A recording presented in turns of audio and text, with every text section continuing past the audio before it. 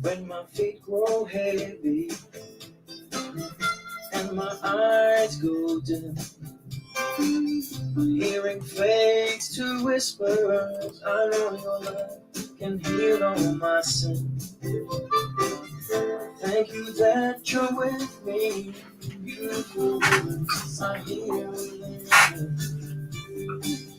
No, you will restore all things. I'm sure you are my King. Bless your name, and we welcome you to join us here. We bless your name, and we welcome you to join us here. May our words be a sweet, sweet sound in your ear. May our words be a sweet, sweet sound in your ear. May our words be a sweet, sweet sound in your ear. May our words be a sweet, sweet sound in your ear.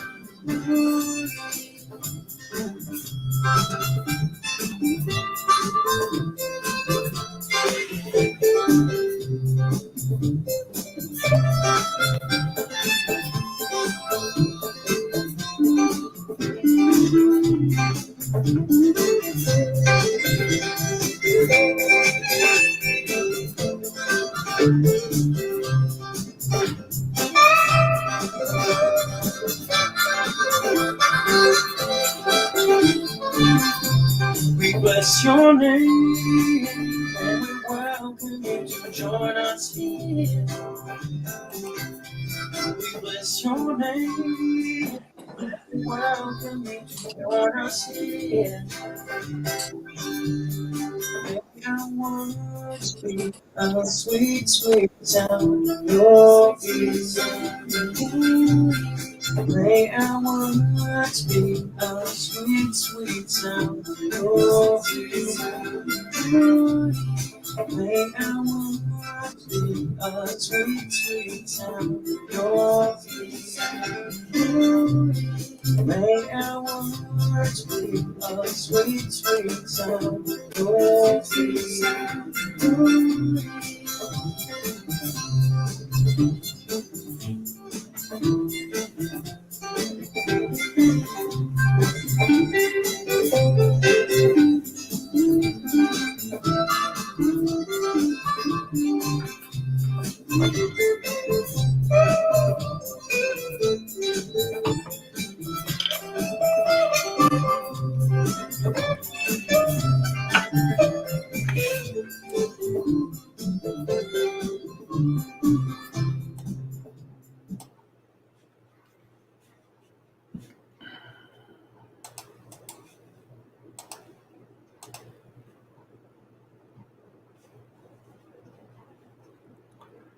Shabbat shalom, everybody. Shabbat shalom, brother and sisters. So we'll get it over with. Phyllis, is Lou coming? He's at his desk. He is monitoring. Whether he comes on, I don't know. I don't ask him anymore. He says, I'm here, I'm watching, I'm supporting.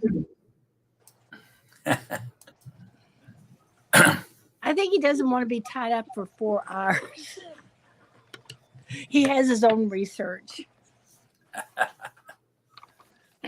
But while we're talking, I wanted to ask you that the music that you played last night, that song, was that a girl? It was beautiful. And the music you played today, that's beautiful. But that song last night at the beginning of the show I've never heard that before. It was beautiful. Yeah, that was the same band. I believe it was, yeah. Same band. I think there's a female vocalist there and a male. They take turns, and sometimes they do a duet. Yeah, same band though.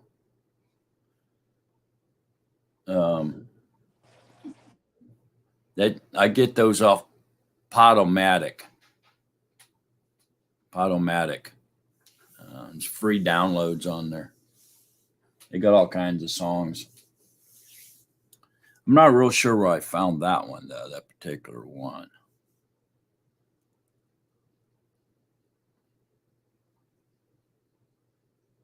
Did you get that link to work?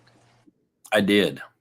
And I sent him a message on his site, and I have it here up on the screen. So once we get done with our study, we'll go ahead and share that website and that song with everybody. He's really singing Psalm 73 very beautifully, and hopefully he responds. Maybe he shows up today. I don't know. I invited him, so we'll see. I think Sister Shelley said she's going to spend time with Yahusha today. So I asked her if she was going to be joining us. But yeah. Well, we're all going to spend time with Yahusha today. Yes. Hallelujah. Thank you for that. I'm so grateful to be in recovery, and I'm doing so good with my sobriety. I got like 3 or 4. I'm not counting days. Narcotics Anonymous wants you to count the days, which is kind of funny because Yahuwah says to number our days. So I kind of like tried to correlate that in my recovery, like, how many days clean and sober I am. So I'm just grateful that he's cleaning me up. Thank you for having me, everyone. Grateful. All steam to Yahusha. Yeah, I mean, it's what we're supposed to be doing is spending time with Yahuwah and studying his word. I don't know. There's a lot of people with the opinion that we should be sleeping all day long. I'm not sure how sleeping all day long is spending time with Yahuwah, but okay. I can only sleep so much. I wake up, man. There's no way I'm going to lay there in bed all day long. I mean, I don't think that's a requirement. I think that's an exaggeration, honestly. I think we better serve Yahuwah by spending time with the body, studying his word of truth, and praying to him, petitioning him, praising him, worshiping him. I think that's what the Shabbat's for. And interestingly, this is what the next chapter in Hebrews is all about. It's all about the Shabbat. So maybe that'll answer some of our questions. That's what got me through the hump, brother. That's what got me through my marijuana addiction. Reading his word and not that obsession and compulsion. Because people don't think marijuana is a stronghold, but I'm telling you, it had me in a chokehold. And, maybe there's people who don't agree with Narcotics Anonymous, but I mean, but I'm grateful. I'm grateful that Yahuwah Baruch me and got me through it, because I had to throw that in the trash. It wasn't helping me at all. Yeah, I hear you. I'm not trying to push marijuana on anybody, but for those who are listening, marijuana has healing in its leaves, and I believe that might be one of the trees Yahusha is talking about in the end times, that the healing because you can use, even doctors are saying that marijuana can be very helpful for people with seizures and with maybe not smoking it though, maybe like heating it, I just know that there's like people, I just know like smoking it is because it's our temple and our lungs, so when people are like smoking it, they're putting that in their lungs. And even like a lot of older people in Narcotics Anonymous will tell you that even medical marijuana is a drug. It's a mood, so I don't know if the world has knowledge of it, that it's, it's messing up your temple and your life.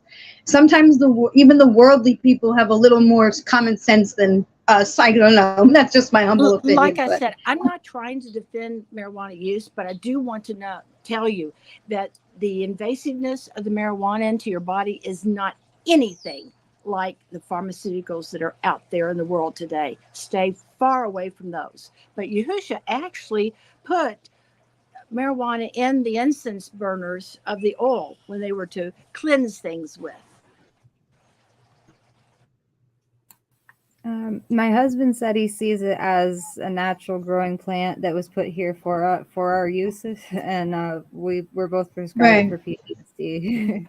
Well, that's the blessing for me, because in Narcotics Anonymous we talk about self-denial, and a lot of people, it's easy for us to gaslight ourselves, right? At least I know I can't speak for others, but yeah, I mean, I'm sure in intense situations, but as far as like smoking it, because I did the research, it's witchcraft. You're under the power of demonic forces, and like I said, it's to each their own. Thankfully, Yahuwah is the judge, and he knows who belongs to him. So that's the reality. Yeah, marijuana can be used for evil purposes for sure. It may have some type of medical substance to it, but it's definitely used by evil intentions. It's not called Satan's lettuce for nothing, okay? It does lead to addiction. It's an addictive drug. People that smoke it have to spend money. They'll spend their bill money to get it. They have to smoke that stuff. So that's an addiction. If you're addicted to something, you're worshiping. And not only that, an idol. not only that, brother, and I'll end with this. I'm sorry, I didn't mean to be rude. But if you're not going to take the mark of the beast, depending on what people's interpretation of that is, how are you going to get your medical marijuana? How are you going to pay for it? Because you're not going to be able to buy or sell, and unless you're and the government can come in and take anything you have of course, we're protected by Yahuwah. But if you're getting this medical marijuana, how are you going to get it once they truly implement this no buying and selling without his mark? So you see all these things I have to think in my head, and you're right, it's very addictive, and yes. The mark of the beast is not being able to sell on the Sabbath. The mark of the beast is selling on the Sabbath, not having the mark of the beast. I believe in the spiritual mark of the beast, yes. But there's a physical mark that's coming too. And that, I guess that, they're going to want us to put microchips in us eventually. So I believe in the spiritual too. I'm in agreement with you, sister, in the spirit.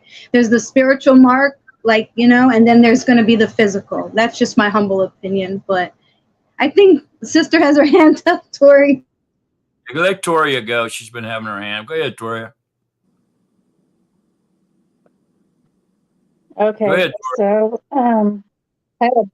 I do have thoughts on this also. My sister was addicted to drugs, and it started out with marijuana. I think most people that are addicted started out with marijuana. It is a thistle. I don't know if many of you know that marijuana is a thistle, and we know what scripture says about the division and the thistle. He said he would put a thistle between man as a stumble. So I've studied marijuana for a long time, but it is an herb. But we have to remember the fallen changed and created the plants, and they changed the DNA. And I believe that the herb marijuana has been one of those. I believe that because it is an herb, it should be not smoked. It doesn't say anything about smoking things. It talks about eating the herbs that he has created with the seed. I believe that's where man has changed his words into something that makes it okay for them to do. Again, like I said, I'm not tearing anybody down for smoking marijuana, but I do believe it's something that should not be smoked. Watching my sister her entire life.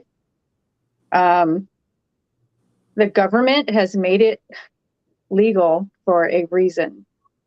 They have also changed things and created something that people are smoking today. So I do believe there's something going on there too, because they only make things legal and free for reasons. Yes, I do.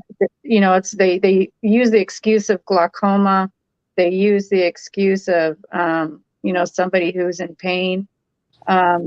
There's also so many other herbs, oregano. Being myself, I've had so many injuries in my life. I've never had to smoke marijuana to free myself.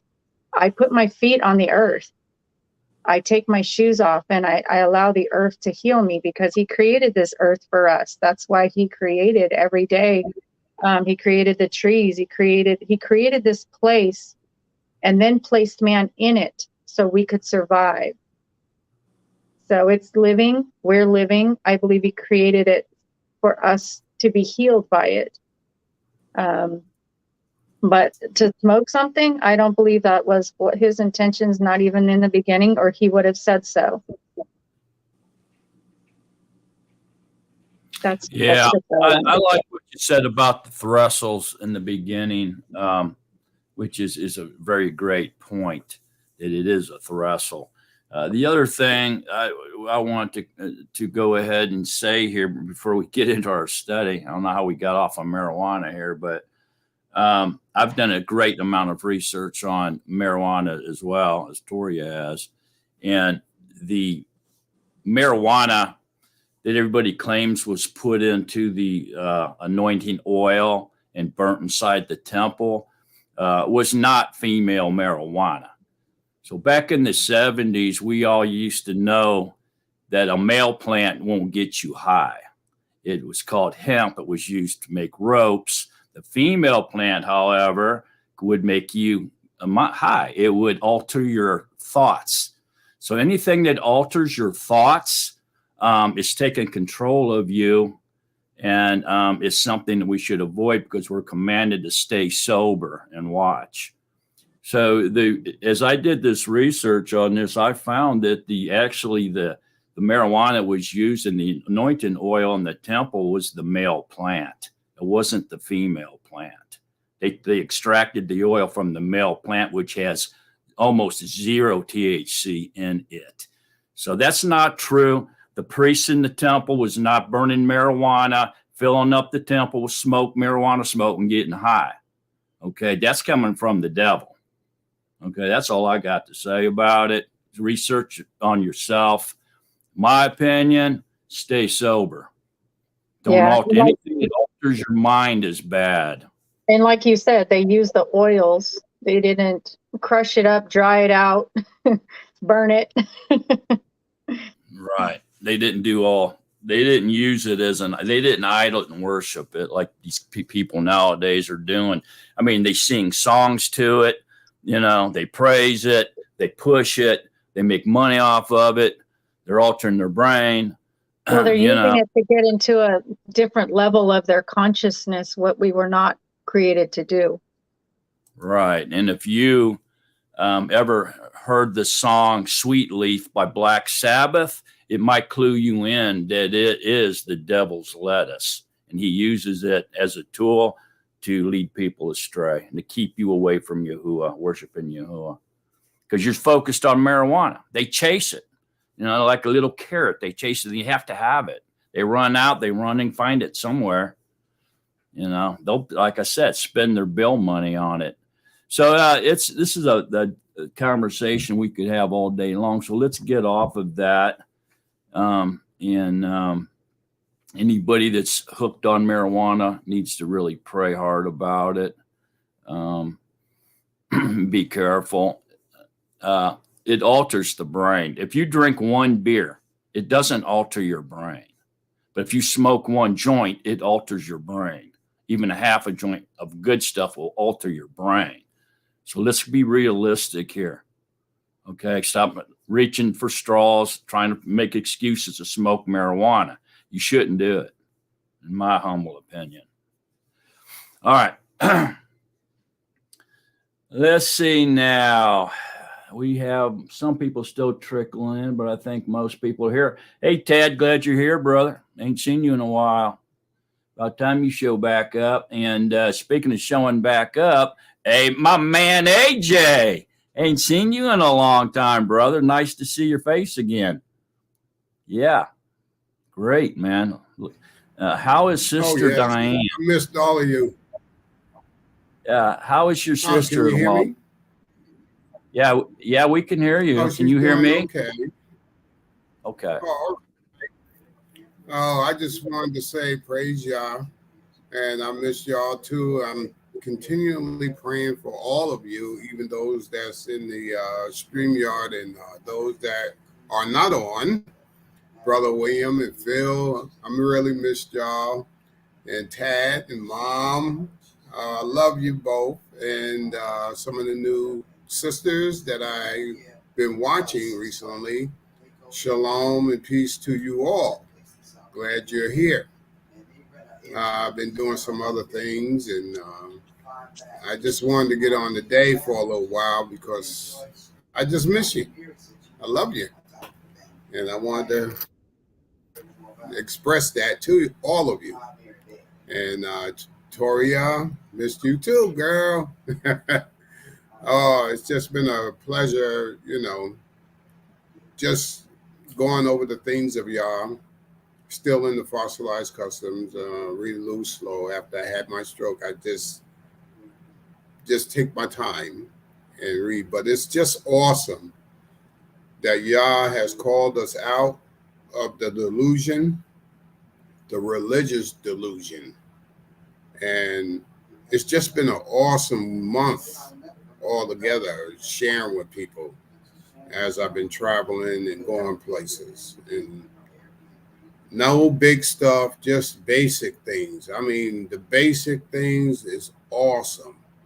And a lot of people are just saying, wow, wow. And I just tell them, I give them the name of the book. I tell them where to go to seek. And if they want to get on the YouTube, Natsarim Live, and Sparking You is Yah, I just let them know so they can find out from the good teachers that we are blessed to have. Brother Mark August and Lou and his wife. And I love y'all. That's all I can say, and missed you very much. I ain't gonna hold up no more time. Thank you. Thank you, AJ. Nice to see you here, man. We missed you and we love you too. You're always in the back of my mind. I know that, as everyone is. Okay, so let's get started. I know we're in Hebrews now. We left off chapter 3 last week. I probably should reveal myself, I guess. So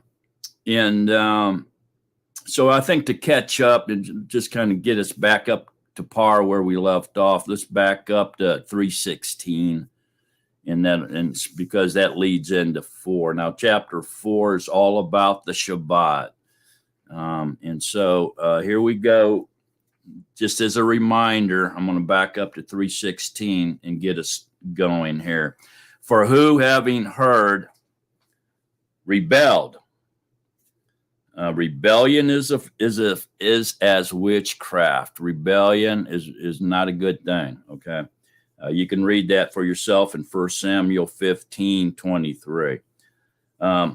Was it not all who came out of Mitzrayim, led by Moses, and with whom was he grieved 40 years? Was it not with those who sinned, whose corpses fell in the wilderness? And to whom did he swear that they would not enter into his rest, but to those who did not obey? So we see that they were unable to enter in because of unbelief. Enter into his rest or enter into the promised land because of their unbelief. Now, we went over that pretty heavy last week. This isn't belief in his existence. Okay, this is belief in his promise. They didn't believe in his word, what he said. And they didn't obey him. He said, go possess the promised land. Okay. So this unbelief goes a lot deeper than just his mere existence. They knew he existed. They saw the 10 plagues in Mitzrayim. They saw the waters part and they crossed over. They saw Pharaoh's army get destroyed. They saw a lot of things. They had no problem believing in the existence of Yahuwah. So it goes a lot deeper, or like Lou White says, higher than just his mere existence here. Okay, the not entering his rest is referring to crossing over, yes, but also Shabbat. Resting on his day of rest is Shabbat. Okay. So Yom Shabbat, day of rest, is something that they had to do in order to benefit from the promises. It's connected. So if you're not getting any blessings from Yahuwah, you might want to look and see, am I keeping Shabbat? Am I actually doing what I'm supposed to be doing on Shabbat? And I don't think sleeping all day long is the answer. I really don't. I think that's an exaggeration. Okay, so that brings us up to speed. And what this is obviously all talking about is Shabbat, and it's even going to get deeper now. Chapter 4 is all about Shabbat. Who wants to read it? AJ, go ahead, brother.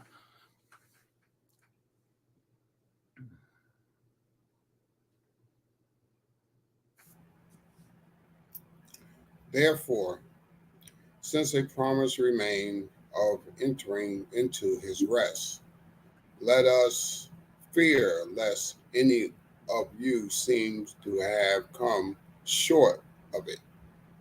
For Okay, indeed, hang on just a second, AJ. AJ, hang on for just a second.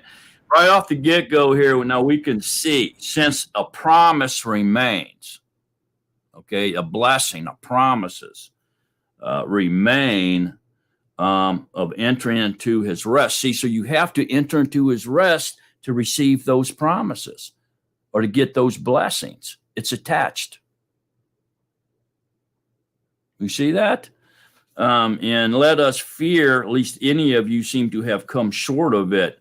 Any of you that are not keeping Yom Shabbat properly, okay, should be in fear. You're coming short of his command. You should fear. You should be in fear for yourself because you're not going to receive the promise or the blessings. You're going to receive the opposite. Everybody saying that? That's very important to see that before we go any farther. It's huge. So the promises are connected to obeying the fourth commandment. Anybody got any questions on that? Or got any comments? No? Okay, AJ, let's go. Verse 2, chapter 4. For indeed the Besor was brought to us as well as to them. But the word which they heard did not profit them, not having been mixed with belief in those who heard it. Okay, hang on. What does that mean? What does that mean, somebody? Not having been mixed with belief in those who heard it. What does that mean? Go ahead, Sister Kinsley. Not to mix the traditions of the world with the word. Don't get it mixed up. Don't get it twisted with the word. For indeed the Besor was brought to us as well as to them, the children of Israel in the wilderness. But the word which they heard did not profit them, the children in the wilderness, not having been mixed with belief in those who heard it. Go, Toria. Because it was pure in the beginning, and because it's saying not have been mixed. I don't know why it's. Yeah, not having been mixed with belief. What I just belief? Echo? Y'all, somebody got their mic on? AJ does. I got you, AJ. Okay, say again, Toria. Okay, I'm sorry. Still doing it.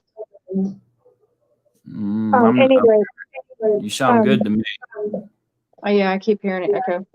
Okay, so it's saying here not having been mixed with belief in those who heard it. So there was some mixed belief once they heard it. So whatever they were believing in, they were mixing it into their own beliefs to suit themselves. Like people do today. Well, I can do this. Well, I can still do that because this is how we believed. So we're just going to mix it in with what was truly done in the beginning to make it satisfying for us. Okay. So that's what they were doing. Yeah, and that's a possibility they were doing that. Go ahead, Phyllis. They didn't believe it. They didn't mix it with belief. So they heard it, but they didn't believe it. I think it's you, Mark. Are y'all hearing echoes? Because I'm not. Can you hear me at my voice? Mm-hmm. Okay, let's turn Tori off. Now, how about now? Are you hearing echoes? Okay, it was you, Tori. You got something else on? TV or something, or any, computer or something? Okay, let's just control our mics then. But I just want to say, I agreed with Toria, though. But I think also it was because it's you, Mark.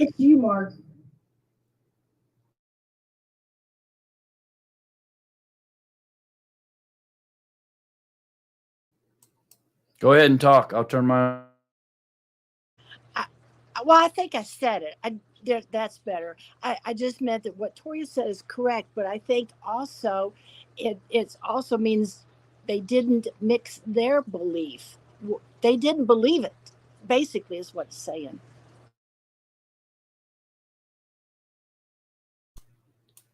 Okay, Ross, Yahuwah's breath. Go ahead. Okay, so Rose. when I deal with the Christians there's a fellowship on Tuesday that I go to. I've told them the name. Some accept it, some don't.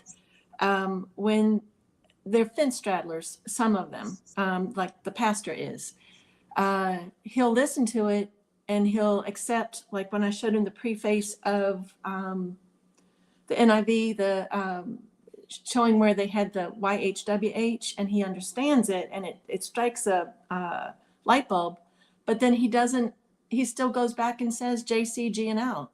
I've shown him the definition of it. So in other words, they're fence straddlers. They want to say, oh, yeah, I do believe it, but yet I go back to what I've been knowing for all this time, but I do believe it, so some people call on all the names and think that, well, one of them will save me. If I call on JC, oh, he'll save me. If I call on Yahusha, oh, he'll save me. And so they're fence straddlers. So they are lukewarm, is what I would say. That they're not believing. They believe, but they don't believe, that type of thing.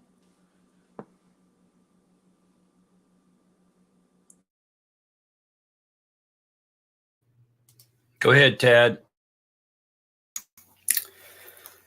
The Besorah did not benefit them or did not profit them because they did not believe that it was Yahusha's blood that would save them, that would redeem them. That's the belief that they're talking about. And so it didn't profit them at all. It was to them a false Besorah because they didn't have that belief in his blood. I think that would prove true for us, but for them, the children that wandered in the wilderness for 40 years because they didn't obey and go into the promised land, they didn't believe in his ability to do what he said. Yahusha's blood wasn't brought up yet. They didn't know anything about that yet. That is way before Yahusha. And so for us, yes. For them, no. And so the Besorah, if you look at it as for indeed the Besorah or the message was brought to us as well as to them. He's talking about us in Paul's era, the first century, and them being back in Moses's time. Okay. But the word which they heard did not profit them because he didn't mix it with belief. So they heard the message, the Besorah, but they didn't believe that Yahuwah could deliver on his promises. See what I'm saying? They not in his existence. Like I said, they knew he existed, but they didn't believe he could deliver on his promises. Okay. Toria, go ahead. I just reread it again, and I see it a little differently now, because there was that promise of our rest, and Yahusha is our rest. He is the Bezorah. He is the Word, and they didn't believe that the Word, the rest, his words of the Bezorah, which he was the living Bezorah, it didn't profit them. They didn't mix it into their beliefs, because his rest didn't make sense to their livelihood daily. They didn't want to give up that day of rest because they weren't able to profit. If that makes any sense.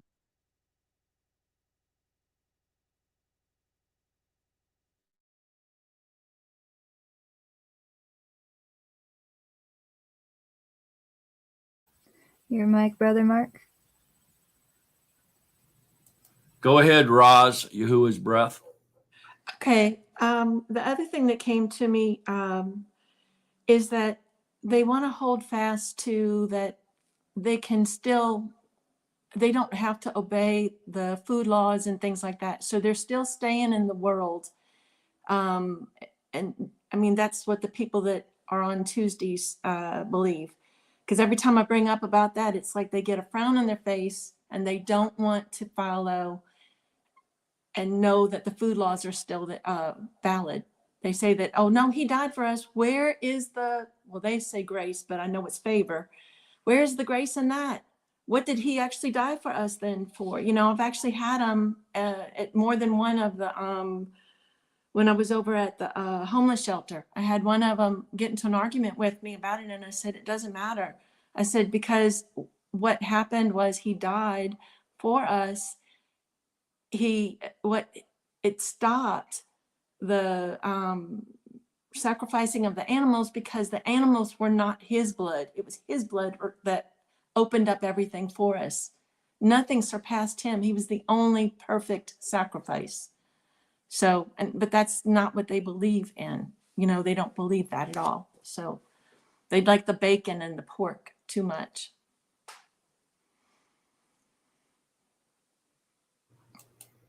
Yeah, I mean, I hear what you're saying, but I think it's a little bit off track here with this mess, with what we're reading here in 4. See the promise, okay, since a promise remains. So it's talking about the promise that if you rest on his Shabbat, okay, that if you listen to him and believe what he says, if you rest on his day of rest, then he's going to bring blessings. But it was no profit to these people because although they heard him saying to rest, not having mixed it with belief in what Yahuwah can do, what he would allow those blessings, those promises to come into their life if they would listen to him and rest on that day. You see what I'm saying? So there's a connection between the being profiting from resting, receiving promises and blessings from resting on his day of rest. You see, we have to keep this in context. Therefore, since a promise remains of entering into his rest, that gives us the guidelines for what this is talking about. We have to keep it in context. So we're kind of going off context here, if you see what I'm saying. The conversation has not changed. We're still focused on his day of rest and receiving his promises if we obey. Go ahead, Candace. Can you hear me okay? I got my fan going. It's hot. It's Texas. As far as keeping Shabbat, that was another defining factor in my recovery, because I'm smoking weed on his Shabbat. I'm lighting a fire and whatever. Like, how, you know what I mean? Like, so I had to look at myself in the mirror and ask myself, is this what I need to be doing on Shabbat? You know, smoking weed? Am I keeping this day set apart by, you know, behaving like the world? I do watch Christians preach on YouTube. Doesn't, you know, I just watch, observe, right? Because I'm a watch woman. I don't know, watch man, watch woman. And sometimes when I do hear the preaching, I see the demons manifest when they start talking about marijuana and smoking it, and the demons start going crazy. And whether they're using the fake name or not, because I know that he's going to, you know, he said that lying signs and wonders. So when people say JUSUS, you know, he healed me, he did this, I don't doubt that he did those things. You know why? Because he said those are the lying signs and wonders, that they would believe the falsehood. But I do watch these demons manifest, and I had to observe that as a watch person, a watch woman, a watchman, and ask myself, you know, is this keeping his Shabbat? Is this, you know, really, you know, what Yahuwah needs me to be doing? I need to be sober-minded. I need to, you know, set this day apart, and I'm making it all about me and getting high. And that's, you know, I'm living in selfishness, you know, and consuming something in my temple. And if I'm going to preach to the lost or help somebody, you know, and, you know, like I see these Christian preachers, how they do it, which I'm not necessarily in agreement with that, of course. But, you know, and if they find out that I'm smoking weed or, you know, I see them in the weed shop down the hall getting weed and medical marijuana, they're going to look at me like, wait a minute, you were just over here preaching and now you're in the weed shop with me. Like, you see, I started to use my brain because I'm not delusional. And Yahuwah started saying, you know, you have to change your lifestyle. You have to be transformed, you know, and come to me and recognize that if you want to preach to the lost and share your story, your testimony, you can't look like the world, you know, and it does take time. So that's, for me, I can sit here and know that I'm sober today and clean, and I'm not, you know, I'm not in my addiction. And it's only by his mercy and his grace that he allowed me to see that, because it is his Shabbat. It's about him. It's not about me, you know, looking for the next one and where am I going to get my next fix. You know, that's not keeping my eye on Shabbat. That's not keeping my eye on Yahusha. And that's just my humble opinion. So thank you for allowing me to share. Yeah, through the freedom of Torah, all is available to me, but not all profits me. Okay? Got to keep that in mind. Just because it's the law of the land doesn't mean you get to go do it if it's against Torah. You're walking Torah, you should be able to discern now between good and evil. It's called maturity. The way that you know you're a mature believer is you have the gift to discern between good and evil. If you're mixing good and evil, you're calling good evil or evil good, you're not mature yet. Go ahead, Toria. Also, we need to think of that word, that his rest. His rest isn't just our seventh day, it's the 7,000th. That's our eternal rest. Yahusha is that eternal rest. He is our redemption, our deliverance from the second death. We rest in him, and they're not seeing that bigger picture, I believe. They're just seeing a day where our minds have been what's the word? Not sure, transformed, but the renewing of our minds.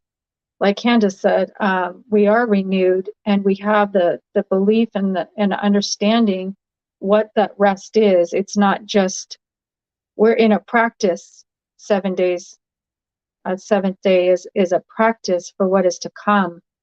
To learn we are going to come into that eternal rest, because the word is Yahusha. He is our rest.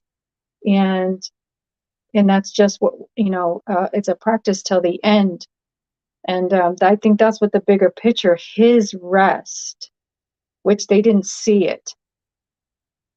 So I think out of them not having that understanding, they wouldn't able to profit from it.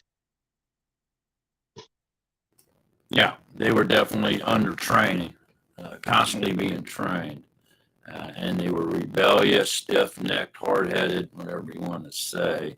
And so he had to punish that in order to further train them.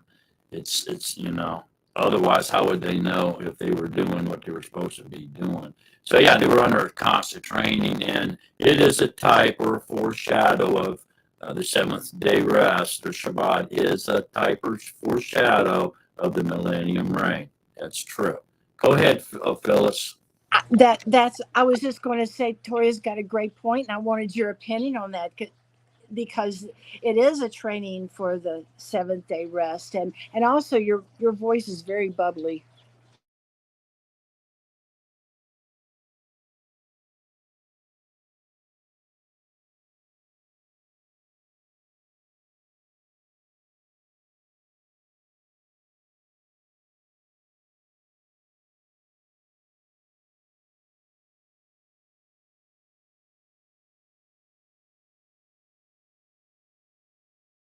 I didn't mean to scare him off.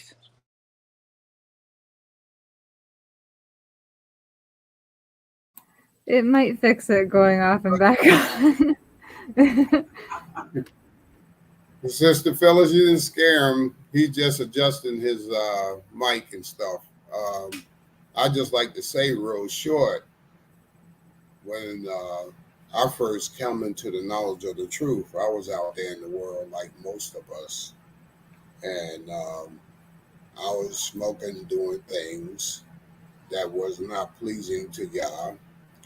But I like to say in that the Father was working in me to clean me up, although I was in it. And I had a few people at that time, way back then, some years ago, had judged me and said, well, how are you going to say you believe in JESUS and you doing X, Y, Z? And I knew I had an addiction, but only thing I could say, the Father was working in me. And if it offends you, I apologize. But all the while, where I was in my walk at that time, I felt the Ruach working in me still, regardless of what I was doing and how I was acting, because he is the one that changes us no matter where we are, what we into. It takes time for all of us to get something. And he has a time when he breaks us free from any type of addiction or anything else. It's not no 5 steps to nothing. There's only one step, and that's Yahushua HaMashiach, that breaks us free from everything. And, that's all I have to say about that. So let no one judge you if you're still doing something. Just remember, the Father is just working in you. And he's going to do and complete whatever he finished in your life. No man could do that. People always pointing their fingers, saying, well, I seen you at the store down here buying the fifth. Yeah, but they don't know what's going on in your life. Yes, you might have a joint, but they still don't know who's working behind that joint, behind that drink. Yah is still there because he knows the heart of the individual. And for those that didn't receive his message and mixed it with unbelief, that's why they didn't get it, because their heart was not in tune with Yahushua's heart in love. And that's all I have to say about that. Thank you. Thank you, brother. Thank you, thank you, thank you. Praise Yahushua for those words. Absolutely, brother. Thank you. That's why we say one day at a time. One day at a time. Let the Ruach clean you up. Hallelujah. Hua. Okay, can y'all hear me better now? Okay, let's has anybody got any other thoughts on that? Okay, let's move on, AJ. Okay. I believe we're in verse 3. For we who have believed do enter into that rest. As he has said, as I swore in my wrath, if they shall enter into my rest. And yet his works have come into being from the foundation of the world. Okay, hang For on. somewhere, Hang on, AJ. So here now we should be able to clearly see this now, that for we who have believed do enter into his rest. So enter into his rest is what defines whether or not we believe or we don't believe. You seeing that?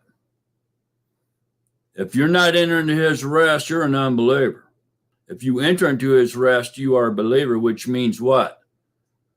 That means you are in the family of Yahuwah. You're a son of Yahuwah. You're a son of light. You're in the everlasting covenant. Because you have I'm glad you said that, brother. Oh, I'm sorry. I didn't mean to interrupt. No, I'm glad you said that, because some people are quick to judge, to say, oh, they're not a Nazarene, but the brother just said, how do you know the Ruach's not working through that person? And I'm sorry to mean this, but I just had to say that, because some people say, oh, they're not a Nazarene, and, and you don't know how that Ruach is working in their life. And sometimes, we got to look in the mirror first, but sorry, my bad. Yeah, it's the gauge, okay, that determines whether or not you have a full tank or an empty tank. Okay, it's you're either a believer or unbeliever. And the gauge is if you come into his rest, if you're obeying the fourth commandment. That fourth commandment does a lot. It also designates you as a servant of either Yahuwah or servant of darkness. It's a sign and to whom you serve. It's a sign if you're in the everlasting covenant. I mean, there's a lot to the Sabbath, man. We're just touching the tip of the iceberg here. As we get through chapter 4, a lot's going to be revealed. Okay, but we're working up to it. It's good. It's coming. Go ahead, Toria. I was just going to make a comment that what we need to understand also is many today think they're in his rest. They're in their own rest. They just came through it just to do it. We see that in Israel today with those so-called Jews that we see today. They do it because it's what they do. It's not, they're entering into a rest for themselves. They're not entering into his rest. And that's the goal, is to enter into his rest and find understanding in his rest. Right. So, yeah. So if they're resting on the first day, or some people say, well, Yahusha's our rest. Okay, so we can rest. We rest all the time in Yahusha. Every day's the Sabbath now since Yahusha came. Or they say, well, the first day of the week's the Sabbath. Or they say, just pick a day and rest on that day. You'll be good to go, because nobody really knows the real Sabbath. So if they're doing any of these, whose day are they resting on? It's not Yahuwah's rest. His rest is obviously the seventh day. He rested after he created everything. So if you're resting on the first day or any other day, then you're resting on man's chosen day. You're obeying man, or you may even be obeying the devil by resting on another day. Islam rests on the sixth day. Christianity rests on the first day. Yahuwah's people rests on the seventh day. There's a distinction, and it's important to rest on Yahuwah's day, because without it, if you don't, you're an unbeliever, and you will never receive blessings from Yahuwah. The promises won't become a reality in your life.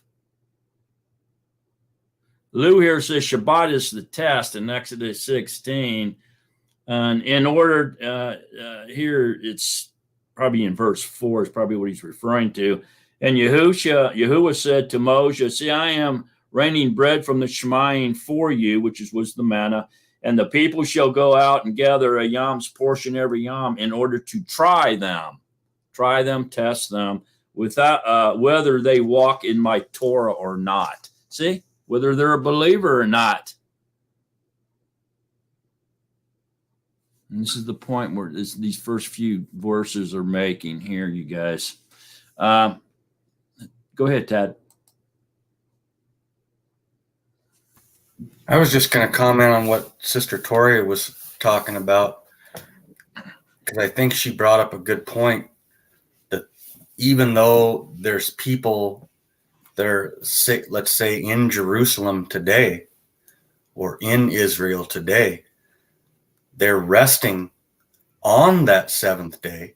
I don't believe they've picked a different day, but they're doing it for themselves. They're not understanding. I think that's what Sister Tori was getting. They're not understanding that it's his, you're entering into his rest. They're just doing it out of tradition, and not really understanding why they're resting on that seventh day, I think is what she was getting at, if I'm correct. Yeah, that's a really good point. Thanks for paraphrasing that, Tad. Yeah, that very well could be. Yeah, that could go kind of along with what chapter verse 2 is saying in chapter 4. So yeah, they're not letting it mix with their belief. Yeah, exactly. Very good. They're doing it on the correct day, but they're still not entering into his rest. It's for themselves. I think that's what Tori was getting at. That's a very good point, man. That's probably the best point yet. That's exactly what I was saying. Thank you, Chad. Okay. No, thank you for pointing that out. Okay, go ahead, Ross. Yahuwah's breath. But they're also the ones in Israel over there are not even believing in the Savior, Yahusha. They're not believing in the New Testament. So they're not even believing in the whole scripture. Isn't that? I mean, they're not getting the whole picture or the whole anything to do with Yahuwah, because he is Yahusha. And Yahusha is that rest. So Yeah. Yes, you're right. Yeah. There's no full understanding. And that's true. But again, keeping in context here, this was way before Yahusha's time here in chapter 4. But that's true what you're saying. Go ahead, AJ. I just want to say we have to remember that the Israelites at this day and time are still in darkness. That's why they don't understand the rest day, because Yah put them in darkness until the number of Gentiles come in. They have some insight, but they don't have the full insight, because their minds and their spirit and their ears have been darkened because the hardness of their heart, because of what Yahushua has done. And they didn't believe him as the Son or as Yah coming in the flesh. So he put them in a stupor for a time being. We have to realize why they do things over there in the Middle East. They are in a stupor until the number of the Gentiles come in. The Father said he's going to wake them up at a certain point in time. That's why they still do what they do, not having knowledge. And us, that the Ruach has brought the understanding of the seventh day. And like you said, Brother Mark, there's more to it than just a rest. We're acknowledging also the creation. It means something, because Yah created in the sixth. He rested. He blessed it. And for all of us to enter into his rest is a privilege and a blessing to enter into his rest. That's all that's saying. Go ahead, Ted. I just wanted to add that I don't know a whole lot of people, if any, from Israel, but I'm just guessing that you can probably find people in every state, in every different level on up of unbelief, all the way up into their different levels of belief. So I don't think we should generalize, the people in Israel as being any such, well, they believe this or believe, because I think they're scattered all over the board. Some of them way in unbelief, and some of them into the understanding. And we don't know where each person would be, if that makes any sense. Also, Tad, it's not a national religion over there. Not everybody has to even believe as Jewish. Okay, so let's keep in mind here now that his rest was established after his creation on day 7. Okay, even though it was training for the children of Israel, he brought out a Mitzrayim. Okay, it wasn't established with them. It was established way back at the beginning of time of creation on day 7. So that's when he established his day of rest, not when he brought the children of Israel out of bondage. Okay, but they had forgotten about the rest, and so he had to retrain these people, and so this generation would remember that he established a day of rest, which was a sign. He said it was a sign between me and you and all generations forever. Okay, so the resting on that Shabbat, which was created in day 7 on creation week, was a sign established forever that those who rested on his Shabbat would be his people. That's how you could identify his chosen, because they would be resting on the Shabbat, which was established on day 7. Now, when he brought the children of Israel out of Egypt, or even today, okay, this all happened way before the Messiah. We got to remember that. So creation week, day 7, was when he established his rest. Okay. So he had to retrain them, and he used that manna to do that in order for them to understand what day his rest was. Okay. Anybody got any further comments or questions before we continue on? Like I said, as we read, we're going to get into all this. It's going to come together. Go ahead, Toria. I was going to say, like you just said, what we have to understand, the reason why he had to do it physically, to say, here's some birds, let me explain this to you, let me explain my Shabbat to you. He had to physically do it because these people were coming out of paganism. They had to see it, just like his commandments were on rocks or on the stones, because they needed to see it, because that's the only way they understood, because that's how they came out. It was 400 years, so they didn't hear it from the mouth, so they saw everything. So that he had to physically show them, because they didn't have the Ruach to have that understanding. As our Messiah, again, we saw our rest. They saw it. They had to see their salvation.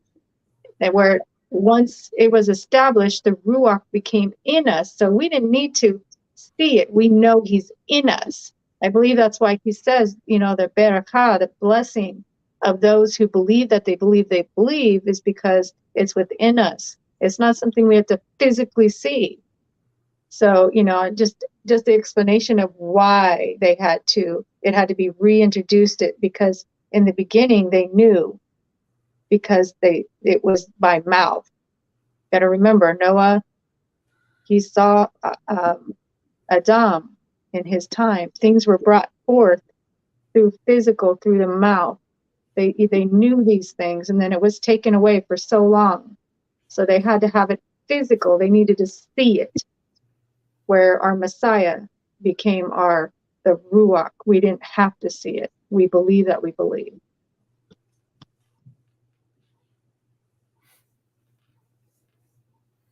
Okay. AJ, can you read verse 4 and 5 for us real quick? And then stop. Okay.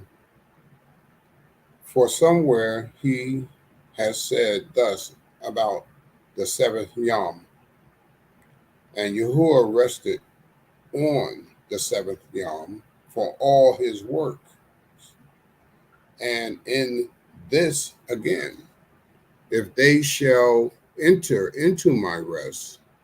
Okay. All right. So I got a question for you all up to this point.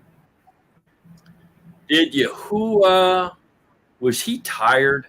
Did he get tired? Did he really need to rest? And if it did, No. does it not show that he's weak? But if he didn't, then there's another meaning for that seventh day of rest. It takes on a whole new meaning, doesn't it? If Yahuwah didn't need to rest. And matter of fact, did he even continue to work? Did he actually continue to work on that seventh day, or did he really sleep all day long? Okay. We've got to look at this. And so my question to you all is, did Yahuwah really have to rest? Was he really tired? And if the answer is no, then what's the true meaning behind this seventh day of rest? Go ahead, Kensley.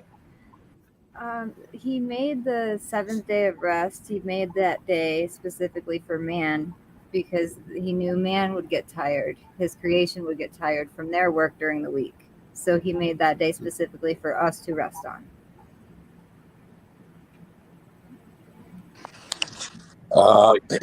I think it's about obedience. I think it's set up for our obedience to turn our faces away from the world and focus on Him. I don't think He needed rest at all, but He wanted us to put away the cares of the world and focus on Him. Will we give that all up? And it's a struggle because even Yahushua said, okay, the Shabbat's over, let's get back to work. So I think that's what it's all about, obedience. Yeah, I like that, Phil. So it was to establish a thought process or pattern for us that we should remember our Creator on at least one day of the week, right? Remember Yom Shabbat. Remember your Creator. You know, worship, honor me, praise me. You know, seek my face during this day that I'm giving you to rest from everything else that's in your life, all your activities, to seek me out. So then you would have no excuse. We have no excuse. He gave us a whole day to rest and to seek him out. Go ahead, Toria. Okay, I'm going to go a little bit bigger than that. Okay, yes, it's obedience, but I believe because he would walk in the cool of the day with Adam, he wanted to commune with him. So he wanted us to remember him, and give him time to commune with us on that seventh day so that we would not forget him. To give us, for us to be able to give him the praise and the love and the thanksgiving. It was so that he and we could commune. Because there's going to be an eternity that there's going to be to commune with him. And I think it has to do with that he walked in the cool of the day to see Adam. That's what he was created for. That's what we were created for. And if we didn't have a day that was set aside, would we remember at all, like people today?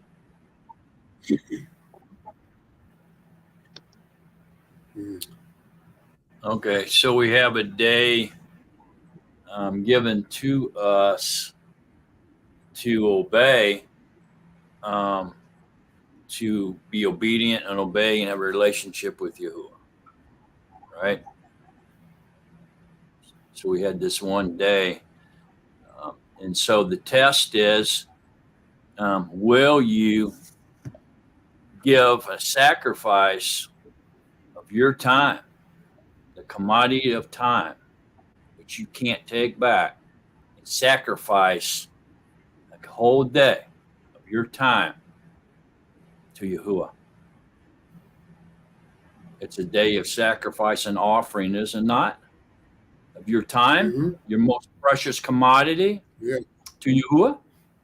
Go, Toria. I was going to say, and we have to remember too, you know, when Adam and Kua transgressed, you know, and Yahuwah came and he looked for them, and we have to remember he knew already. It's not like he went to commune with him and said, "Oh my goodness, what has happened?" Do we not think that he created all things? He knew.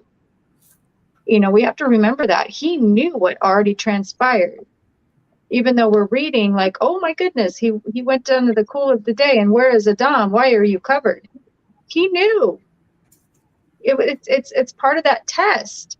Our own walk. Are you going to lie to me this day? Are you going to be honest with me this day? Are you going to share this with me? You know, even from the beginning, he knows all things, and he's asking us, you know, to commune with him, to be obedient to him. Yeah, which is a sacrifice. Yes, of ourselves, our breath, our being. That's right. I'd like to touch on that when it's time.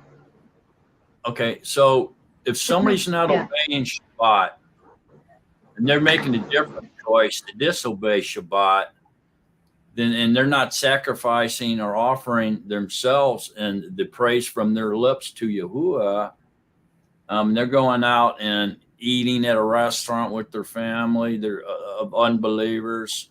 They're choosing their family over Yahuwah.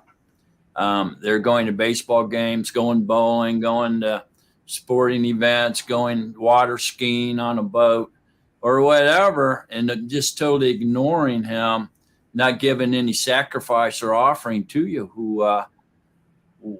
This is disobedience. This is selfishness. This is prideful and narcissism. Is it not?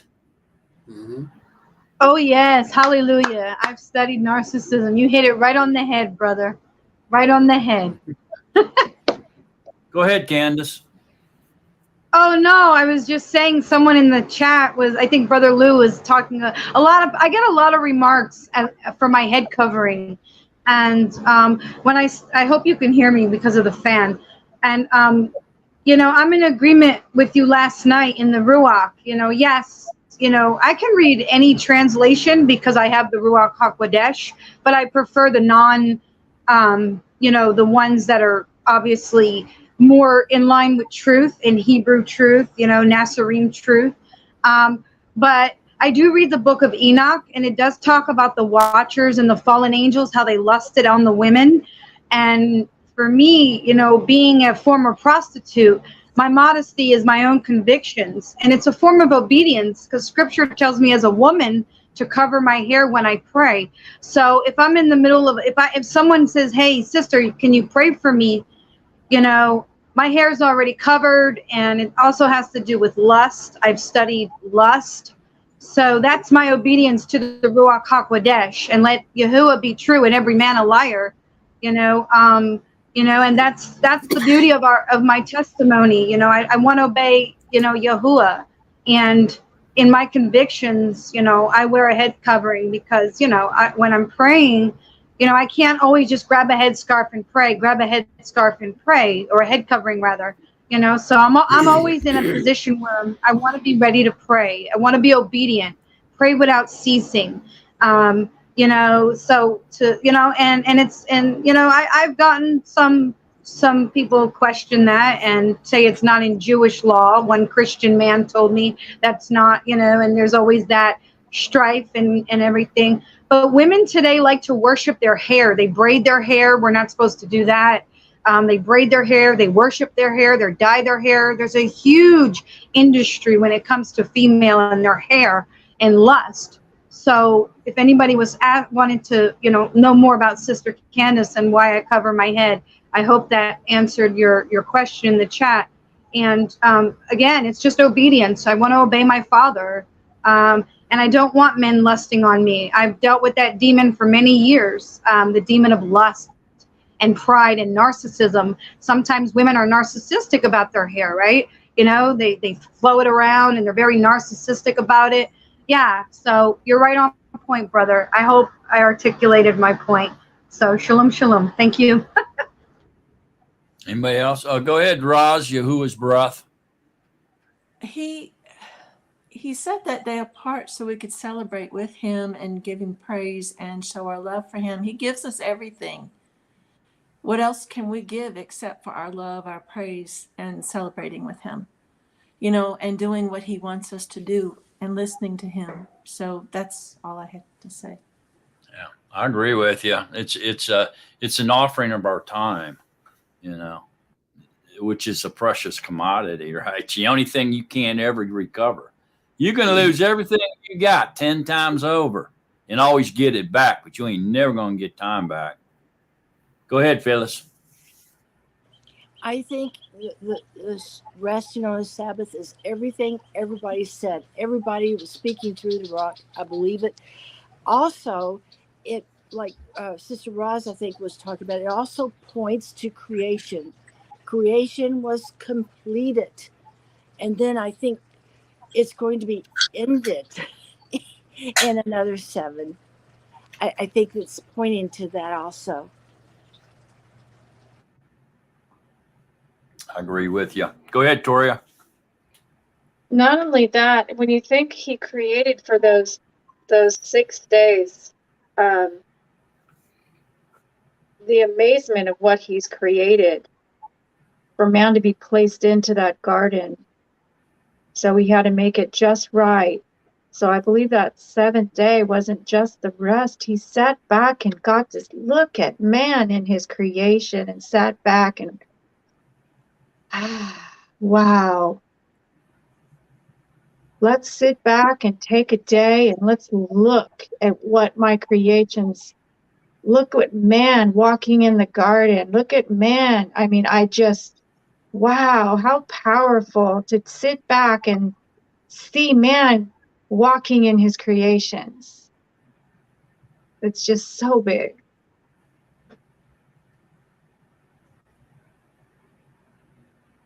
Go ahead, AJ. Yeah, about the covering and praying between the man and the female at some point in time in the back. I could be wrong. If the Father wanted women to cover their head, you would have came out the womb with a cover on your head. That's what I believe. But your hair is your covering. Has nothing to do with sexual attraction. And some time ago, I had a young Muslim girl ask me a question about her covering. Why she wear it. And she told me everything. And I told her, I said, you could probably cover your hair. You could cover your whole body with clothes. And you could just leave your eyes uncovered. But I'll tell you something. You're not the same as a man, whether you covered or uncovered. When a man looks at somebody that's different, then he looks at you. If he can't see, that's why Yahushua said, if you think of a woman in a way, in a sexual way, not even acting it out, but if you think of her in a sexual way, then you committed the sin. That's right. So whether you're a hair covered or not doesn't matter. A man look at you, a female, he gonna look at you with X-ray eyes in his brain to see what you have, what he think you look like, whether you covered I'm not. So it doesn't matter. Exactly. So It's we just shouldn't condemn people if women want to cover. We shouldn't condemn them or judge them because you shouldn't. as a former No. prostitute, I know how men are. Well, yes, you do. They're lustful men. You know what they look for. So Oh, when they're you in the cover body your, of Torah as well. I've you're not met chasing quite a anybody few. away. Yes, I understand. But what I want to relate to you is this.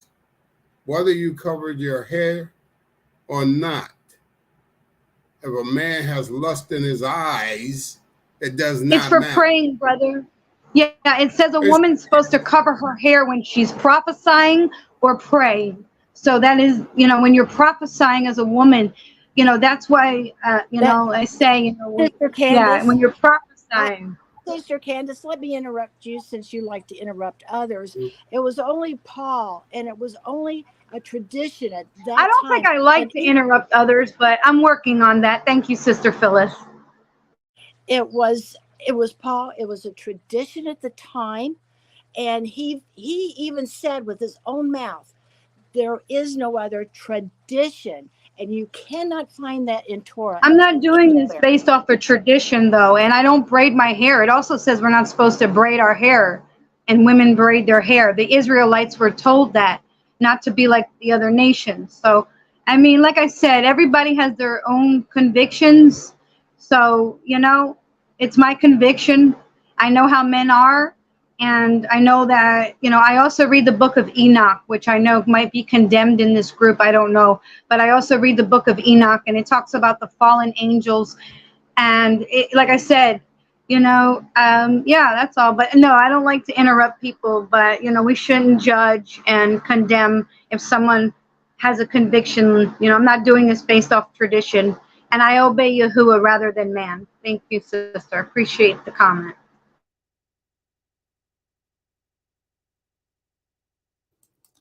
Okay. Go ahead, Roz, Yahuwah's breath. I wear the head covering just, we're supposed to, it's to protect the head.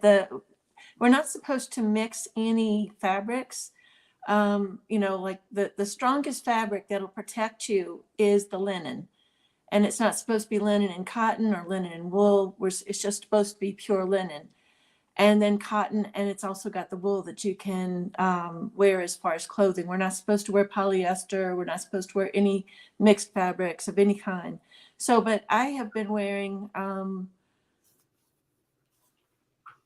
had lost my wraps because they're in Pennsylvania from when I had lived there. So I'm just starting to get back my head wraps again. But I like wearing it because it shows set apartness for Yahuwah. I normally wear it as a wrap around the head. I don't normally just wear it like this, but that's why I wear it.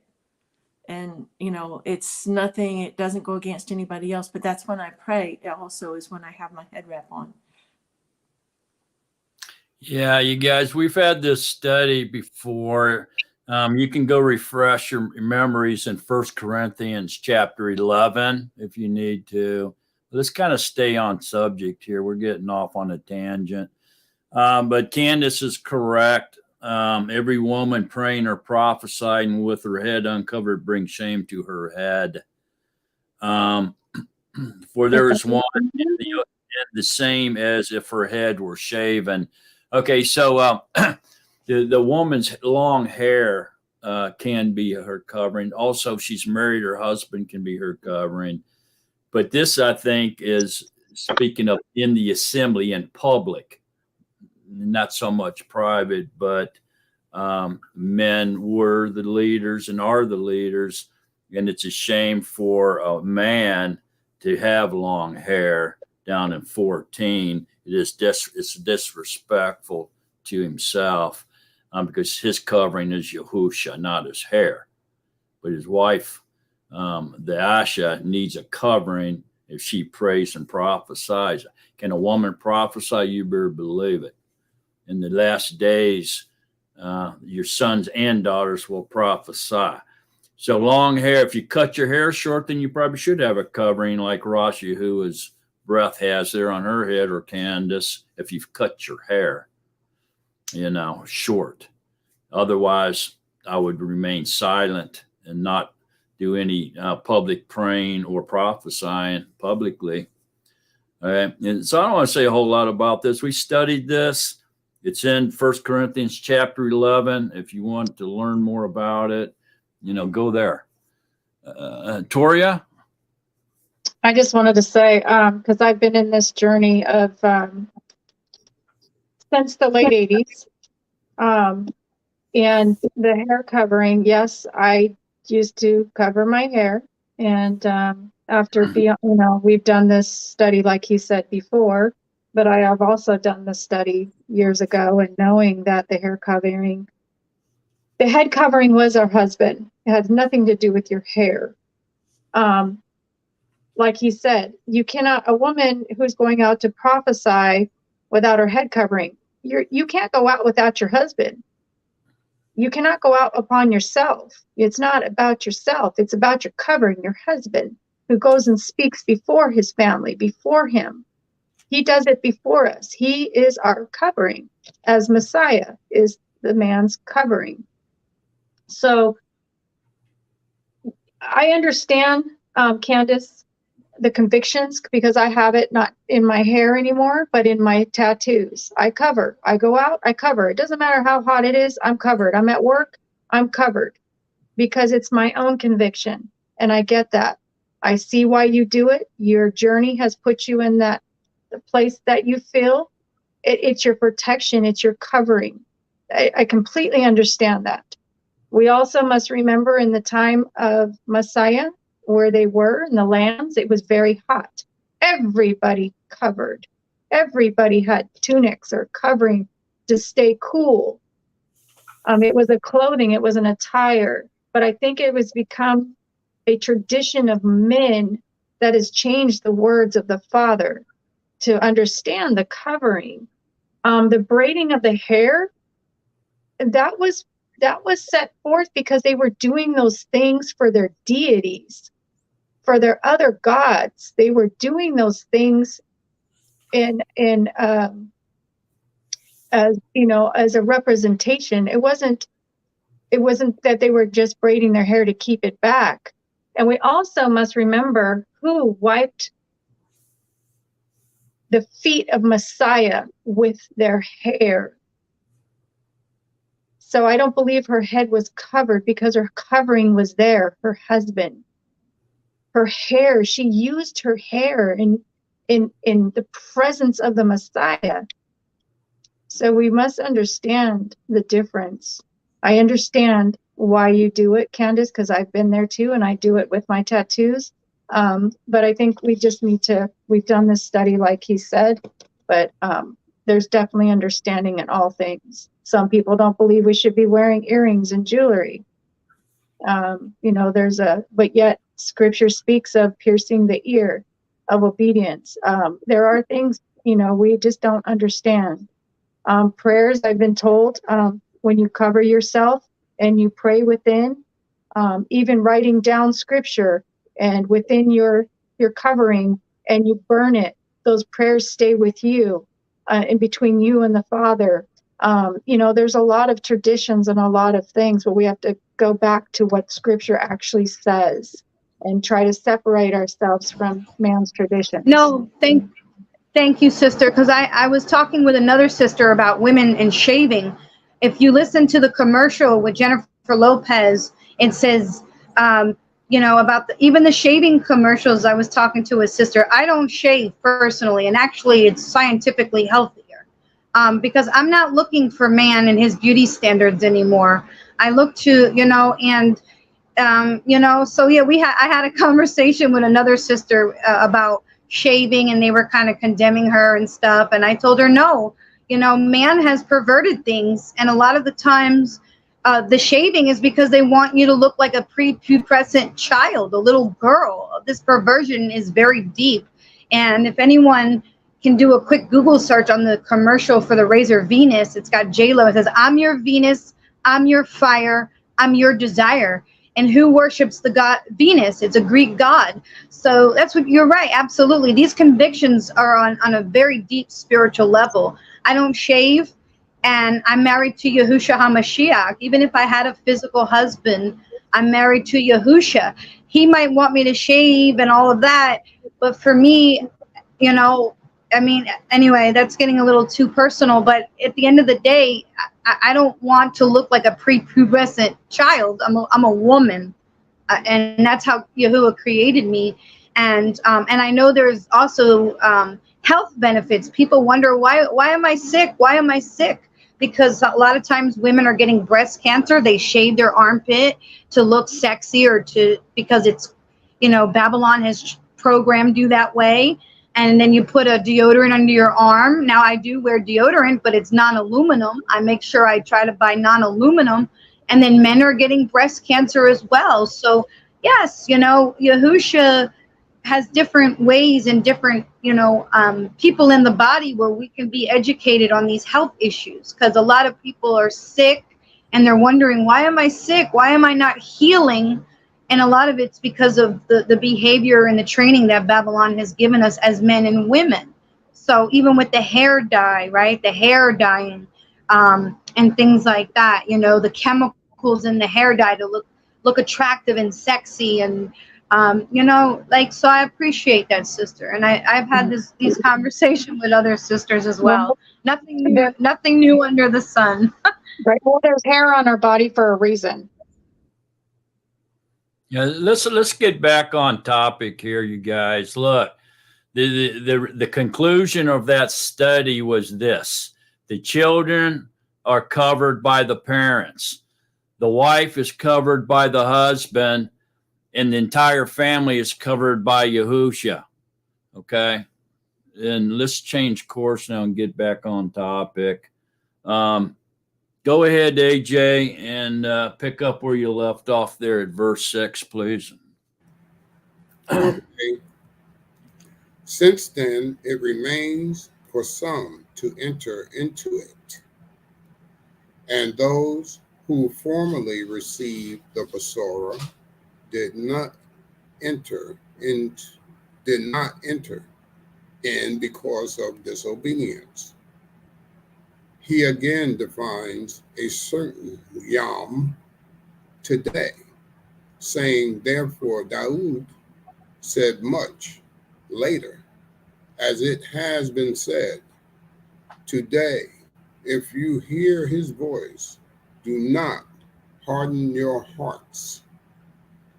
For if Yahushua had given them rest, he would not have spoken of another Yom after that. So there remains a Sabbath keeping for the people of Yahuwah. Okay, hold on, AJ. All right, so since then it remains for some to enter into Yahuwah's rest, into the Shabbat. And then that down here in 9, so there remains a Shabbat keeping for the people of Yahuwah as a sign between Yahuwah and his people forever. Okay, so so here's the question for y'all: if it remains for some, and then in 9 says, so there remains a Shabbat for the people of Yahuwah. So the some are the people of Yahuwah. Okay.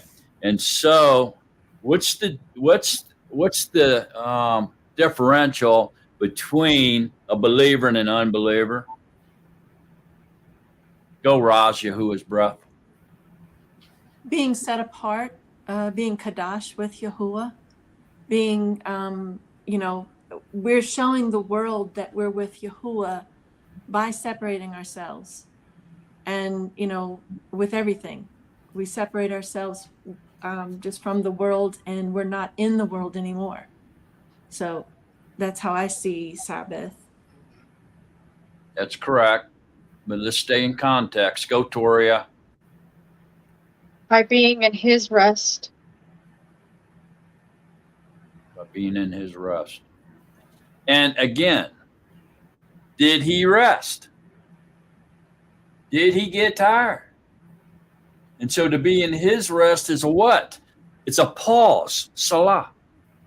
It's a pause. And you're everyday events that you're doing to stop and sacrifice yourself to Yahuwah with the words from your lips, with your actions, with your prayers, with your petitions, with your worship, your praise, your singing, the reading of songs, singing songs, playing stringed instruments, all to Yahuwah. You're sacrificing your time. Yes, we're set apart from the world, and we don't partake in worldly lusts, passions, things like this of the world, but we also sacrifice our life, our time. It's a very short given to us, and we make a sacrificial offering to our Creator by devoting and entering His rest, His pause, to see what we will do. What are you going to do? You going to go do your own thing? Use your time that you have selfishly? Or are you going to sacrifice it to me and worship me on this day of rest? Somebody had their hand up. Kinsley, go ahead. I was just going to say it's the sign between us and Yahuwah that we follow his commands. Yes. Anybody else? Ted, go. I have a question, something that I'm not exactly seeing in the way this reads, and I'm hoping you can shed light on this, brother. In where it starts in verse 7, it says, "He again defines a certain yom." So it seems to me like he would say, it's the seventh day, but it says instead of that, it says today. Saying through Dawood so much later, it has been said, today, if you hear his voice, do not harden your hearts. And then it says, for if Yahusha, now I believe that's talking about Yahusha, son of Nun, not Yahusha HaMashiach. Is that correct? If Yahusha had given them rest, he would not have spoken of another Yom after that. See, I'm kind of confused on the wording on 7 and 8. Yeah, I understand what you're saying, and it is a little difficult to understand what's being said here. But if we just read it kind of carefully, he again defines a certain day by saying today. So today is a certain day. Okay, so he's defining some day called today, saying through Dawood so much later as it has been written, today, if you hear his voice, do not harden your heart. So if you hear his voice saying rest, sacrifice this day to me, do not harden your heart and go against it, go do your own thing. I'm doing a lot of paraphrasing here, and I have to in order to get this point through. For if Yahusha has given them rest, Yahusha is the master of Yom Shabbat. Okay, Shabbat was made for man, not man for the Shabbat. And Yahusha is the master of the Shabbat. Okay, so for if Yahusha had given them rest, he would not have spoken of another Yom after that. So he spoke today as today, identifying a certain day, and giving them rest on that day. He would not have spoken of another day after that. He would not have changed his mind if he identified a certain day as today.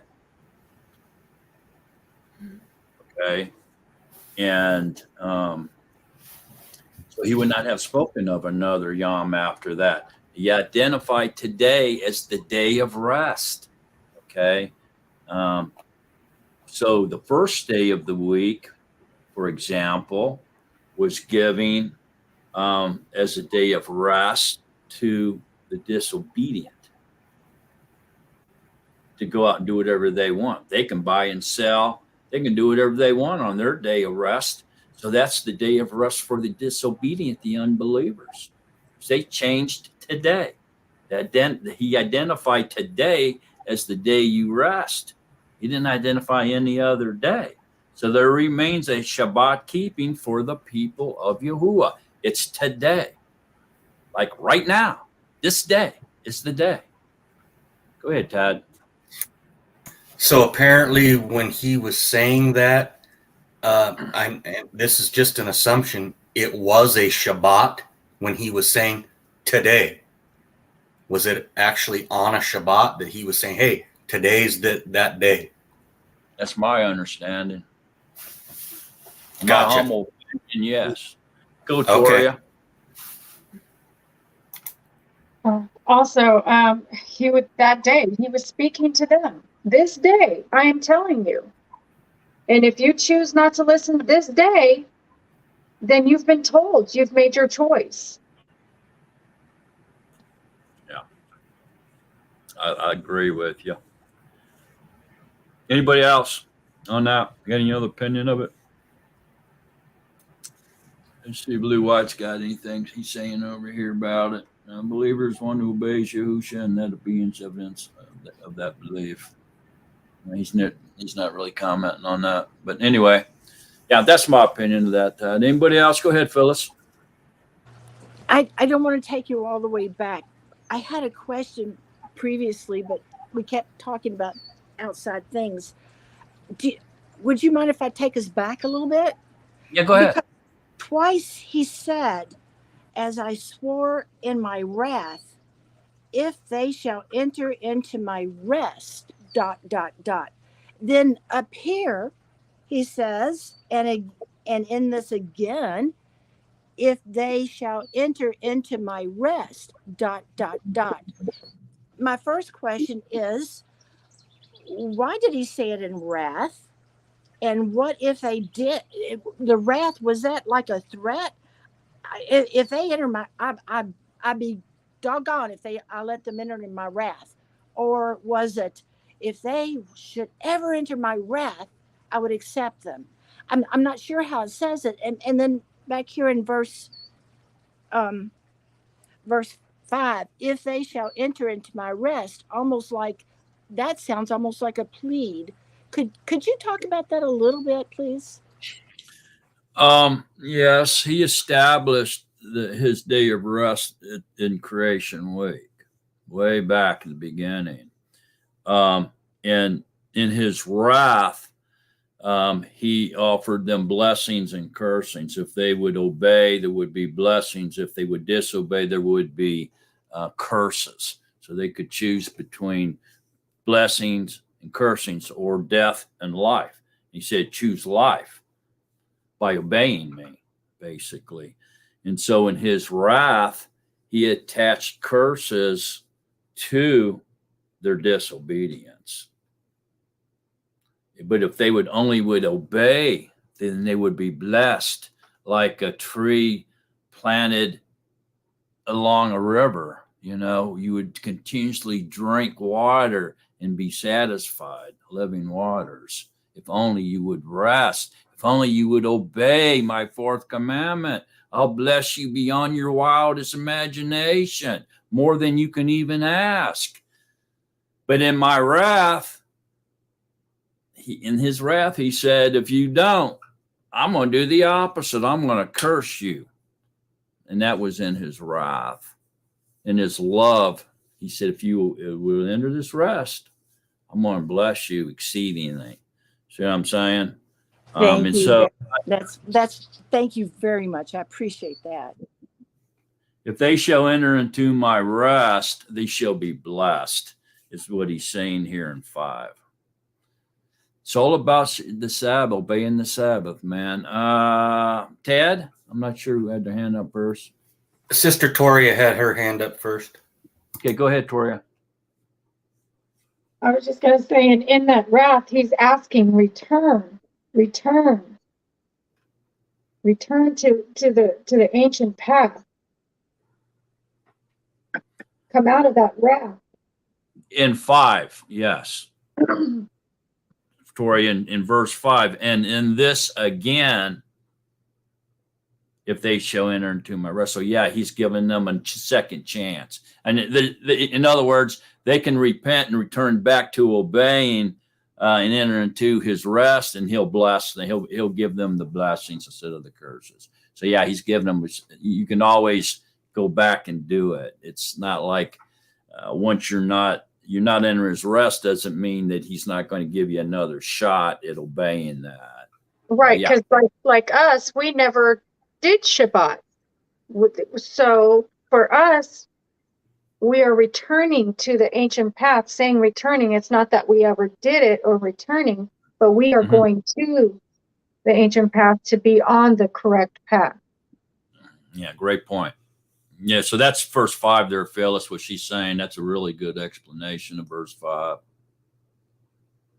Good, Tori. Thank you. Dad, go. Yeah, I think I see what Sister Phyllis was talking about now. The way that we write in the English or the Latin letters, but the English language, if they shall enter into my rest, where she put the ... that means basically those ... that's something to be picked up and added to later on. And so if they shall enter into my rest ... he again defines that certain yom. So he's talking about if they shall enter into my rest today. That's what was added on to that ... to be picked up later, or, you know, because we all kind of know that that's a continuation somewhere down the line when it does that. And so it's added that today. So it must have been a Shabbat he was talking about. If they shall enter in my rest today, because of that ... Thank you for that, Sister Phyllis. Excellent point, Dad. Thank you, Ted.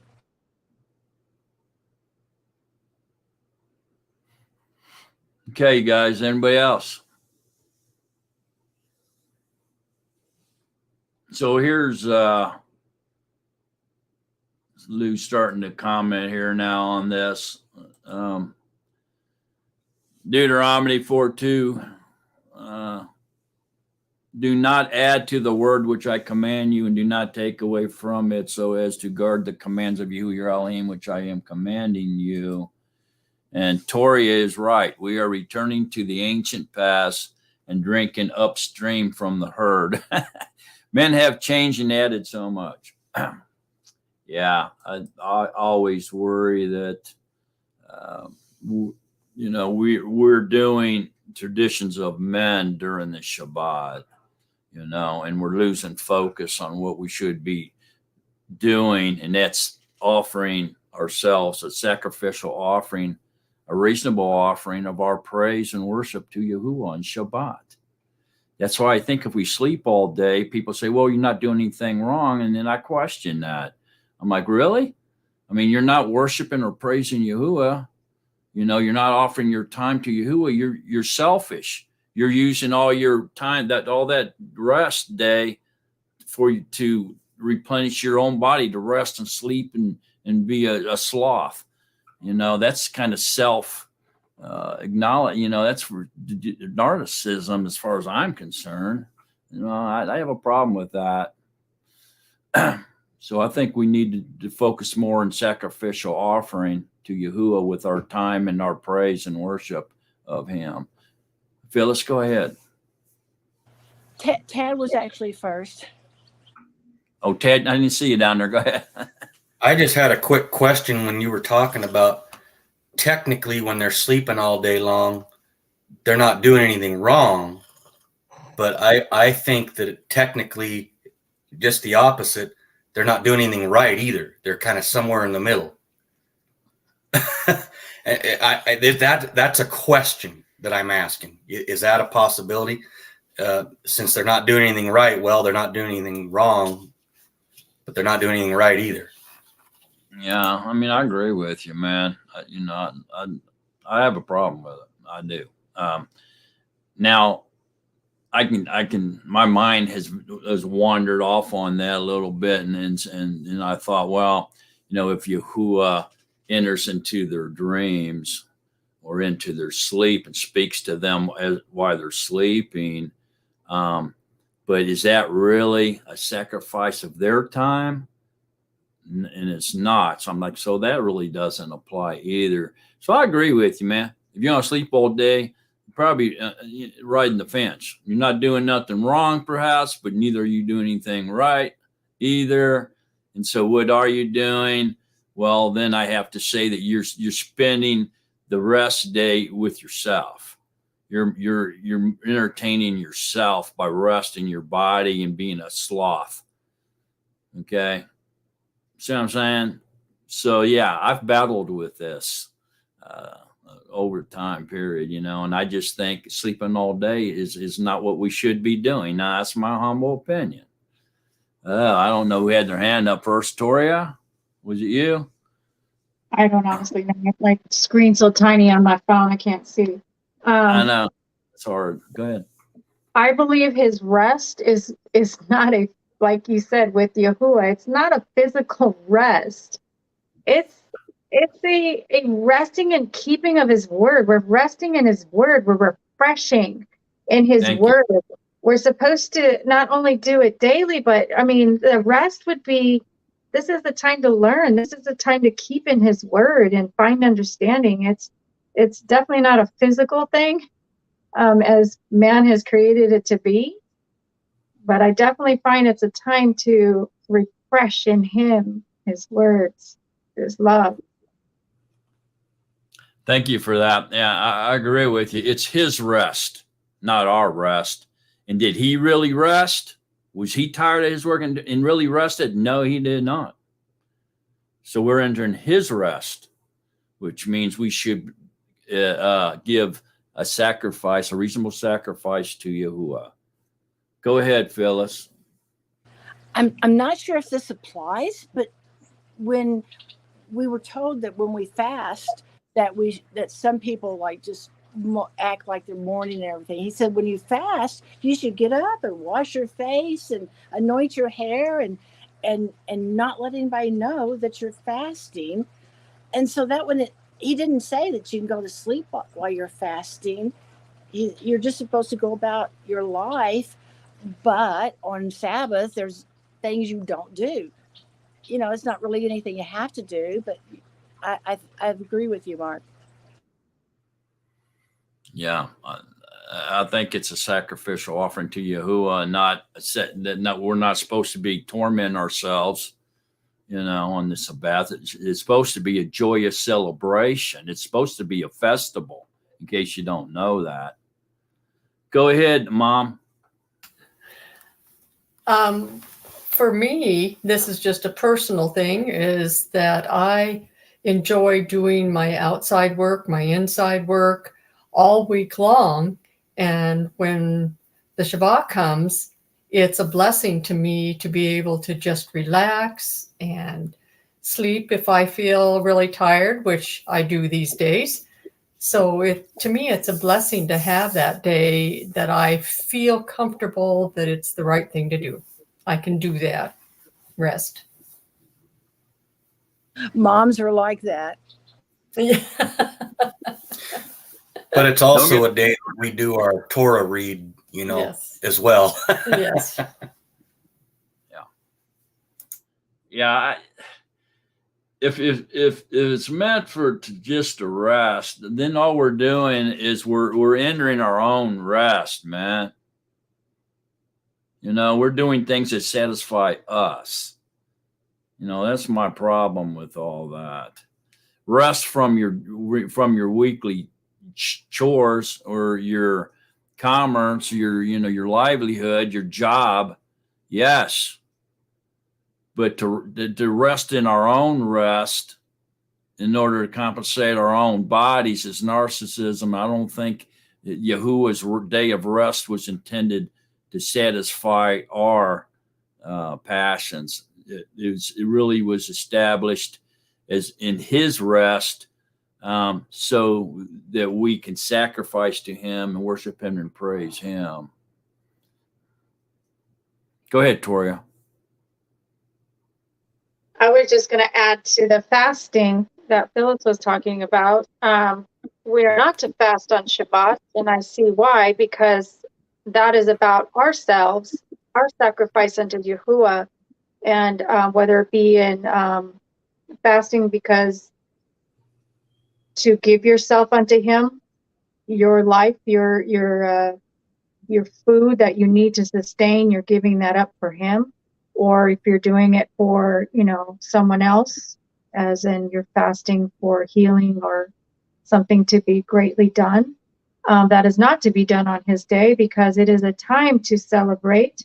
It is a refreshing day.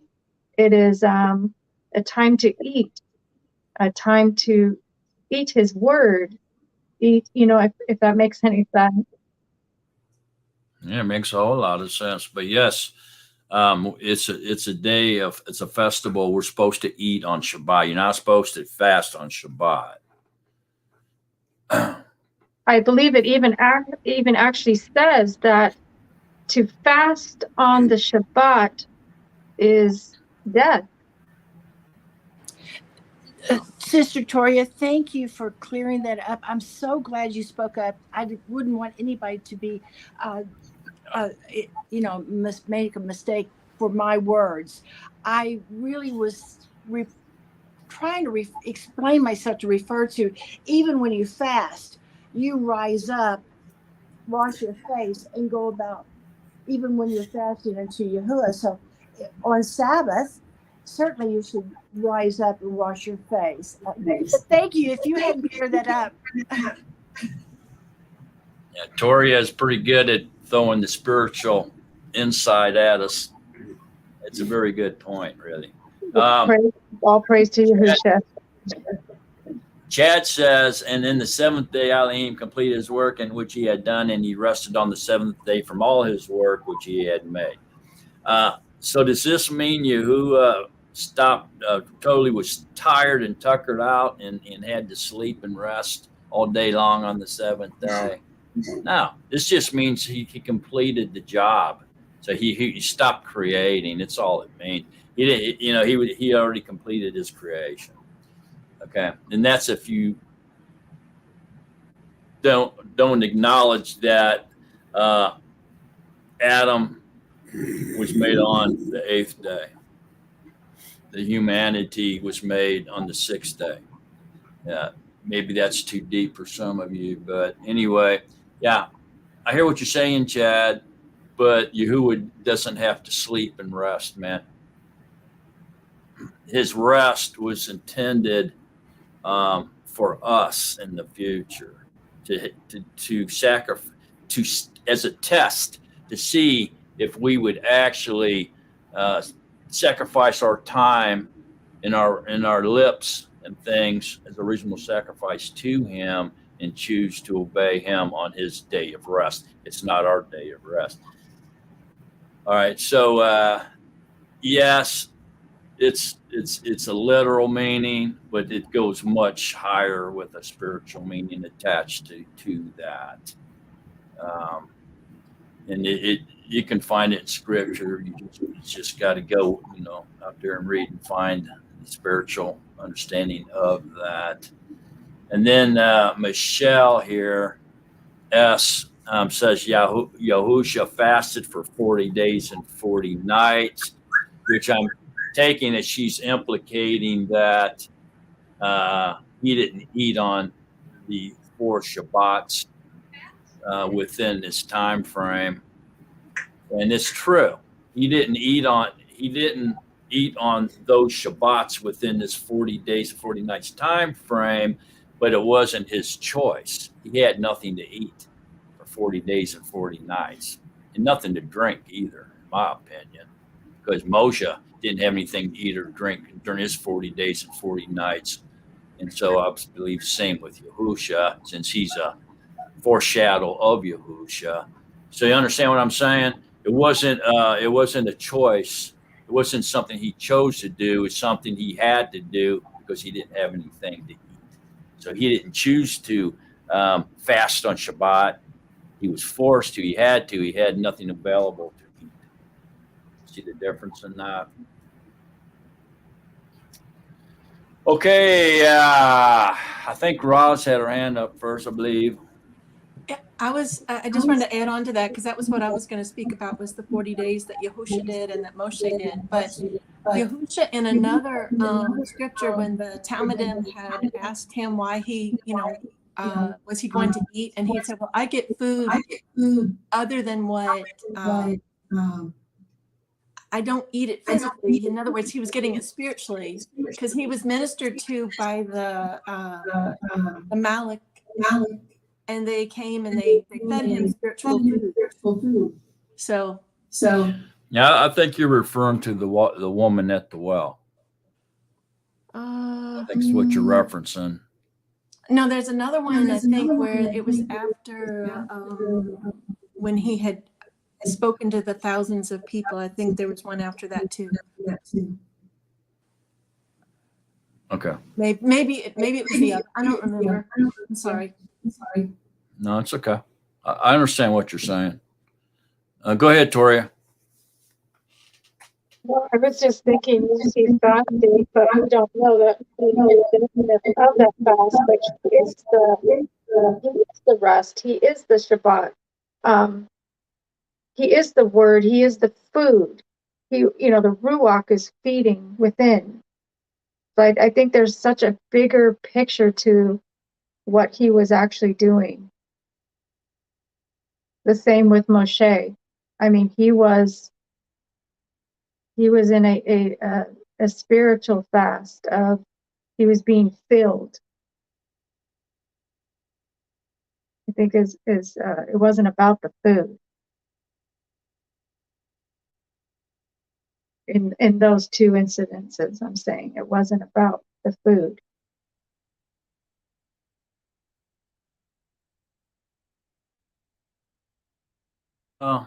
Anybody else have any thoughts on this?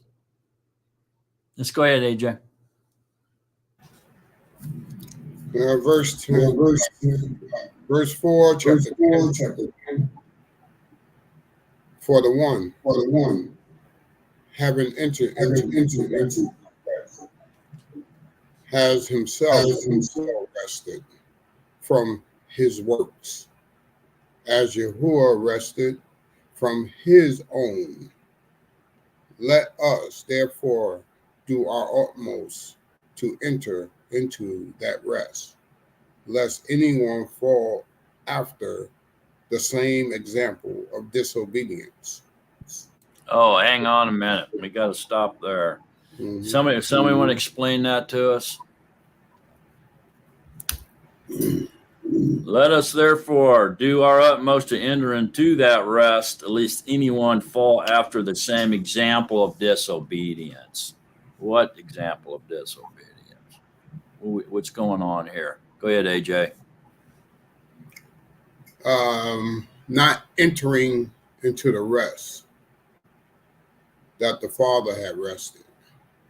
We do know that he does not rest like us, mankind, but he rested from his work.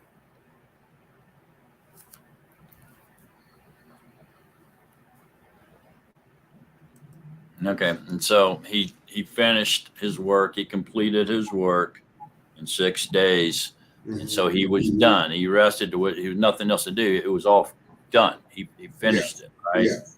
And so that was the day he stopped creating because he was done. His work had been completed. And so the least anyone fall after the example of disobedience are those in the wilderness of the children of Israel in the wilderness that were not obeying the Yom Shabbat. They were doing things against Yom Shabbat. What are some of the? Go ahead, Toria.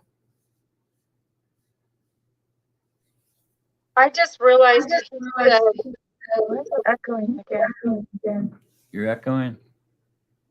I hear echo. I just noticed that it says rested from his works.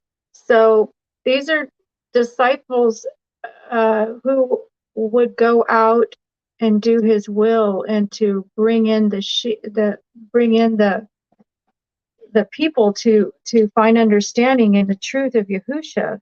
So their works were going out to gather the flocks. So like Yahuwah being the creator and creation,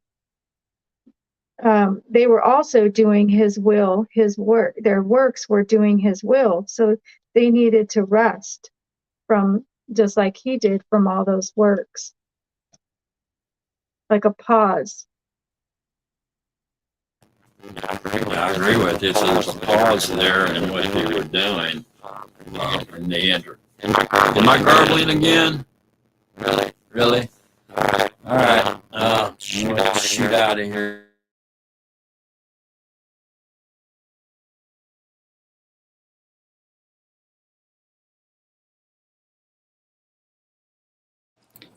Brother AJ, what do you have to share? Well,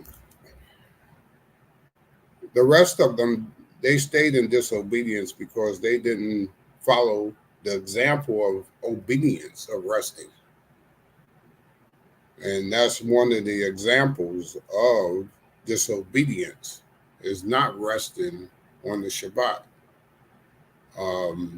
Not sleeping all day either does any good, but resting is you're not working, but you're praising Yah for another day.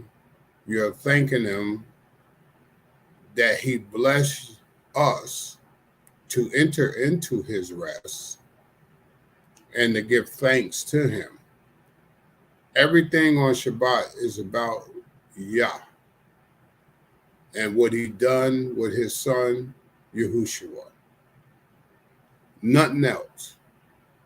We praise him. We give thanks. We don't bother ourselves with trivial matters on that day. We just give thanks. That's all we do. And just praise him and love him for the salvation that he gave us through his son. We don't need to add nothing to it. We don't need to take nothing away from it. We just need to do that and move on with our life. And my sister that I just met for the first time, Candace, if I do have the book of Hanak. I do read it. I love you. Maybe you misunderstood what I was saying, but that's okay. We love you anyway. It's all right. We all are still growing. That's why the Father said he deals. Thank you, brother. I love you too. He deals us a measure of belief. Not that I know more than Toria, William, Phyllis. Absolutely. Ted. Absolutely. Just the fact that all of us are in a different spiritual growth. And it's all I'm in agreement. Compromise is all to complement one another. That's all it is. Okay? We love you. We love every one of you. We all have something to share, and we have something to give. And it's all to help the body of believers. And we stay on that course because this is what Yahushua wants. We understand and love you that he brought you out from where you was. He brought me out from where I was. All of us, he brought out of darkness in our different walks of life. That's why nobody can boast about anything. Whatever is good that you think for you, fine, I'm with you. Just like it was Phil or William, fine, because Yahushua loved you to death, and he rose again for all of us. And we got to keep that in mind and just love each other where we are. But we have to leave room to grow, okay? Love you. That's what I got to say about that. Thank you. I'm sorry, brother. No, I know my mic, you know what it is too? They think I'm interrupting because, we judge so quickly, right? But the way my tablet is set up, sometimes I push the mic. So I said, let me just, and it it gives me a little trouble. And I'm not lying because that's a sin. So I do apologize for that. But thank you, brother. Yeah, of course, you can't be narcissistic about it and boast and brag, I'm in agreement 100%. I've been studying about narcissism and, the scripture, I posted it in the chat. And, I do attend a Narcotics Anonymous meeting. So, and you're right, we're all in different, different walks and beliefs, and being in a group of that much diversity, I have experienced, persecution and hatred. And all glory to Yahushua HaMashiach that I had a woman in there that told them, you can't keep, changing her profile pictures because this, if all inclusive means all inclusive. So victory to Yahuwah and Yahusha that a woman in my recovery meeting in Zoom corrected that. So they no longer change my name. They can't kick me out of the meeting. And so I know that if I'm going to be a light in the darkness, I can't be smoking medical marijuana. I can't be, cursing. They do a lot of foul language in there. And it's like you said, love them where they're at and not think I'm better than them. Yahusha wasn't a narcissist. He had true humility, right? Our Messiah was not narcissistic. And he did teach us how to truly have humility and to look at others as better than ourselves. And that's been a challenge in recovery for me in Narcotics Anonymous, because I had a lot of resentment in my life, bitterness. And, to look at someone else as better than yourself, narcissistic people can't do that, right? So I'm just saying I'm totally in agreement. And I'm glad that I'm able to be a light in the darkness and share that I'm clean today. I can honestly say I'm clean. I'm sober. No medical marijuana, no anything like that. And so when they hear me share, and I want to be that little menorah in the group that they want to kick out, right? But Yahusha gave me the victory and said, oh, no. She's going to stay right here. And of course, they use GOD, they use the 12-step program. And their biggest thing is it's a spiritual program. It's not religious. And that's been my biggest victory, is sharing through my memes, on my Zoom profile and through my sharing here. And I'm sorry for interrupting. See, we can't interrupt in those meetings because we're all muted until the host unmutes. So it's a little more order. Can you imagine a bunch of recovering addicts just having, their mics unmuted? That would be chaos. But yeah, so it's been a blessing. Yahusha's going to use me. And, not looking at other people as if I'm better than them. You're right, because it's not for me to boast or brag or to look at anyone as I'm better. But I do have knowledge and I have understanding, and that's great. It's only from his Ruach HaKodesh that he's allowed me to even be here amongst you, brothers and sisters. And so, yeah, I can't look at them and say, oh, look, they're cursing, they're doing this, they're doing that. Take the log out of my eye first. And then I can help those that, but, I can't keep casting my pearls before swine either. Sometimes you got to learn to walk away, because there are folks who don't want recovery. And I'll say this and I'll leave it at that. I don't want to talk too much, but, in Narcotics Anonymous, they encourage you to get a sponsor. You know why? Because a sponsor is going to call you out on your BS. Self-denial, right? We can gaslight ourselves. We can be in denial and say, there's nothing wrong with smoking this pot or doing this or doing that. So it is good to have because love tells the truth. And I don't, so it is a journey for me, and I thank you. And I love everyone in here where they're at. And I'm going to be a light to whomever I can. And they're always going to think that I'm the bad guy because I'm judging them. Right. So yeah, there is victory in Yahusha, and, they've been told they can't kick me out of the meeting. And I have my little flag up there when I turn my camera on, and they see, but if I'm behaving just like them, cursing, using foul language, not working on my character defects, smoking medical weed, smoking weed, drinking, they're going to look, I'm just one of them. So you see, Yahusha's giving me this opportunity to say, you know what, meet them where they're at, but if you're, but show them the light. And for me, that's sobriety, and that includes sexual sobriety, because there's a lot of homosexuals in there as well, you know. So thank you for allowing me to share once again. Hope I didn't take too much time. No, you're welcome. You guys hear me all right now? Mm-hmm. Yeah, you sound good now, brother. Okay. All right, y'all. Go ahead, Toria.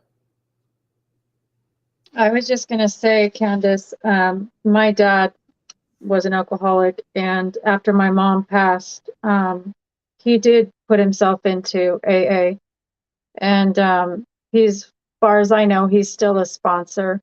He became a sponsor, and I think when you've been through something, you're able to not judge, but able to help others. That's why you're a sponsor, and maybe that's what your journey is going to be.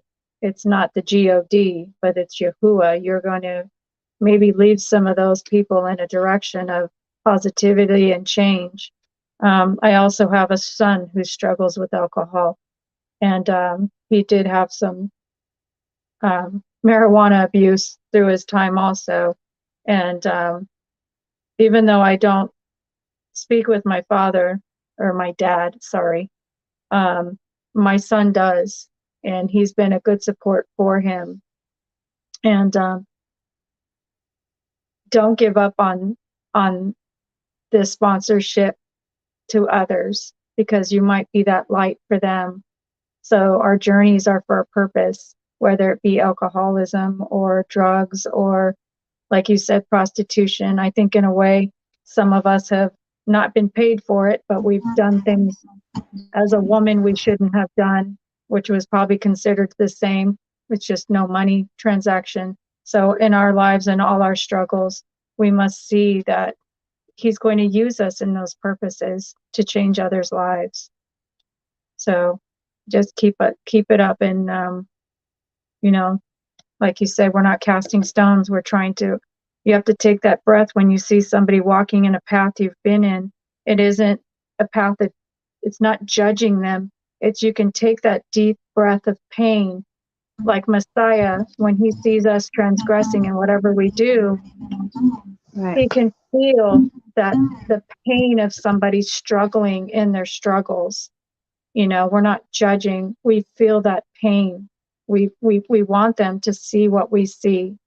And it's not a judgment. It's just, it's love. We want them to have what we have. And that's it.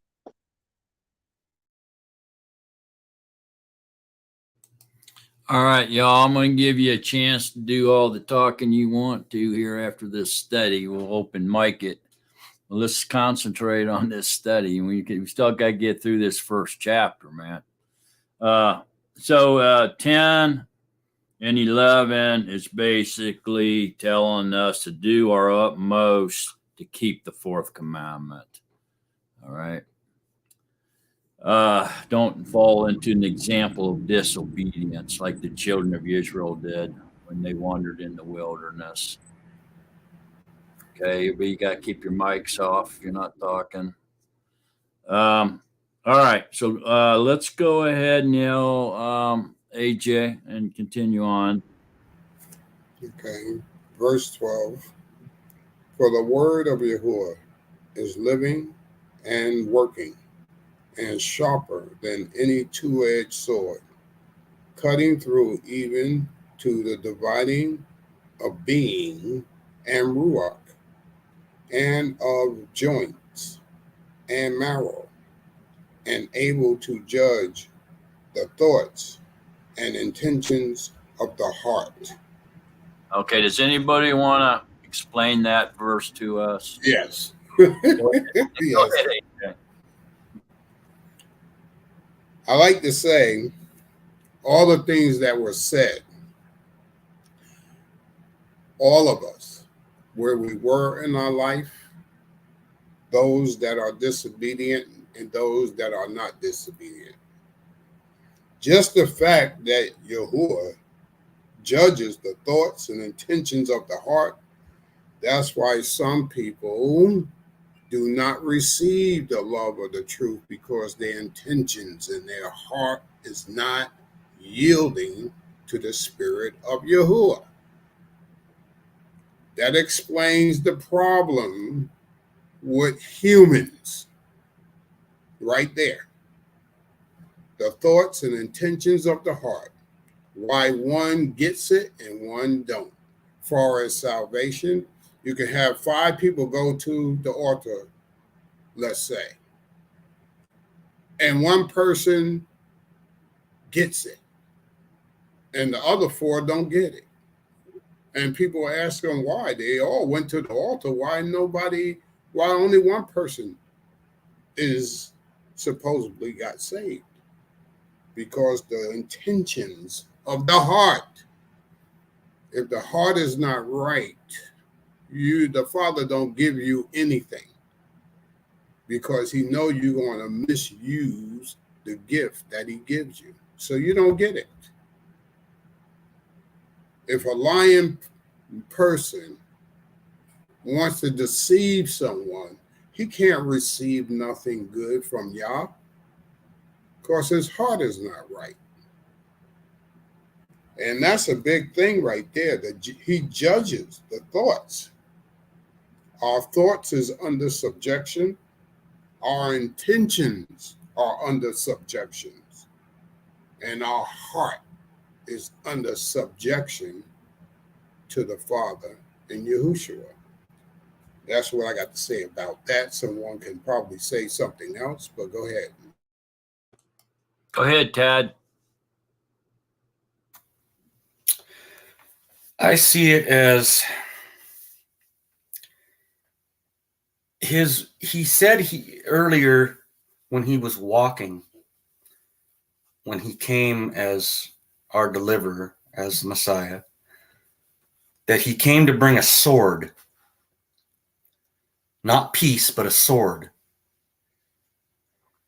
and to separate even family from family. And so that word is living, because he said, even though the earth and the Shamayim will disappear, his word will not disappear. So it's always living. It's always with us. So that's, and the people that follow and understand his word, he separates those people that understand from those who don't, just like the sheep and the goats. That sword he brought. Just like he said, I came to not to bring peace, but to bring a sword. That's separating those who obey and those who don't. That's all I have to say about that. Okay. So I'm in agreement with both y'all. I like the interesting here. After joints and marrow, there's a comma. See, comma? And able to judge the thoughts and intentions of the heart. So this is interesting to me, because it's in context and related to the subject matter here, the main theme of this chapter, which is all about Shabbat. So we have to see this as a continued conversation about the Shabbat here. The subject matter has not changed yet. And so thoughts and intentions of the heart, to me, it means that Yahuwah knows your thoughts and the intention of your heart, whether or not you desire to keep the Shabbat and be obedient to his word. Okay. Or are you really finding excuses not to obey Shabbat? Oh, I have to go to work. Do you really? And so if you're called into work, then you're forced to work, or your boss is saying, if you don't come in, you're fired. Now, he knows your thoughts and the intention of your heart. He knows if your desire is to stay home and rest and be in his rest, or is your truly desire is, I don't want to do this. I'm going, well, I'd rather be at work than do this. But you're pretending like you want to be home. You can't fool Yahuwah. So what I'm saying is, you can fool some of the people some of the time, but Yahuwah knows your intentions of your heart. He knows if you really desire to keep his rest and you're being forced not to by your boss. which means that sin is on your boss because the intention of your heart is pure. Y'all seeing that? Toria, I think your hand was up, and I'll get to you here in a minute, Kinsley. I know this subject is close to your heart. I'll get to you. Go ahead, Toria. Actually, she was part of my thoughts. I think this is such an amazing verse here. For the word of Yahuwah is living. That's himself in the flesh. It's Yahusha. It's his living being and working, doing the will of Yahuwah, and sharper than any two-edged sword. I mean, his word is so powerful. His actions, what he did, cutting through even the dividing of being and ruach within us, our being, our ruach, that divides us from who is who. And the joints and the marrow, that's so powerful. Your joints are your controlling of your body, your stability. The marrow is deep. It's with what's deep within us. It's all consuming and able to judge the thoughts and intentions of the heart. Is through all of that, through our deepest being within us. It's the thought, it's the intentions. Like, it made me think of her because of her husband's struggle, even with work. It's not his intention, and his deepest, his being, his self doesn't want to do what the world wants him to do. He wants to do Yahuwah's will. It is not his choice to do what man wants him to do. He wants to do what Yahuwah wants. And I think that's the example.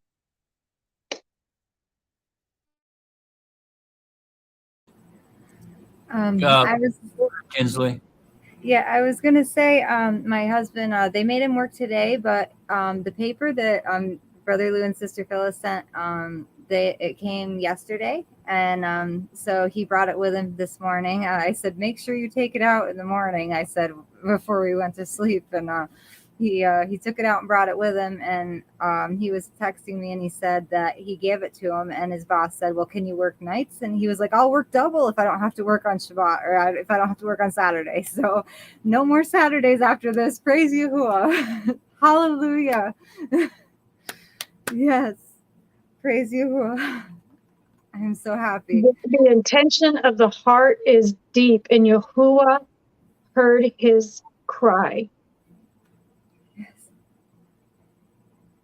Yes.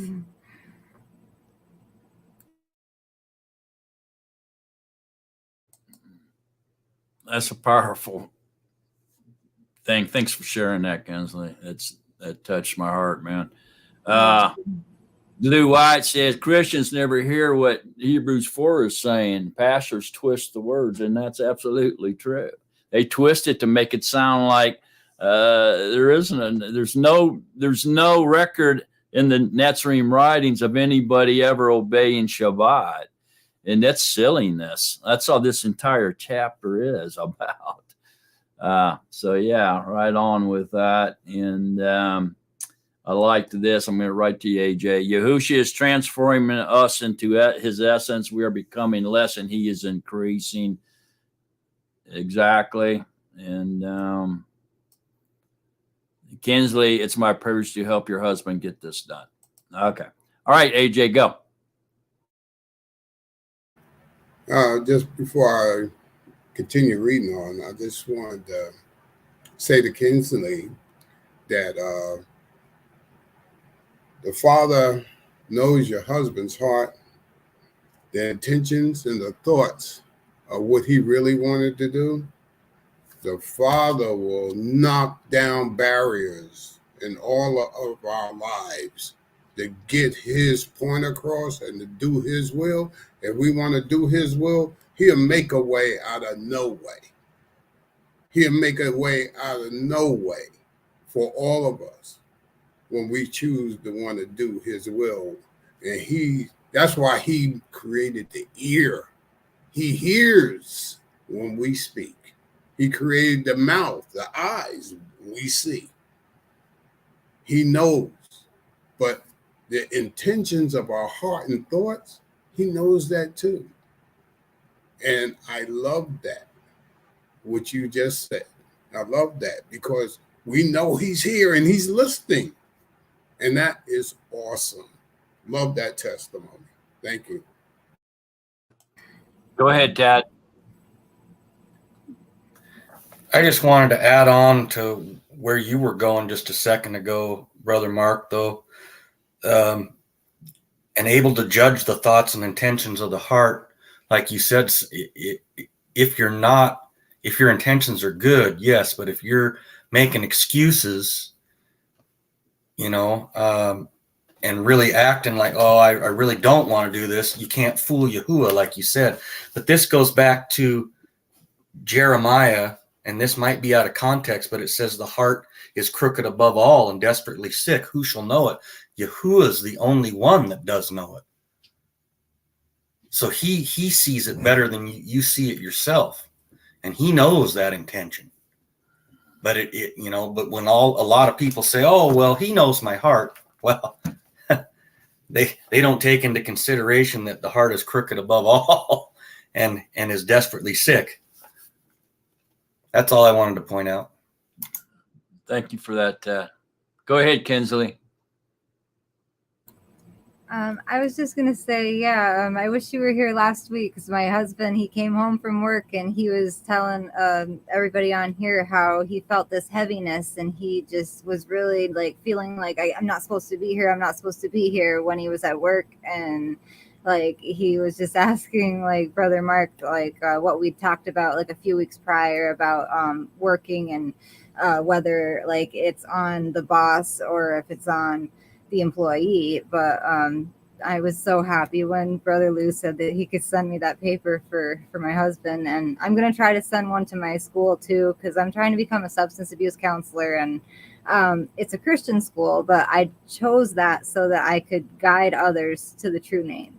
So I'm in a Christian worldview course for 7 weeks and I'm having trouble with it, and I've been putting Yahuwah and then putting God in parentheses or putting creator in parentheses, and I'm just hoping my teacher doesn't like flunk me for that because I just failed a Christian worldview quiz. So I'm just hoping that this paper will work for that too. But I'm just happy that my husband doesn't have to work on Shabbat anymore. Praise Yahuwah.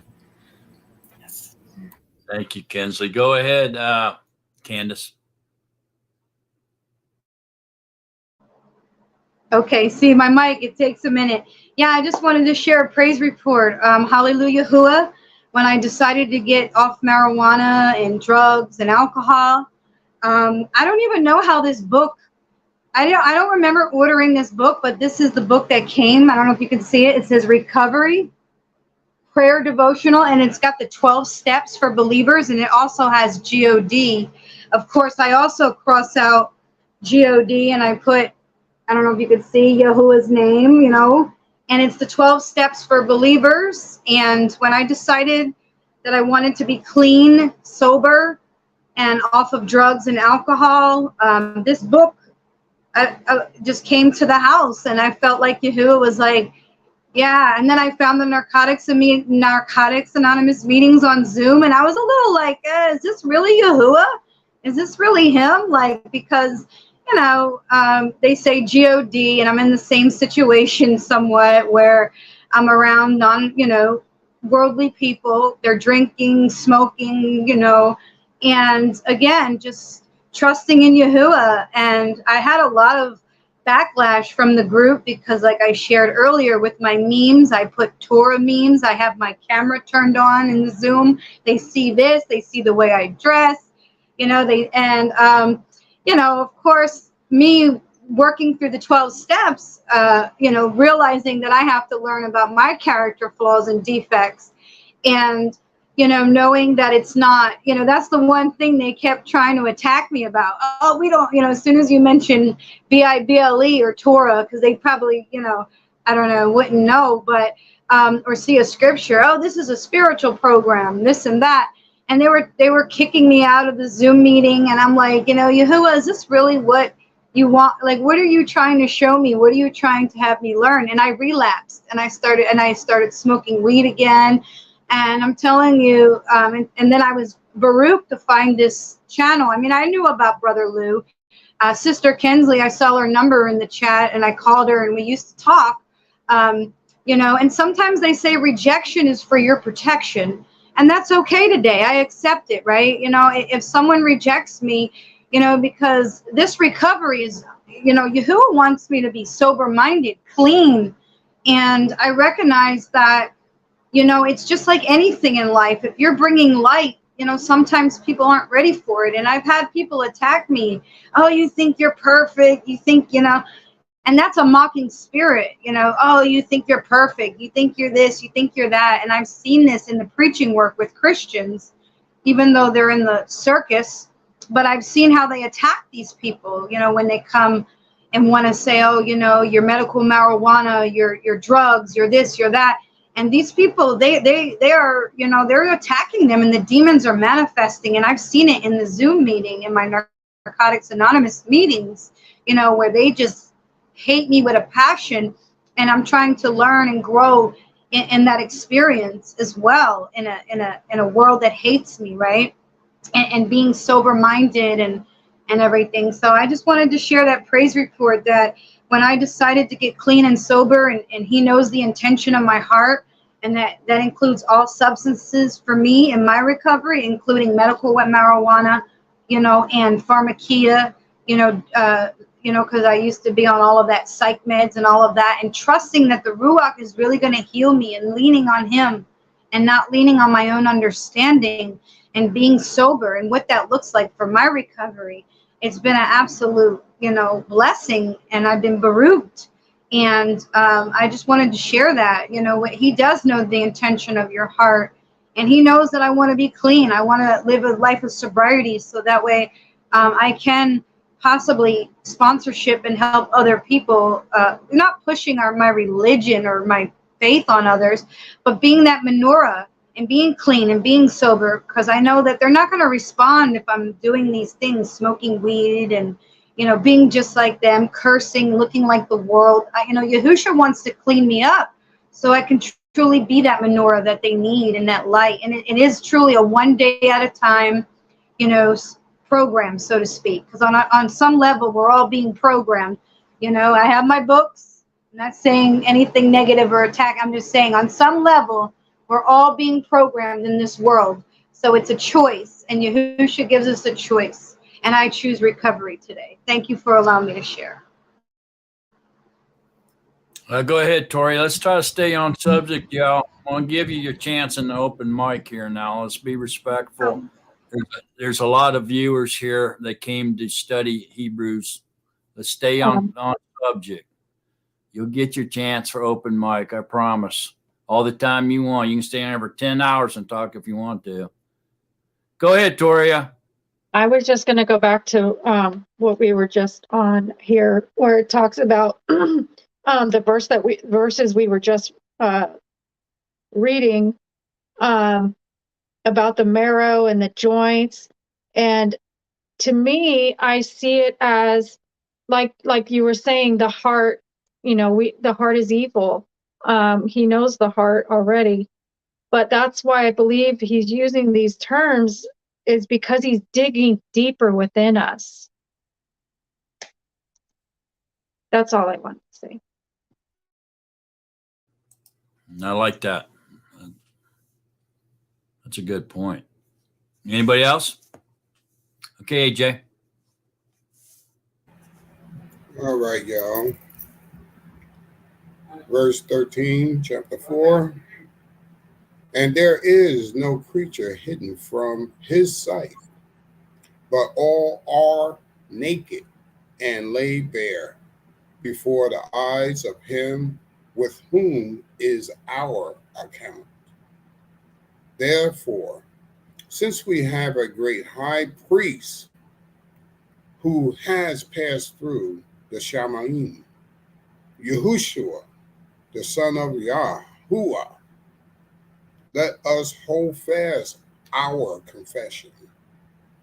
For we do not have a high priest unable to sympathize with our weaknesses, but one who was tested in all respects as we are, apart from sin. Therefore, let us come boldly to the throne of favor in order to receive compassion and find favor for timely help. I like Thank to you. say something real quick. Okay. Woo, that's awesome. That opens up and answers everything that we were talking about. Kinsley, Candace, the Father. We come boldly through the throne of grace and we ask for forgiveness. I don't know how long you'll be where you are, but don't worry about it, because the world does not love truth. If it tries to kick you out, don't buck against the kicking out. Know that the Father is getting ready to move you from one place to another. Just like they dismiss you, Yahushua, they didn't do it because of anything other than they didn't want truth in the mix of their lives. That's why they didn't want Yahushua. So if we are in him and we speak truth, they're going to kick you out eventually, but it does not matter, because the Father has a hold of your life, just like he has a hold of all of our lives. And we accept you when nobody else wants you, because you speak truth if you speak in his word. So don't worry about it. Ain't no big thing. That's all I got to say. Yeah, that very last half sentence there, and find favor for timely help, hits hard with what AJ was just saying. Oh, how important is the timing of things, right? Go ahead, Roz. Yahuwah's breath. When they kick us out, it's not them kicking us out. We're the physical part. They're kicking Yahuwah out. They're not accepting him. And that's what I started telling people when they have their ears shut to me when I'm talking to them. Said, you're not offending me. You're going against my Father. You're not listening to him. You're pushing him away. So in other words, you better check yourself. You're not bothering me. I can leave. So that's all. Thank you for that. Go ahead, Toria. Let me say, wow, this is so powerful. And there is no creature hidden from his sight, but all are naked. We are all uncovered. And Yahusha became that covering. He covered our transgressions. Adam and Kua, where they were uncovered, he became their covering as he is our covering. We are going to shed that flesh and be in the presence from favor. Favor is so powerful. And we can boldly come before him because we have dug deep in that. He has dug deep in the marrow through the favor that we could come before him in our belief and have our covering. So powerful.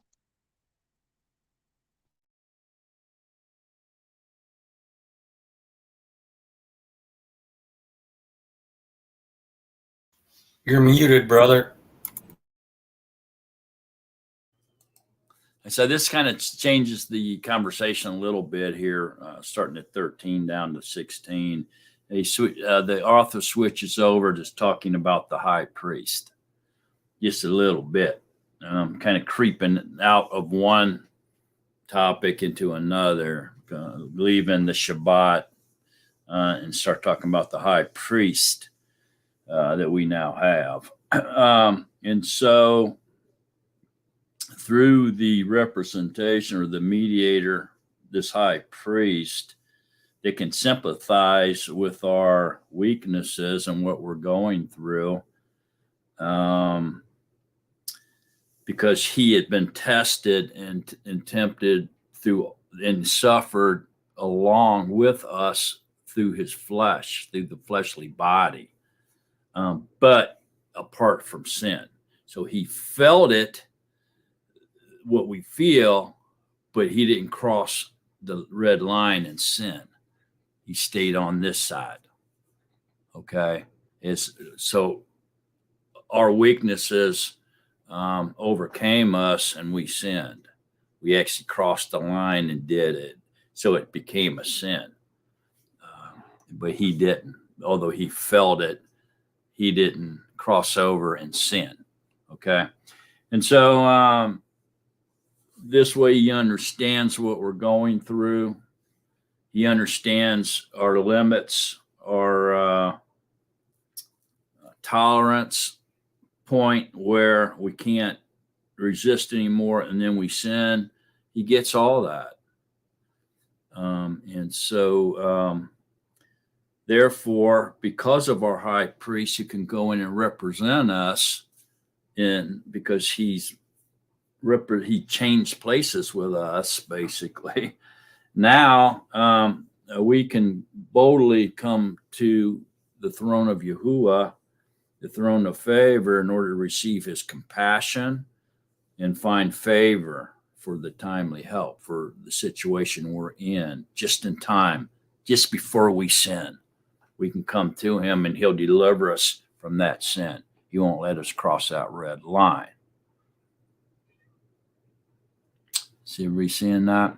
So when you're in this moment of weakness where you just can't take it, you're gonna mess up. You're gonna go back to smoking that weed or something like that. It's right there and then you need to go before the throne of Yahuwah, right there, and that timely help and find the favor for that timely help to keep you from not crossing over and sinning.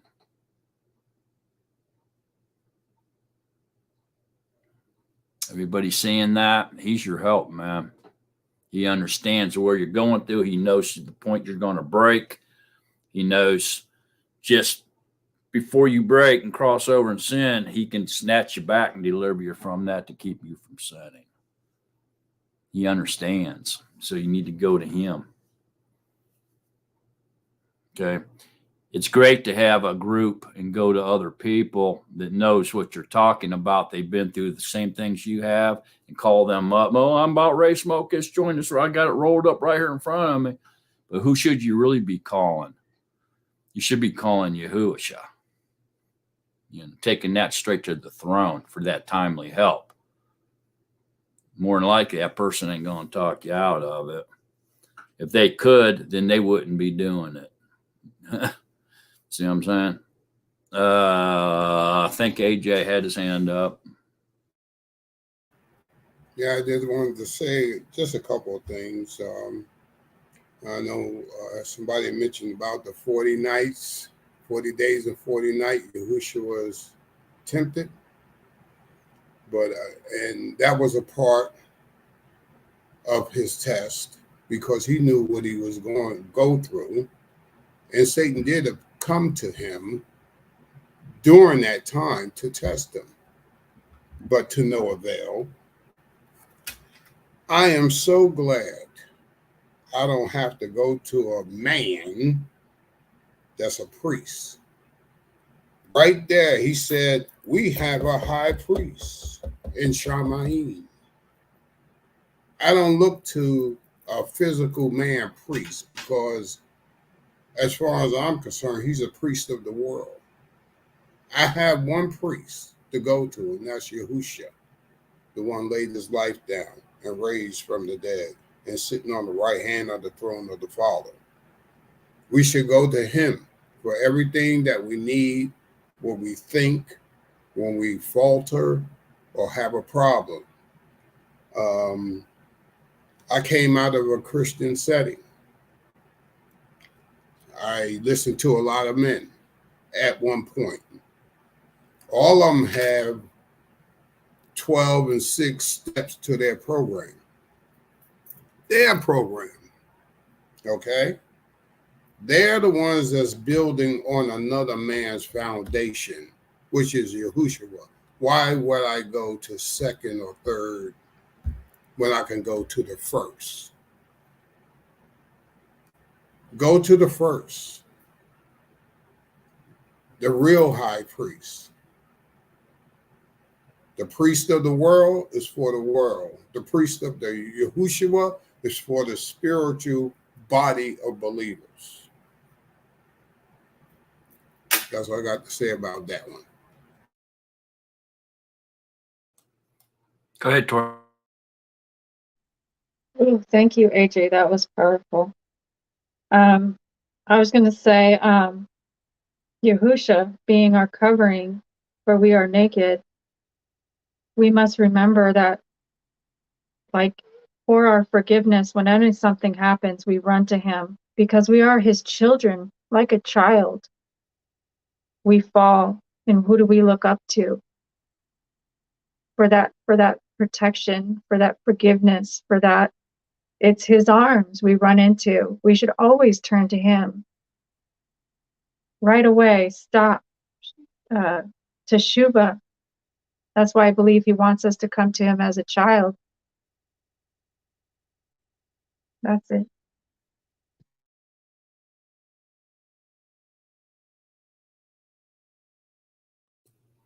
Go ahead, Ross. Yahuwah's brother.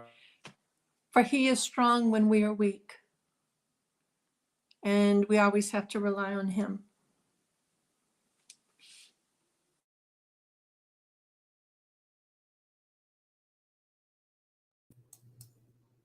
Thank you for that. Anybody else got anything to say about chapter 4? We're at the end of it now. So there you go. If anybody, you get into a conversation about if it's necessary to keep the Yahuwah's day of rest, Shabbat, the seventh day, then everybody now should know that we're going to take them straight to Hebrews 4 and explain Hebrews 4. That's where they're going to want to go to. They're not going to allow you to go to the Tanakh or what they call the Old Testament because they think in their mind they've been programmed that it's been abolished. So in order to defend the Shabbat, you would have to go to Hebrews 4. And Acts is full of it, examples of people keeping Shabbat as well. And all this happened after Yahusha's death. So somehow these false teachers are trying to influence people, program them that Shabbat is no longer needed because Yahusha came and died, and it changed everything. Well, Yahuwah does not change. Okay, so that's the end of chapter 4, unless anybody wants to comment on it any further. And if not, give me a reader for chapter 5. We're going to go into the high priest now. Go ahead, Toria. I was just going to offer my reading. Yeah, go ahead. I accepted it. Okay, chapter 5. For every priest taken from among men is appointed on behalf of men in things relating to Yahuwah, to offer both gifts and offerings for transgressions, being able to have a measure of feeling for those not knowing and being led astray, since he himself is also surrounded by weakness. Stop. What's that mean? Well, I think like us, isn't it like us in our beliefs, in our journey where we are right now? We are surrounded by weakness, which is others, because they choose not to walk in our walk. So it's considered weakness for us because we have to be in it daily. And it can be destructive. that we have to stay in him and not be in the weakness of the world. Go ahead, Tad. I just had a thought that the weakness might have been because it says, for every priest taken among men is appointed on behalf of men in things relating to Yahuwah. They were doing the animal blood sacrifices. And I think that's the weakness. That animal blood was the weakness, where Yahusha's blood is the strength, is the thing that actually redeems us. I see that in that sentence. Yeah, I agree with you. That's what that's saying there for sure. And then, but how about after the comma there, that half sentence, it says, since he himself is also surrounded by weakness. What's that mean, Tad?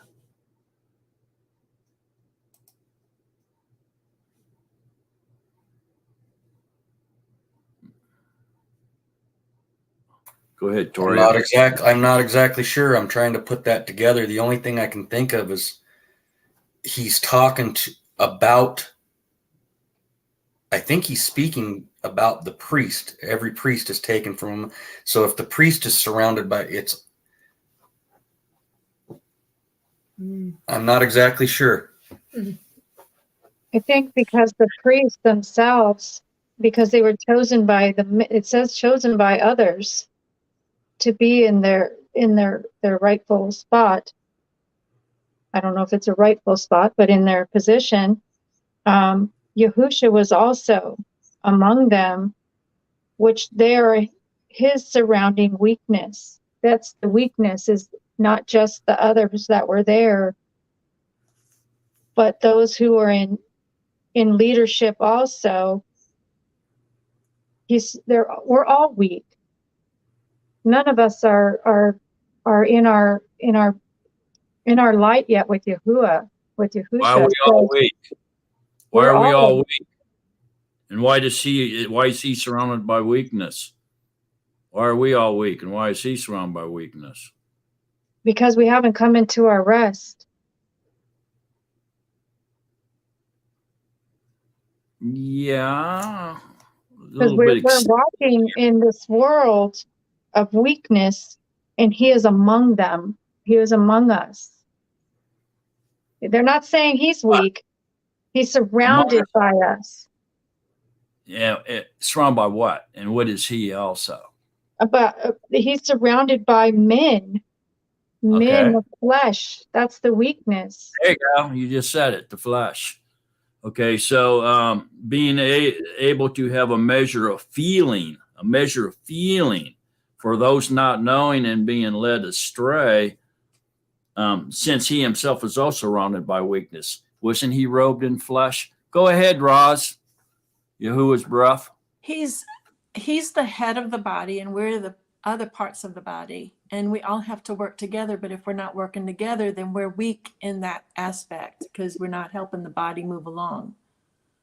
And we have to be strong in him. But if we are, say like we're jealous over somebody because they have whatever, or we just have to work along with it and be part of it and work together as a family. So he was surrounded with the weaknesses and is same as we are. Okay, and so that's why we sin, and that's why he was tempted with sin, but did not cross and sin. See what I'm saying? And so because he was in the fleshly body, he came in the flesh. He's flesh and blood like we are, right? Okay, so remember, there's two natures of Yahusha. Okay, he's got the human and the divine natures. Okay, this human side of him, which he's surrounded by the weakness of the flesh, okay, is going to be allowed to suffer. And through his suffering, he will learn obedience just as we do. Okay, it's coming up. but I just wanted you to say it. Okay. We're going to get right deep into that here shortly. Go ahead, Toria. Isn't it also because it says here that relating to Yahuwah for to offer both gifts and offerings for transgression. So they were, I'm guessing, slaughtering and offering oblations or First five fruit. things. Right. So he says also being able to have a measure of feeling for those. He hasn't been offered up for himself yet because they are unknowing yet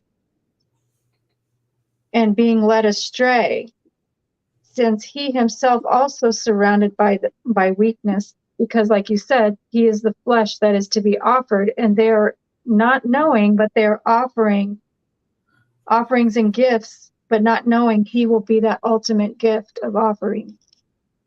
Yes. Very good. Okay. All right, you guys. Anybody else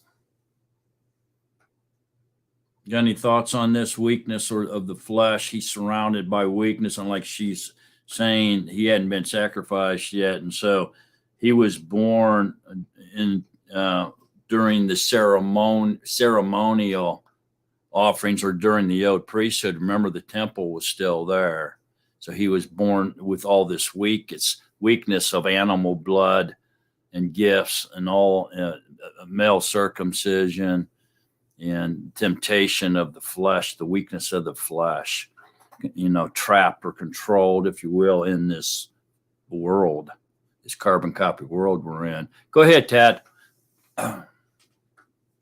I'm just wondering, and I hope I'm not taking this out of context because I'm going to a different book, but where it talks about in 2 Corinthians, and he said to me, my favor is sufficient for you, for my power is perfected in weakness.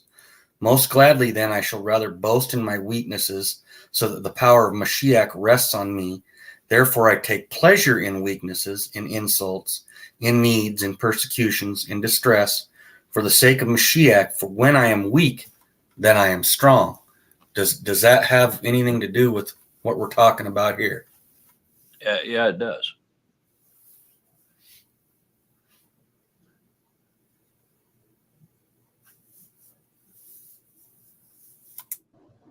It'll clear up when we get down here about verse 7. It'll clear up by the time we get to verse 7. It should become more clear.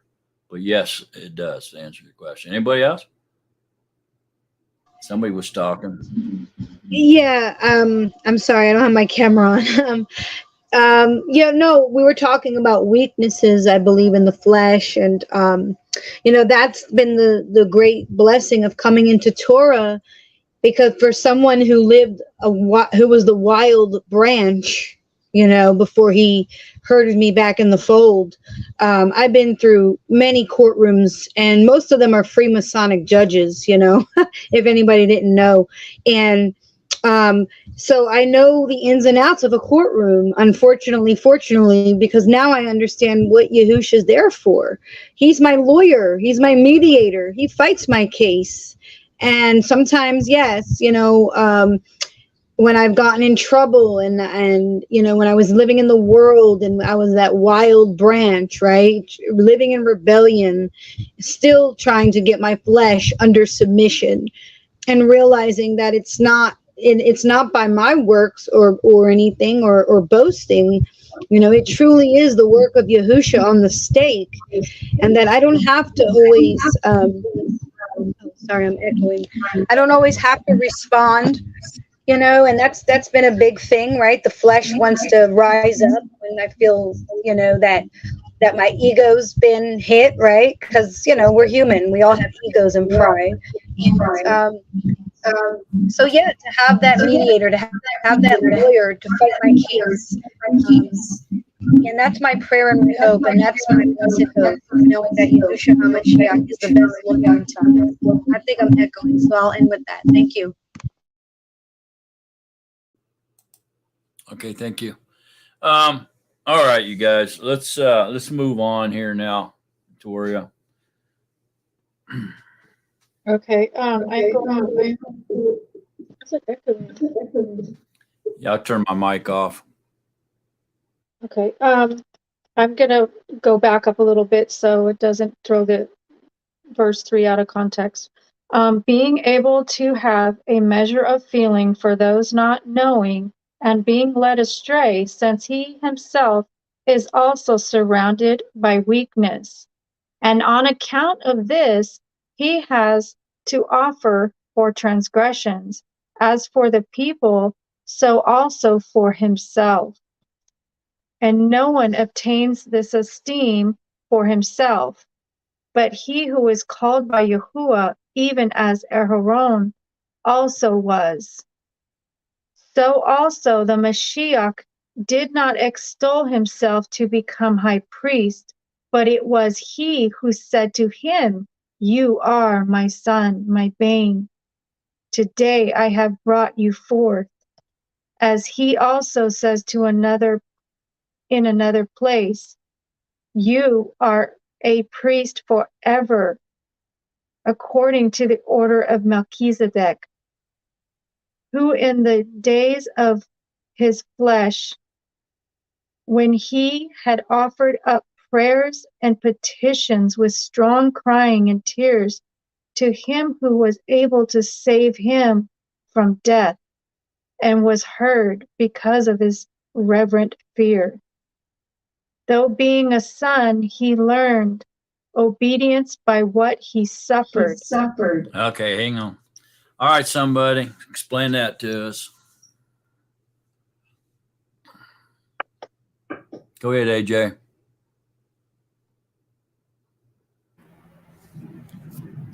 I believe it's Yahushua learned obedience by what he suffered through all the trials and tribulations he went through We can't to hear get him. to the place of a high priest. And for us, I was thinking about chapter 5, verse 1 for a moment. I didn't want to go back that far, but I was trying to get a consensus on something there. When one started off as, "For every priest taken from among men is appointed on behalf of men and things related to Yah to offer both gifts and offerings for sin." Being able to have a measure of feeling for those not knowing and being led astray, since he, lowercase h, not talking about Yahushua, but the man priest himself is also surrounded by weakness, like the man priest. And on account of this, he, small h, not talking about Yahushua, because it would be a capital H, has to suffer for sin as for the people, so as for himself, because he has to give sacrifice for himself because he's a man. He was appointed by man. And no one obtains this esteem for himself, but he who is called by Yahuwah, even as Aharon also was called. I was just looking at certain things in that passage that was not related to Yahushua, but for a man. That's why it was a lowercase h, he.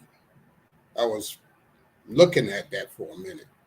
I had to go back to that because I don't know if we was intertwining that with Yahushua for a little bit, but it was speaking about the man that was ordained by man to be a priest. I didn't want to get off subject. I just noticed that.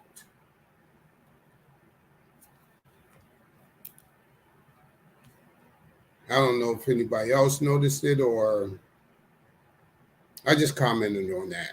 I just asked for help if there is any along the way. Thank you. Yeah, the lowercase h is referring to man or Aaron. Cardley? Boy, this internet's acting crazy today. All right. I'll be right back. Go ahead, Toria. So when it says, who in the days of his flesh, when he had offered up prayers and petitions with strong crying and fears. So you're saying that's Aaron speaking? Anyone? Yeah, probably. I'm not quite sure. Because it also says, because when you continue, to him who was able to save him from death and was heard because of his reverent fear, though being a son, he learned obedience by what he suffered. So to me, that's Yahusha, because in the flesh, I mean, he felt, man, he took on the transgressions upon himself of all men. And he felt our suffering. He felt what we feel. And I think that's where he was perfected. Because if he didn't come in a man and take on all of our transgressions upon him, that's where his obedience of a son came in through that flesh. And he also he offered prayers and petition. He would go off to pray, and he had tears. He was crying for us. Him who was able to save him from death. He was able through his own flesh that he saved us from death. For those who, obeying him, were able to be saved, because he was that high priest. He was the Melchizedek line. But it was only by the flesh, because he took on and he felt it. He knew. And since he had become, I feel like that part was Yahusha, because in the flesh he had to feel those things. If I'm not. That was Yahusha. That was Yahusha. Okay. She is asking about the lowercase h. Well, that refers to Aaron or man. The human priest, man, the part of the old priesthood. Yahusha is from the order of Melchizedek, which means he's now our high priest, permanent priest. He'll never be replaced. So the capital H is always referring to Yahusha, man. Mm-hmm. That's all. That there's nothing. It's not. This ain't talking about man. But when it says in the days of his flesh, that means when Yahuwah was revealed in flesh. Okay, walked around in his body of flesh. When he had offered up his first petition, strong crying and tears to him, capital H there, who was able to save him from death, and was heard because of his reverent fear. He was fearing dying, just like we do. That's what he was doing. And Yahuwah allowed the flesh, the nature of Yahusha, to suffer with the knowledge of death, just like we do. And so he knew the only way that could save him was Yahuwah. And so this is what this is speaking of. He was allowed to suffer and fear death just like we do. All right. And he even tasted death in the end, right? Mm-hmm. So he was able to save him from death and was heard because of his reverent fear. Yahuwah heard him suffering because he was fearing death. Just like he was fearing the knowledge of death, just like we all have the knowledge of death, and was fearing that day coming. Though he was a son, he learned obedience by what he suffered. So the flesh learned because he was allowed to suffer the knowledge of death. See, So through that knowledge, he learned obedience. He learned that the only way that he could be delivered from death was for obedience. He learned obedience through the suffering of the knowledge of death. He said, I have to be totally obedient to Yahuwah in order to be delivered from death. And that's what he learned through his suffering of the knowledge of death, because Yahuwah backed off and let him feel what we all feel. And that's that day that we know we're going to die. We know it's So coming. he was just being compared then to Haran because he was a high priest of Melchizedek also. So in the flesh. So it was basically saying that Aaron was a priest through the line of man, through the Levites. right. No, I'm saying it was just an example that he lived as a man, as Haran did. Yes. Okay. Anybody else got any thoughts on this or comments about this? Roz, Yahuwah's breath, you got something? It was the same thing that you said, because that was when he had gone up on the mountain and was praying. That was right before he was taken by the when Yehuda had given him up for the $30, and his Talmudim fell asleep while he was praying to Yahuwah. And he came to them a couple of times and said, "You can't stay up with me," because he was hurting. And they didn't even realize he was going to be, I don't think at that point that he was going to be dying at that moment, So anyway, that was a hard time on him, but that was the flesh speaking. That wasn't the divine Yahuwah speaking. That was the flesh speaking. He also sweated blood, right? Right. Now that's what that's talking about, reverent fear, man. He was fearing death, but Yahuwah allowed the flesh to feel it, man, to go through it. Mm-hmm. That's So powerful. remember, he said, take this cup from me, but not my will, but your will. Mhm. He didn't want to die. That flesh didn't want to die. Yeah. He knew he was the only one, that Yahuwah was the only one that could take him from that. No man could stop it, because he had to fulfill the prophecies. Mm-hmm. Yes. Yeah, I believe that's in Luke, if I ain't mistaken. Yes. 22. Luke 22, maybe. Let's see. Yeah, Luke 22, about 44, perhaps. Yeah, 41 through 44, it says, and he withdrew from them about a stone's throw, and falling on his knees, he was praying, saying, Father, if it be your choice, remove this cup from me. Yet not my desire, but let yours be done. And there appeared a messenger from heaven to him, strengthening him. And being in agony, he was praying more earnestly, and his sweat became like great drops of blood falling down to the ground. That's how much he was fearing death. Wow. That's amazing, man. And you know what? If you go over to Hebrews 12, let's skip ahead just a little bit to Hebrews 12:4. It says, you have not yet resisted to blood, striving against sin. Wow. Nobody has resisted death to blood, striving against the penalty of sin, which is death. Yet nobody, just Yahusha. So he had more reverent fear of death than we do, man. He sweated blood thinking about it. That's powerful stuff now. Think about that. Go ahead, Roz. He was also feeling how everybody was against him. And like we feel here, when people don't want to accept us, at times it does affect us. And at other times it doesn't. But he was feeling it because he had all the Pharisees against him. He had his chosen Talmudim, Yehuda.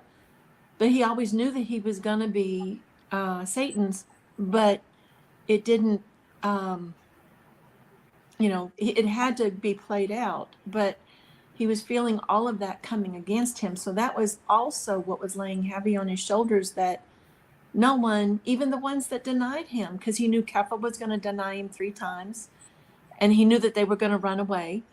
So he really was by himself, even though they said they were going to be by him. So that was really a lot for him to have on his shoulders, besides the part of death.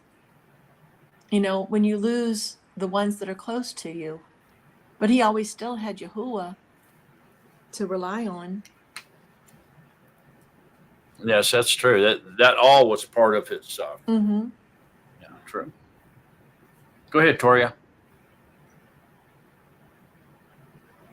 I was just thinking that in that moment, that heaviness upon him, knowing what he was about to go through, knowing what the weight of the world that was upon him and our transgressions, feeling all of us, the emotions of the heaviness of not just I'm not saying a burden, but I guess it would be a burden of all of our transgression put upon him.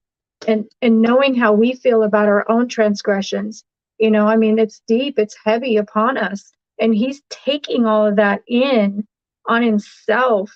And to think now, I see it differently when he went to them and was like, why are you guys sleeping? What are you all doing? Because they didn't know what was happening, but he didn't. It was so heavy. He's just like your own children. You want them to see the truth. It's like, don't you see what's happening? But we can't get them to see it. I can imagine that heavy feeling in that moment. It's just so much greater than I had ever realized when he says, what are you doing sleeping? Wow. Go ahead, Phyllis. I was thinking that that was the one time having knowledge of Yahuwah, even though he was in the flesh had knowledge that we don't have. I mean, we don't know when we're going to die. We don't know how we're going to die, but he knew all of that. And that gave the extra burden because of who he was. And that was the one time it probably was he would prefer not to know.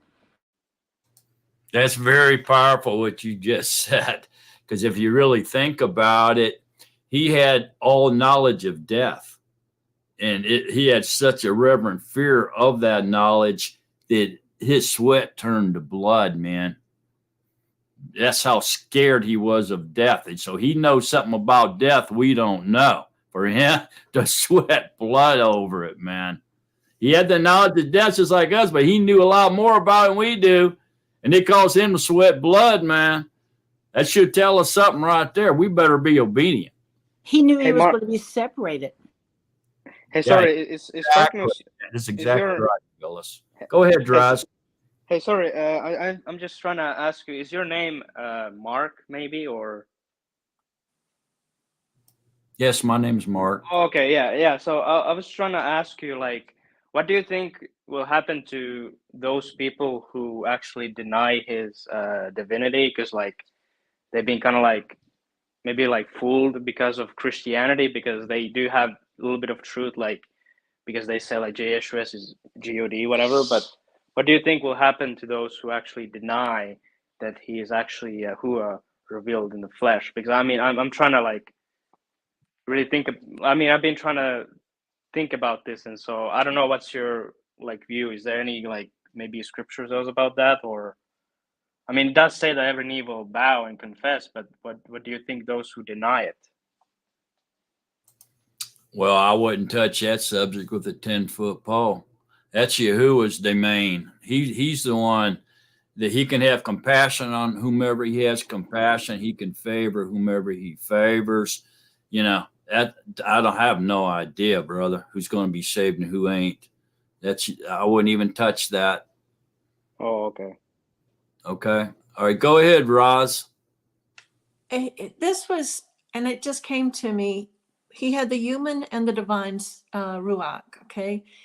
The divine had just left him So the human part was just really coming out, and it was just put in his face at that moment that he was going to die, and he was going to have all that happen to him. And so, but before that, it had been Yahuwah that was in there doing all the miracles, doing all of the talking, doing all of the teaching, doing everything. And then when he leaves, then he's got to handle it. But he hadn't been, it was like it had just shown up for him, you know what I'm saying? Like it had just been put, his plate had just been put in front of him. But before that, he hadn't been able to kind of get used to the idea of it till it happened. And I think that's also part of it, because Yahuwah had just backed away from him at that point. Yeah, I think maybe pulled back is better than leaving. I don't think he ever left him, except when the flesh died.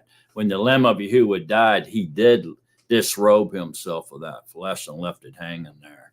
He took the inner being of the man with him, because they were interconnected. Left that flesh all alone. That's the only time he really left him, right there.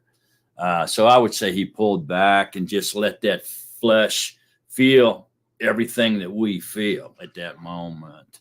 And this was during the days of his flesh. It doesn't apply to him now. He's no longer, this is no longer the days of his flesh. This is the days of the Ruach HaKodesh. Okay. He comes back as the Ruach now. So he came and did the works of the Lamb of Yahuwah, which was he came to die, and he accomplished those works. And this is what this is talking about. Okay. Toria. I was just going to expand on what Roz just said. He, like she said, he was alone in himself. He had no one to express himself to share with what was just about to happen. We talk about having anxiety, instant anxiety on the greatest level of weight of the world that I don't think I could ever say I have anxiety again. Wow. Yeah, I mean, that's so true. I mean, that's one thing we have to do on our own is die. Nobody can die with us. We die alone. And so I think that burden was also heavily upon the flesh of Yahushua as well. He knew he had to do this alone, and even without Yahuwah, man, he knew he had to die and be alone and separated from Yahuwah. And I think that was the knowledge that really, the deep knowledge of that is what really caused him to sweat blood, because he knew there was going to be a separation from Yahuwah, and that just tore him up, man, because his knowledge is much greater than ours. So he knows a whole lot more about it than we do, and just this, because we know that he sweated blood tells us that. None of us have ever done that. We just read that, right? Back over in Hebrews 12, where we jumped ahead there to verse 4, and it says, "You have not yet resisted to blood, striving against sin." All right, so you have not resisted death to the point of blood, bleeding, causing blood to come out of your pores like it happened to Yahushua. He knew a lot more than we did about death, and it brought him to great suffering, okay, to the point where he knew that through that suffering and that knowledge of death that he was aware of, he learned obedience, which means he learned that he had to obey the 10 love commands perfectly so he wouldn't have to stay dead. He could live again, be resurrected.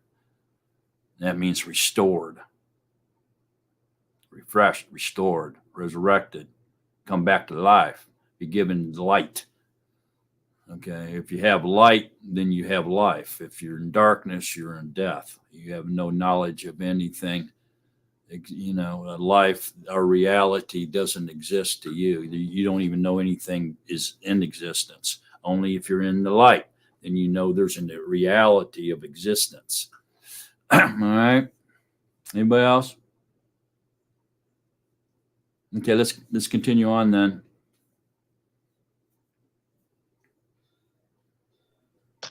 Okay, so we are on verse 9.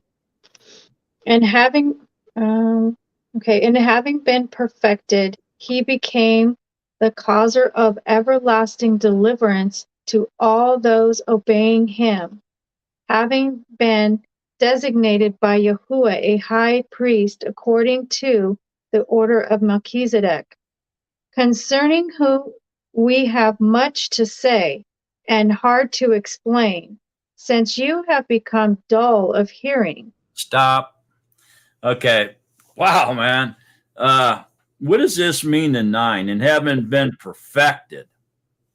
So how did he become perfected? He learned obedience by what he suffered, and having been perfected, he became the cause of everlasting deliverance to all those obeying him. Somebody explain that. How did he perfect? Go, Toria.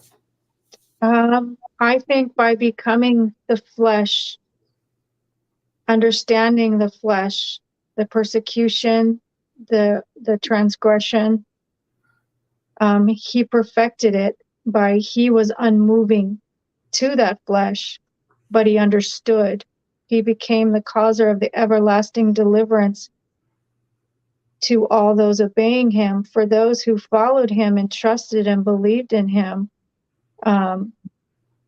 Through him was the everlasting life. He was the causer of it. Yes. Yeah, and so having been perfected, meaning he's learned perfect obedience. Go ahead, Phyllis. He took on all of our sins.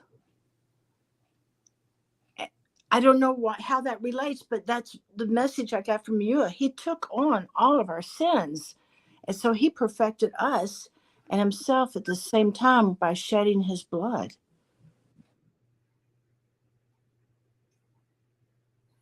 Yeah, the cause of everlasting deliverance to all those obeying him. And so he learned perfect obedience through his sufferings. Okay.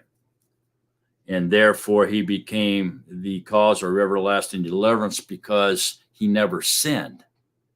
He stayed obedient. He learned obedience and he never sinned.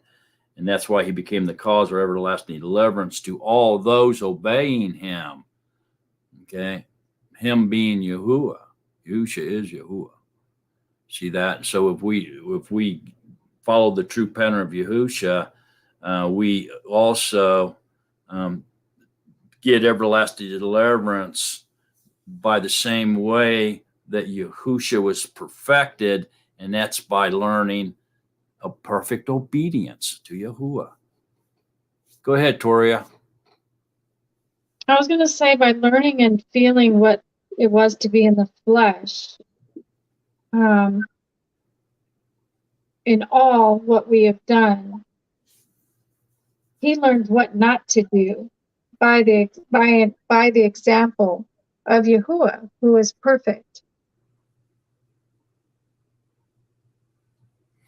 Yeah, So we're in Hebrews 5, and we're talking about verse 9 right now, Jeannie. Oh. Hebrews 5, verse 9 is where we're at. I'm sorry, I interrupted, Toria. Go ahead. No, that's okay. Because he had the perfect example, and we were not that perfect example, but he got to feel and to walk and to dwell with us, that he became that perfection, and he wasn't overcome by the flesh because of his perfect example.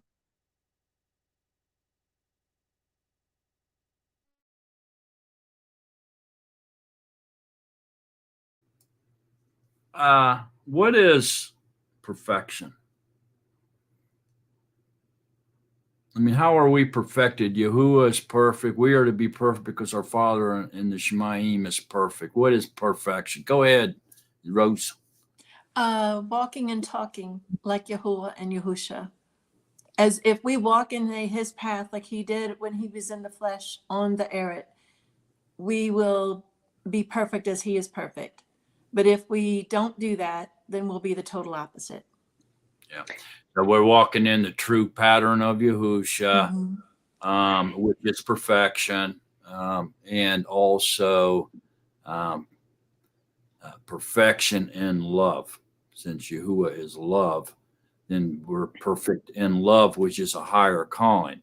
So if we're perfect in love, that means that we love others and Yahuwah and others more than ourselves. We have achieved perfection, perfect love. Yeah, I think when we have the Ruach of Yahusha, I think he helps us because he's the helper, and I think that he helps us to be perfect. I mean, well, like perfect like him. By of course, he helps us to be obedient to his commandments. And so, because it does say that we are to walk even as he walked, and so that's a very important point. Yeah, and the underlying secret to that is that it's not our righteousness, it's his righteousness in us. So we need to give all esteem to Yahusha. Anybody else? Go, Toria. So not to walk in disobedience, but in obedience. Also, but in obedience to Torah, which is love. Yes. Anybody else? Okay, let's continue on then, Toria.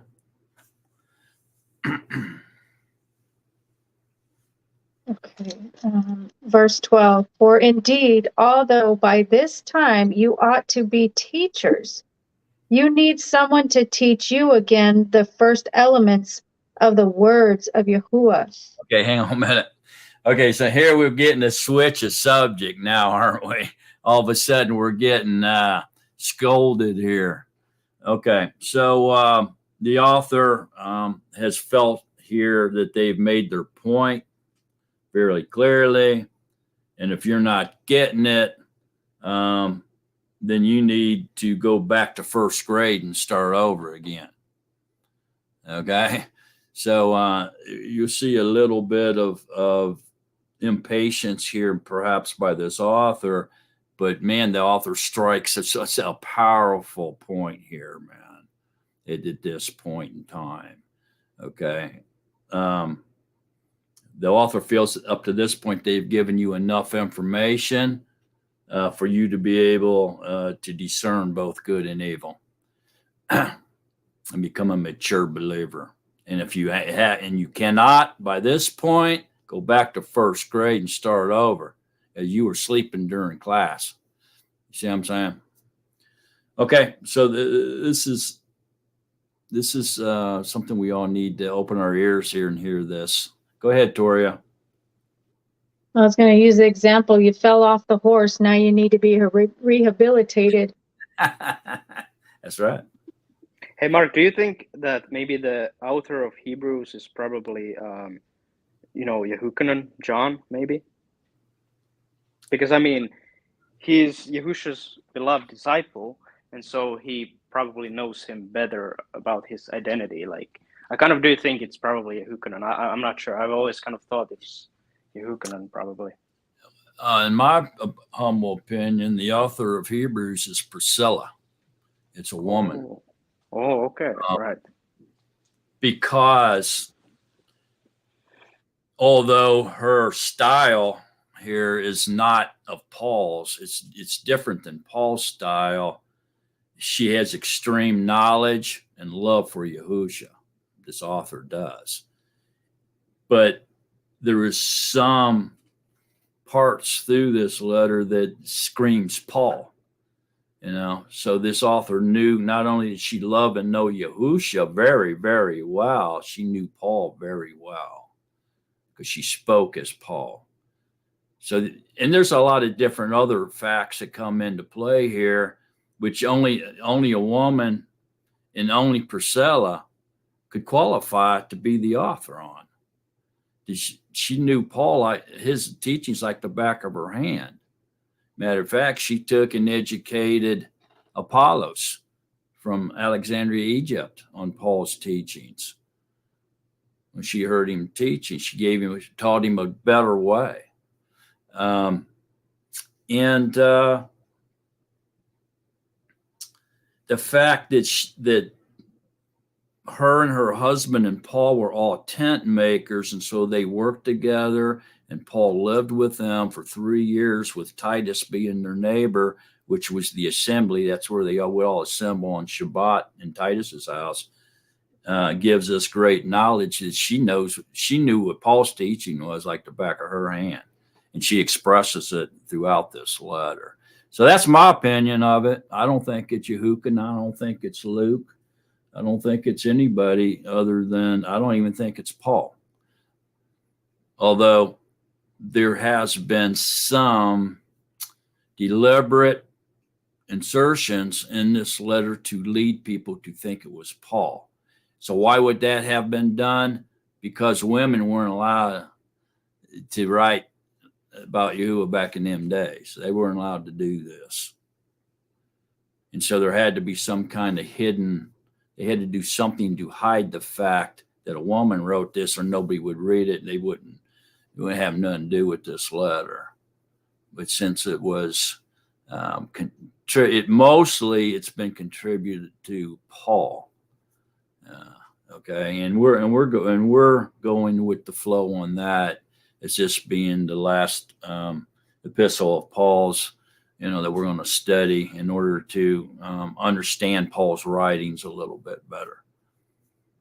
But on the other side of the coin, my true opinion is, this isn't Paul at all. This is Priscilla. All right. So Toria, let's go ahead and start back at 12 and go ahead and read through the end there. Okay, I had a comment before I start reading. I find it interesting too what you had said, because a woman did the uprearing of the children. She's the one that breastfed them. She's the one that transitioned them to food. So it's interesting. That would be something, a knowledge of a woman, to use that as an example. I was just saying that's interesting. Okay, so we're going to go back to 12, verse 12. For indeed, although by this time you ought to be teachers, you need someone to teach you again the first elements of the words of Yahuwah. And you have become such as need milk and not solid food. For everyone partaking of milk is inexperienced in the word of uprightness, for he is a babe. But solid food is for the mature, whose senses have been trained by practice to discern both good and evil. So there you go. This maturity, this training by practice, this leads us to discerning both good and evil, is how we know if we're mature or not. Just like obeying Yom Shabbat is how we know that we're people chosen of Yahuwah, because we do that. And so if you're able to discern between both good and evil, then you have been trained by practice through the scriptures by Yahusha, and you have become mature in your walk. So can you discern both between good and evil?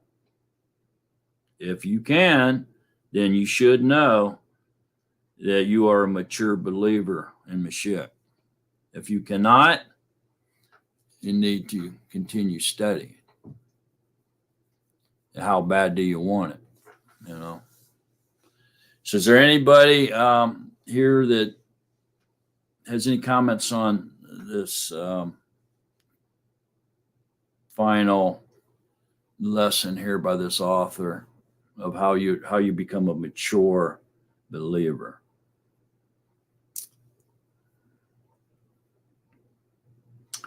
So we're putting off the elementary things, are we not? We're putting off the beginnings of our belief. And then we're advancing to the point where we're discerning between good and evil.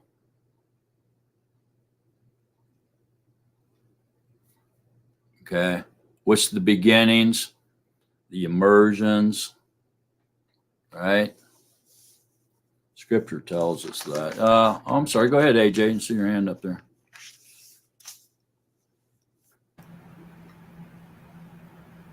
I believe learning how to love one another, continually learning by the Ruach and reading and studying, you grow, you get mature. That's one aspect, I believe, of maturing and not needing milk anymore. When you constantly feed on the word,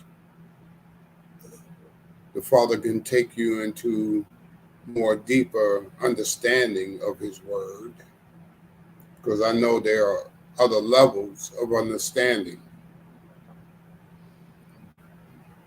I won't go further. I'll let somebody else add to that thought as well. But thank you for letting me say that.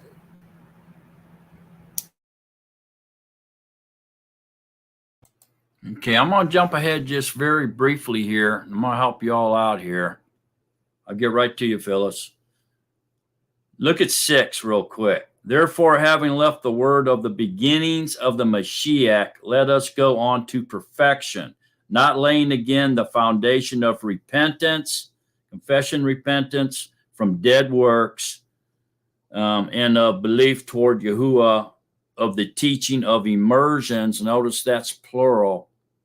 Immersions, plural, and of laying on of hands, and of the resurrection of the dead, and of everlasting judgment. And this we shall do if Yahuwah indeed permits us to go beyond the elementary things and mature. You see that? I'm jumping ahead on y'all.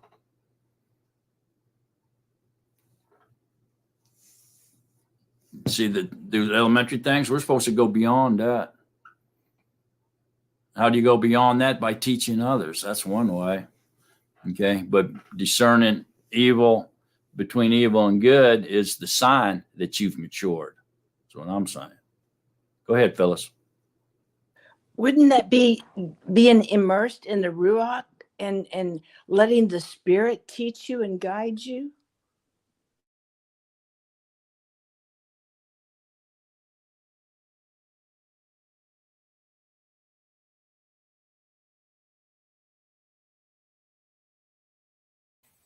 Your mic, Brother Mark. Our maturity is taking us to the point where we now follow the lead of Yahusha and walk in the true pattern of Yahusha. Absolutely correct. But as in this reality of ours, kind of like Yahuwah pulled back, didn't really leave us uncovered, but he pulled back to allow us to suffer like you did, Yahusha. Then we need to be able to discern between good and evil. That shows our maturity level. If y'all can pick up what I'm laying down there, I know it's a little hard. Go ahead, Ross. It's also about not looking back and becoming a pillar of salt and looking back at our things that we did before, because we're renewed in him. So that's why we're not on the milk. We're in the meat. Yeah, we can also see it as milk being literal or fleshly understanding, and the maturity or the meat and the potatoes, if you want, being the spiritual understanding the spiritual messages attached to the literal. It's when Yahusha said, if you do not understand me when I talk about earthly matters, how is it you're going to understand me when I talk to you about spiritual matters? And so immaturity to maturity. We can see it that way as well. I mean, there's different ways of seeing this, for sure. Anybody else? Go ahead, Toria.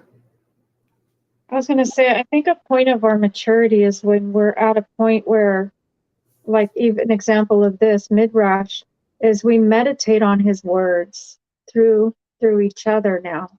And we evaluate. We don't just jump to conclusion or say no. We evaluate it. We meditate on it. I do find myself doing that where I didn't used to do that. And I really seeking out that truth. Where before you just, well, I was told this or I was told that. We don't want to hear that. We want to feel it. We want to see it. We want to find it.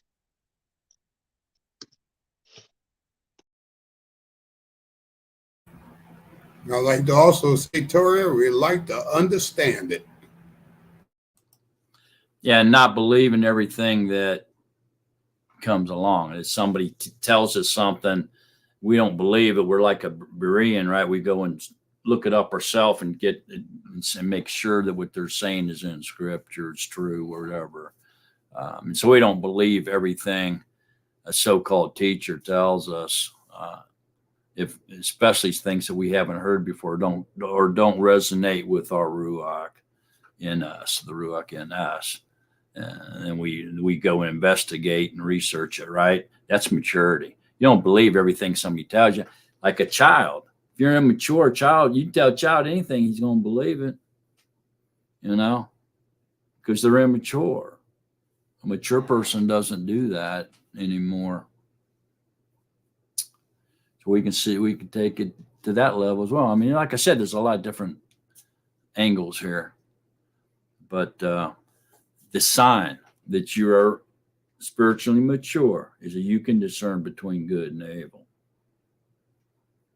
You know what's right and you know what's wrong, basically. All right. To the point that you're obedient, you have perfected yourself and have become obedient through your sufferings. That's in the true pattern of Yahusha. That's where the Natsarim wants to be. That's our goal, is to walk in the true pattern of Yahusha and become perfect love is the goal. So our Natsarim's desires is to walk in the true pattern of Yahusha, and the Natsarim goal is to perfect love, achieve the higher calling. And that is loving others and Yahuwah above ourselves. Okay. All right, I'm going to stop right there unless anybody has any further comments, questions, concerns, whatever, opinions. If not, let's stop there, and then we'll continue next week at 7. So this is open mic session now. Y'all can go ahead and talk your little hearts out about whatever you want. You can praise and worship you, sing psalms and all that and everything. But before we do that, we have a request. Somebody's mic's on. Who is it? Oh, AJ. I got you, brother. Okay. Just give me just a couple minutes here. I want to do this request I received this morning by Mr. and Mrs. White. And they have come across a brother on the internet, and they'd like us all to meet him and hear his worship, similar to what we do. And I wrote him a little comment on this, inviting him here to this station, making him aware of this broadcast, and I let him know that we're going to play this on this broadcast today. So, without any further ado, let me bring it up here. I have to share screen it, and we'll get right to it. There he is. So his name is Ray Ben Yahuwah He's on YouTube. And there he is. It will be this one here. And here we go. If you want. Elohim is truly good to Yasharal, to those whose heart is clean. But as for me, if you want to follow along here, what he's doing is he's reading Psalm 73. So if y'all want to turn to Psalm 73 in your BYNV there and read along, it's very powerful, extremely powerful, really. So here we go.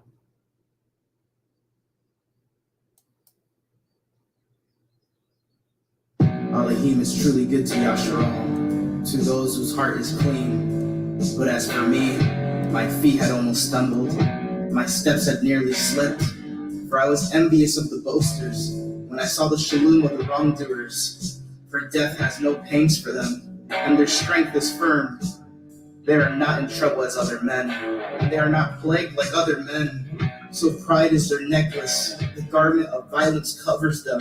Their eyes bulge from fatness, their heart overflows with imaginations. They mock and speak in the evil of oppression. They speak loftily. They have set their mouth against the Shamim, and their tongue walks through the earth, saying, therefore his people return here, and waters of a filled cup are drained by them. And they have said, how could all know? And is there knowledge in the Most High? See, these are the wrong, and always at ease. They have amassed wealth. Indeed, in vain have I cleansed my heart and washed my hands in innocence. For I am plagued all day long, and my reproof is every morning. If I had said, let me speak thus, see, I would have deceived the generation of your children. Yet, when I tried to understand this, it was labor to my eyes, until I went into the set-apart place of all. Then I perceived their end. Indeed, you set them in slippery places. You make them fall to ruins. How suddenly they are ruined, completely swept away through destructions. Yahuwah, when you awake, you despise your image, as one does a dream after waking. For my heart was in a ferment, and I was pierced in my kidneys. I was stupid and ignorant. I was like a beast towards you. Yet I am always with you. You took hold of my right hand. You led me by your counsel, and afterward received me onto esteem. Whom do I have in the Shamim? And I have desired no one besides you on earth. My flesh and my heart shall waste away, but Elohim is the rock of my heart, and my portion forever. For look, those who are far from you perish. You shall cut off all those who go whoring away from you. But as for me, it is good to be near Elohim. I have made my refuge in the Master Yahuwah to declare all your works.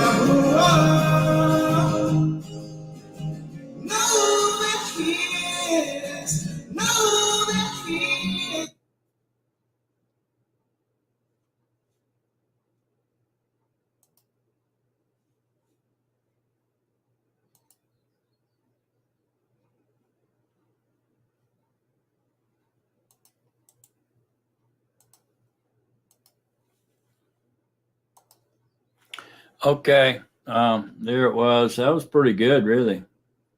And so hopefully we get to know him a little better. Hopefully he shows up on here. Sounds like one of our type. Sounds like a Natsarim to me.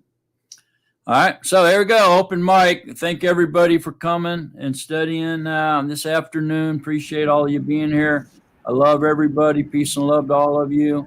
Brother Mark, don't leave yet, please. I just want to say one thing to you while you're here with all of us. I want to say Baruch Haba Bashem Yahuwah. Bless all of you on the Natsarim Live today. Glad to see you all and the new faces. I pray every day for all of you. I pray this day for everybody that's on here now and in the chat room. May Yahuwah bless all of you. May he keep you in your endeavors to walk with him. If we fall in our walk, Yahushua says, get up, brush yourself off, keep going, keep doing it again and again. Don't lay down in our sorrows. Do not dwell on our past life. He brought us through already. Let us keep going forward in him and love one another as he loved us. I don't think about what I've learned too much or what I think I know too much. But if I learn how to love and love one another, he'll do the rest. Bless all of you every day. I pray for your children. I pray for your animals that you have. I pray for your husbands and wives, sisters and brothers, even though they don't know, and pray for those who do know. This prayer goes to the chat room area and beyond. Thank you, Brother Mark, for your divine wisdom that Yahuwah has blessed you with to help us, to encourage us. And I thank Brother Lou and Sister Phyllis for encouragement. Thank you all for being part of this Natsarim life. I love you all in Yahushua HaMashiach. Praise you, Yah. Thank you, y'all. I'm going to go now, but I just wanted to say that. I love you guys. Thank you, Brother AJ. Brother AJ, you are a blessing. Thank you. May Yahuwah Baruch you. Nice to meet you. Thank you, brother. Thank you. Nice to meet y'all, too. Shabbat shalom. Love you, Bob. Your words are set forth from above. Tell Diane we said hi. We love her. I will do that. I will call her today and let her know I was on today. And your prayers are with her. Thank you.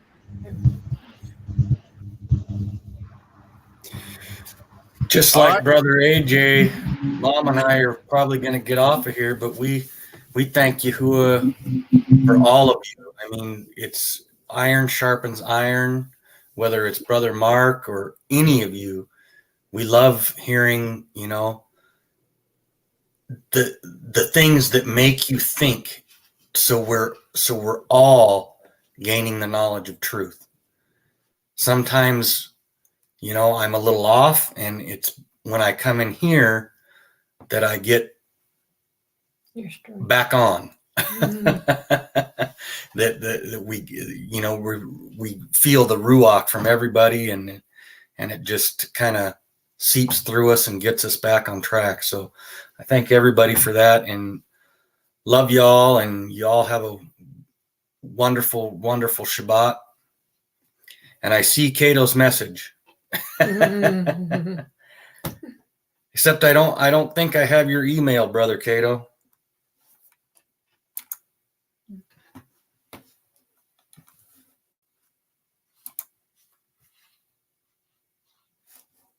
Brother Mark, can I say thank you very much for your kind acceptance of everyone and the gentle way that you push us in the right direction. You were such a blessed leader. I praise Yahushua for you. Thank you, Brother Mark. All And I'm esteemed. Sure. complete agreement. What's that? I said I'm in a complete agreement. And I would just like to say, Chad, you've been very quiet today. Just trying to listen to the teaching, y'all. Wow, I miss hearing your voice. Okay. Got it? I miss seeing you too, Chad. Chad, did you want to say something?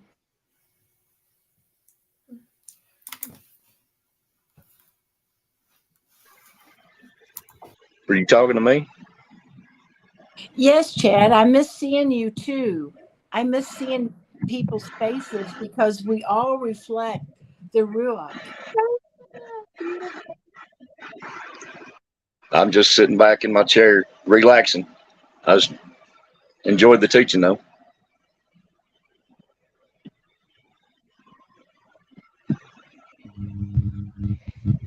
I just want to say thank you, brother, for it's been a blessing to be here as well.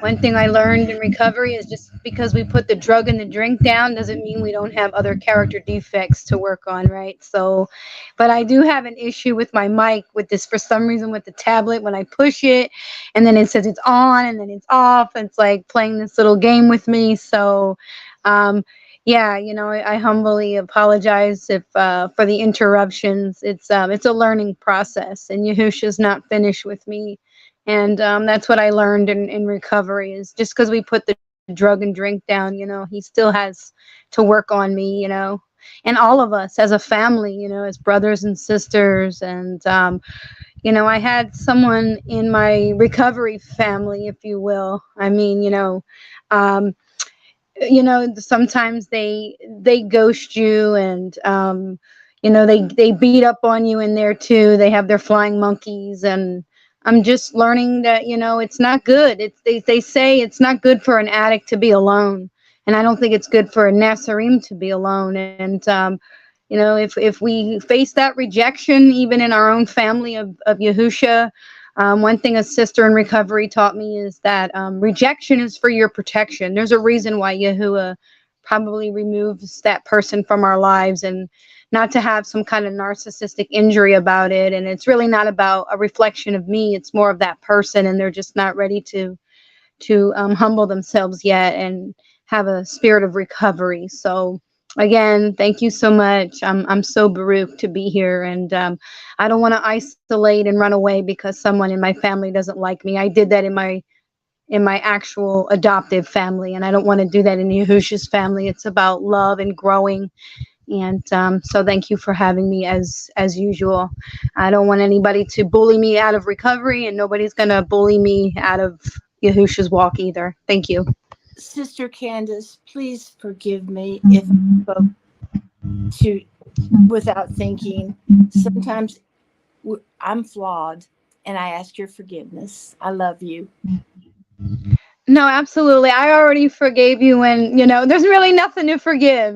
One thing I learned, Sister Phyllis, even in Narcotics Anonymous, and I like being around the diversity because it teaches you. It really does. It puts you in that situation where you're up against so much opposition. And even in our faith family, right? No one's ever going to be like-minded. It's just impossible for all of us to be exactly the same. And that's what makes it so much more better, right? Because we're all different. So there's really nothing for me to forgive you for, but I accept your forgiveness, and I hope you accept mine. I'm still working on, like I said, I put the drug down, but I'm still very flawed myself, and I'm learning. And I think the Sister Roz has her hand up, so I'll be quiet. I just want to say this last Saturday, I had in one of my talks that I did, I had prayed for everybody's family to come awake. Well, on Wednesday, a tornado hit my sister's house. It was going to be her retirement house up in Mississippi, and it totally destroyed it. And she was devastated. I cried with her, but I knew it was a message to her. And later on that day, maybe the next day, she was telling me that 6 events had happened there. There was a flood last year. There was that either they're not sure if it was a tornado or if it was just high winds or whatever, but it pushed a tree down. It's going to be totaled, the whole house. It's a 150-year-old house. So, they were built better back then, and what it would have done to a modern build. But anyway, she was coming along, listening and everything. And then, like yesterday, she said, well, because I told her, I said, he's talking to you. You just have to learn how to listen. And I said, he's telling you, you know, he wants you, because your favor is that you were not there and didn't die, because her husband was supposed to be there that day. And I said, you know, he kept him away from that. I said, what happened that day that kept him away? And she didn't say. And I said, well, whatever it was, I said, I'm not being nosy with it, as I haven't seen my family. I left them to be on the path, and been back and forth on the phone with them, sometimes having to not talk to them because of the way the Spirit led me. And, but anyway, but she's now backing up some. And so, because she's just not seeing it. And I said, well, I said, I've been seeing it since you first told me about it. And especially after you said about all those other things, I said, he's really, really trying to hear, you know, get you to hear him. And, you know, so I sent her a long text and explained, I said, I can't tell you a lie. I'm going to always tell you the truth. And I'm not going to lead you into the wrong way with it. But Yahuwah is trying to communicate to you. I was in a situation last year that I kept getting messages. And I thought, because this person was on the path, he was an elder. And I kept getting messages of, you know, actually he was filthy in the spirit. But I thought, because he would blame it on me. But the way that it was done was that he was filthy in the way that he would leave packages open and things could crawl in there. The last thing was what Yahuwah knew would get me out of there. And it was something that it ended up where he laid down and brought some kind of pest into the apartment. Now, this was not somebody that was a significant other or anything. He was strictly an elder, and I had just come out of homelessness and living in there till the next time. And now I have my own place and nobody else is in here. But anyway, so I came to her, I said, I have been where you are, because she told me that she just didn't know, you know, what to do. And I said, I know how you're feeling. I said, I've been in there because of living in my van. You know, I said, you don't know everything with it. And I didn't have, some of the people that I was speaking to were the ones that ended up betraying me and acting, you know, were not of Yahuwah at the time. And I've prayed for them to come to Yahuwah. But, you know, I'm not sure how, does anybody have any idea of how to proceed? I have prayed on it. I'm just going to be there. I mean, we have to give the love of Yahuwah to our family and to everybody else. But does anybody else have an idea of what else to do, what else that I can do and not be too forceful, but help her along? Because she's going to be the wrench that gets everybody to change. Yeah. There's a book called Spiritual Captivity that Brother Lou wrote is a really good one that you can get that give one her. in the mail today. Awesome. Yeah. So, all right, I'll go over that. That was confirmation, wasn't it, Sister Kinsley? Yes. I was going to say I have an extra copy. My mother, she's still not talking to me, so I haven't been able to give it to them. And I've been trying to reach out to her. Yeah. Yeah. I'm flying out to there on Tuesday. I don't get there till like 5:30 because it's in Metairie. And I'm up in Rochester, New York. So I'm bringing all of your books, well, that I have, because and my Basora. I have 7 of them now that I got since I'm starting that fellowship with a batch of people that are not knowing of Yahuwah or anything. So I got all of the Christianity books that I could.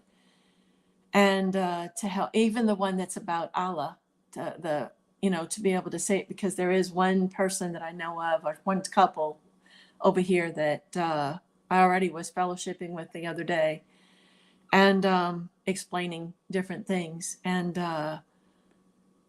but it's hard in a way.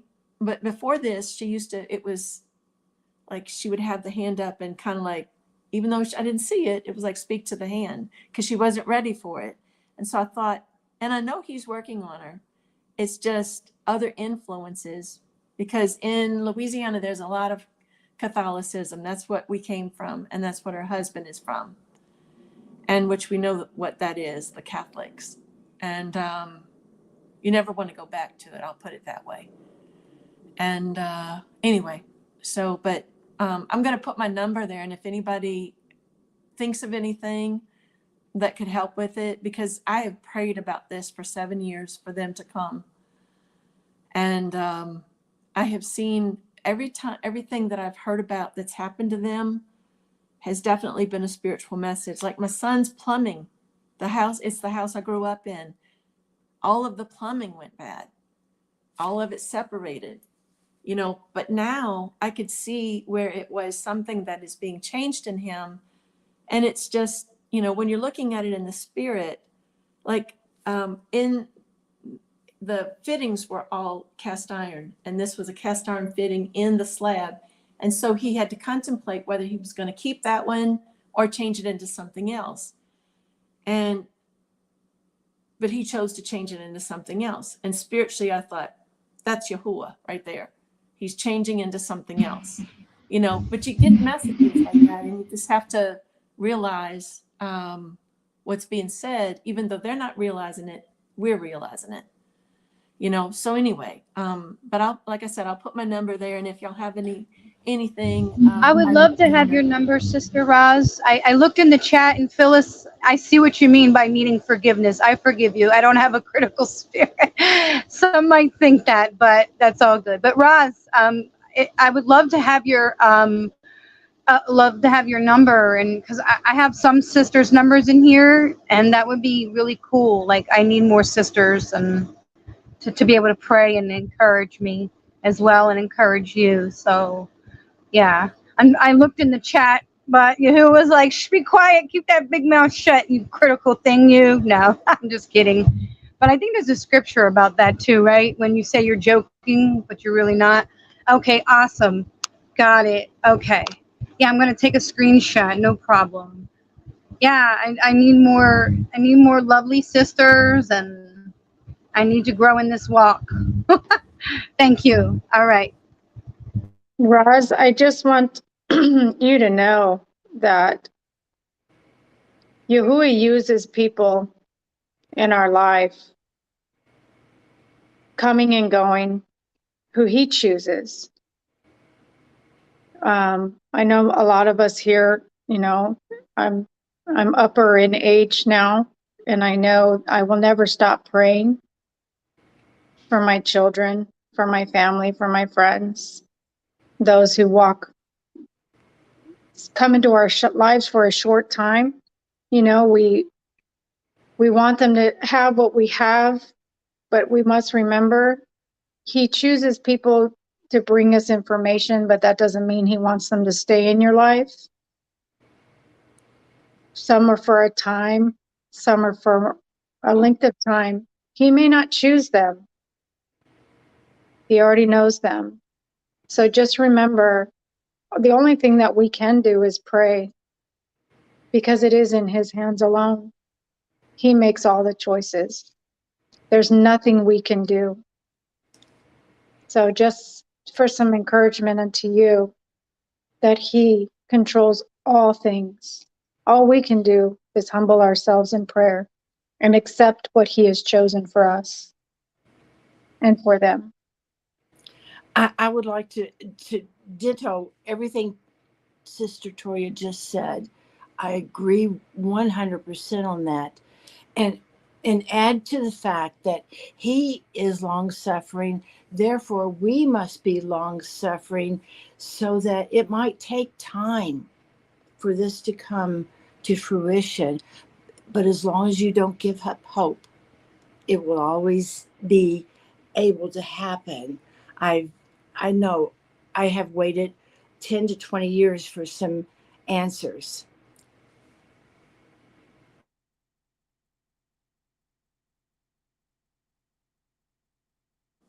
Thank you. It's hard because we all know that it's towards the end of days, you know, and we want the best for all of our family and everybody. We want everybody to come, you know, and it's just it's hard seeing them because you know the alternative is death. And that's what I even put in her message. I said, you know, this is a life and death situation. And, you know, explained to her a little bit of what I had gone through. And I'm not griping, okay? I'm just saying about what I had known, you know, to have happened when I was in Spring, Texas. And, but it's all test and it's how we come out of it. In fact, Yahuwah pulled me out of it. You know, it was like I was there. The person got so mad because I left because I was everything. I was the cleaner of the house. I was the one that worked, and I also had my retirement money, and all of that went into the house, into the apartment. And you know, while they just laid back and did nothing. And so, but I had to go through all that. I had to see good versus evil. Meaning not necessarily that the person is bad, but that the things around the person are bad. You know, that they walk and they talk as us. They even use Yahuwah's name and Yahusha's name, but they don't. You have to watch them by their fruits. And yeah, and yeah. And Do you maybe not, just from what my perspective and what I've experienced and what I've gone through myself, I have to often think what I would hope that would happen, or what I am seeing or viewing like you are. Do you not think that test might not be for yourself? Oh yeah, I always look at it as a test for me too, because I have to get over it and get through it. Because it sounds like you've had quite the journey yourself. Yeah. And maybe the road is for you to overcome, and for others, maybe others to experience and see that. Yeah. Yeah. It's they see us as we have to walk it and talk it, not just when we're with our people, but when we're with them in the world. But you have given them the word already. You've shared that word with them. Now you have to let it either grow or it's not going to. Yeah, I know. And that's the thing that. And it's hard. It is very hard. Get over it. Yes, it is. Very hard. I had to do that with my own dad. He has to figure it out. You know, my sister would call me, you need to do this. You need to. I've tried and tried and tried, but I've given him what Yahuwah wanted me to give him. Whether it's 10 years from now, 20 years from now, he has to take that step now. It's going to be it's his choice now. You know, and I have to be accepting of whatever Yahuwah has decided in his life. And maybe the last minute or his last breath that may come to him. Yes. But it will, because my prayers will be answered. Yeah. In his way, not mine. In his timing too. Yeah. So true. Thank you. Yes, thank you, Sister Roz. I just noticed your head covering. I complimented you in the chat. Oh, thank you. Somebody, I think one of the Shabbats called it a rag. Men don't understand. It's a headscarf. Yeah. But when I first started wearing my headscarf, my mother, because I got a hijab, and I think I was talking to another sister in the fellowship. She's not here today, but my mother was like, I'm not going to go out with you with that thing on your head, and she had the audacity to have like one of those coexist stickers on her car, and I'm like, yeah, and I'm like, okay, like, yeah, so no, I mean, I've gone through some trials and tribulations with mine, so that'll be an interesting conversation to have. But I realized in my journey, as I started to grow in the Ruach, that. I no longer make it look like a hijab because, they assume that I worship Allah. So it's been like a journey for me trying to figure out how to how I to can show do you do some my head styles. covering. What's that? I can show you some styles of how to do it. Yeah, that When I would be had done it, awesome. And yeah, yeah, well, there's a and lot of I different just ways. got the memo. Yeah, and I feel so bad. I just got the memo. I wasn't trying to have a critical spirit, but about the braids, that is actually in the scripture. But again, they came at Yahusha too when he came with the scripture. So I like I said, sometimes people, they assume and they judge, but I guess on some level we're human and we do that. But anyhow, I don't want to hog up the conversation and be a narcissist. So I'll talk about it with you later, hopefully. Thank you. Okay. Yeah, you can call me anytime. I'm retired and I'm really a recluse in here except for when I go to the fellowship. And Right. and then I'm starting a fellowship that week I come back. So it's either the 8th or the 9th. It's that Friday. Well, I was Baruch myself to retire young. I Yeah. could get more into that, but I retired young, and I'm just trying to be obedient. And Yeah. I'm very flawed. So, all right, sister. Yeah. We all are. We all are flawed. The only Hi, one that was Valerie. perfect. Yeah. Yeah. But thank y'all We've very much. missed you today, Valerie. Hi, I've been in and out of it. My mom's having like a mental health issues today and yesterday, so just kind of like in and out, taking care of her and listening to it and trying to like chime in here and there. But I wanted to say hi to everybody and Shabbat Shalom. I haven't popped in because usually I go to the park and I take my little girl with me to run around while we're out there, but not today. We're kind of just hanging out and just checking on my mom to see if she's okay and whatnot. But I wanted to say hi to everybody. I miss popping up here and there. It's good to see you, Valerie. Thank you. It's good to see everybody too. I'll see if I can pop in next Saturday and just stay a little longer. All right. Well, I'm going to leave, but I wanted to say hi and Shabbat Shalom. Shalom, my sister. Weekend. Shabbat Shalom. Nice to meet you. Are we gonna sing? I was Is gonna that sing the a next? song I wrote.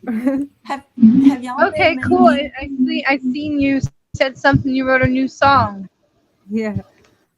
Yes, we want to hear it. I do. Okay. I come to you in the secret place. Praise Yahuwah, praise Yahusha, as you walk through the gate, as you walk by the way. Keeping my mind stayed on thee. Glorify his name. Kodesh, Kodesh, Kodesh, Kodesh. The angels praise unceasingly. Yom and Laila, guard me all, for I have found my refuge within you. I praise you, O Yahuwah, with all my heart. I sing praises to your name, Most High. Let those who love your name exalt in you. You make my enemies turn back. Hallelujah. You have rebuked the nations and destroyed the wrong. All esteem unto Yahuwah. I come to you in the secret place. Praise Yahuwah, praise Yahusha, as you walk through the gates, as you walk by the way, keeping my mind stayed on thee. Glorify his name. Kodesh, Kodesh, Kodesh. All esteem unto Yahuwah.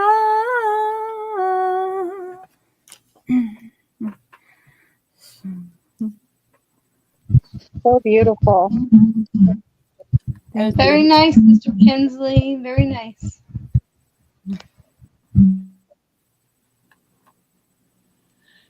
Have y'all been? I found out I hadn't worn sit-sits till this year, and I just made my first pair about a month ago. I had worn the fringe, but I know that the fringe is not correct, that's pagan.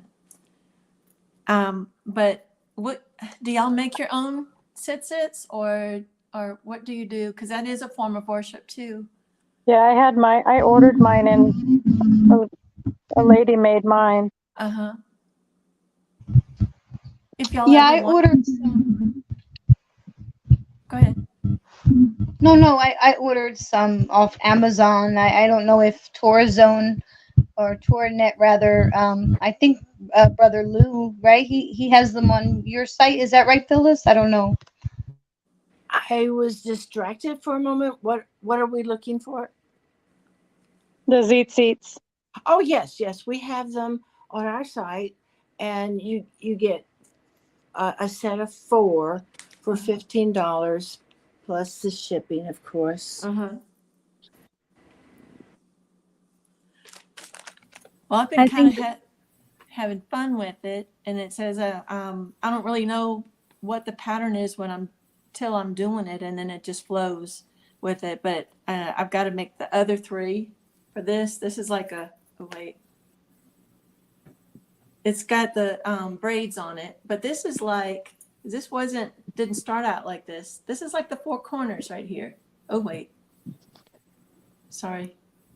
This is like the 4 corners or the 4 winds. That's what came to me in my ruach with it. But I've got it as a round braid up here, and then as braids down here. But I always leave the tassels at the bottom, and then I chose it's the purple because and then the red and the blue make purple. So I'm going to get some other colors with it. This is the other style that I did. This was the first one that I did. And it was but just as each time it's been growing with me. So, and then this is another one. They all kind of look similar, but it's just how they're either intertwined or they're separate. Like there's the Ruach, the Yahusha and Yahuwah. That's kind of like what this one is, with it being all separate. Spiritually, I look at it that way.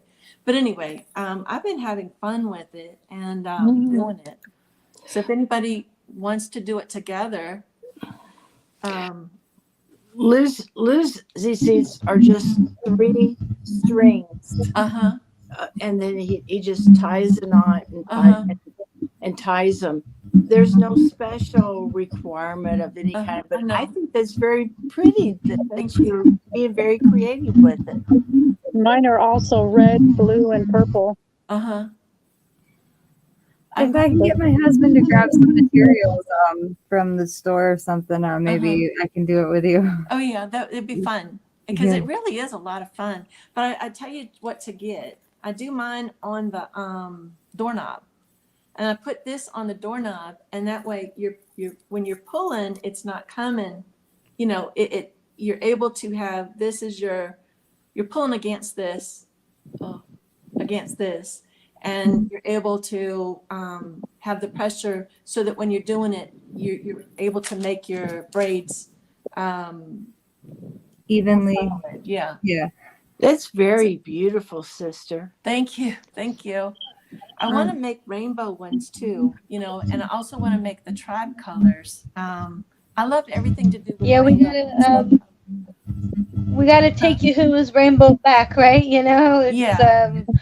yeah, for sure. It's a promise, right? It's our promise of the covenant and the blessings and the healing and yeah, I was talking with another sister about like someone being like a Torah terrorist, so to speak, right? Trying not to be like a Torah terrorist. Yeah.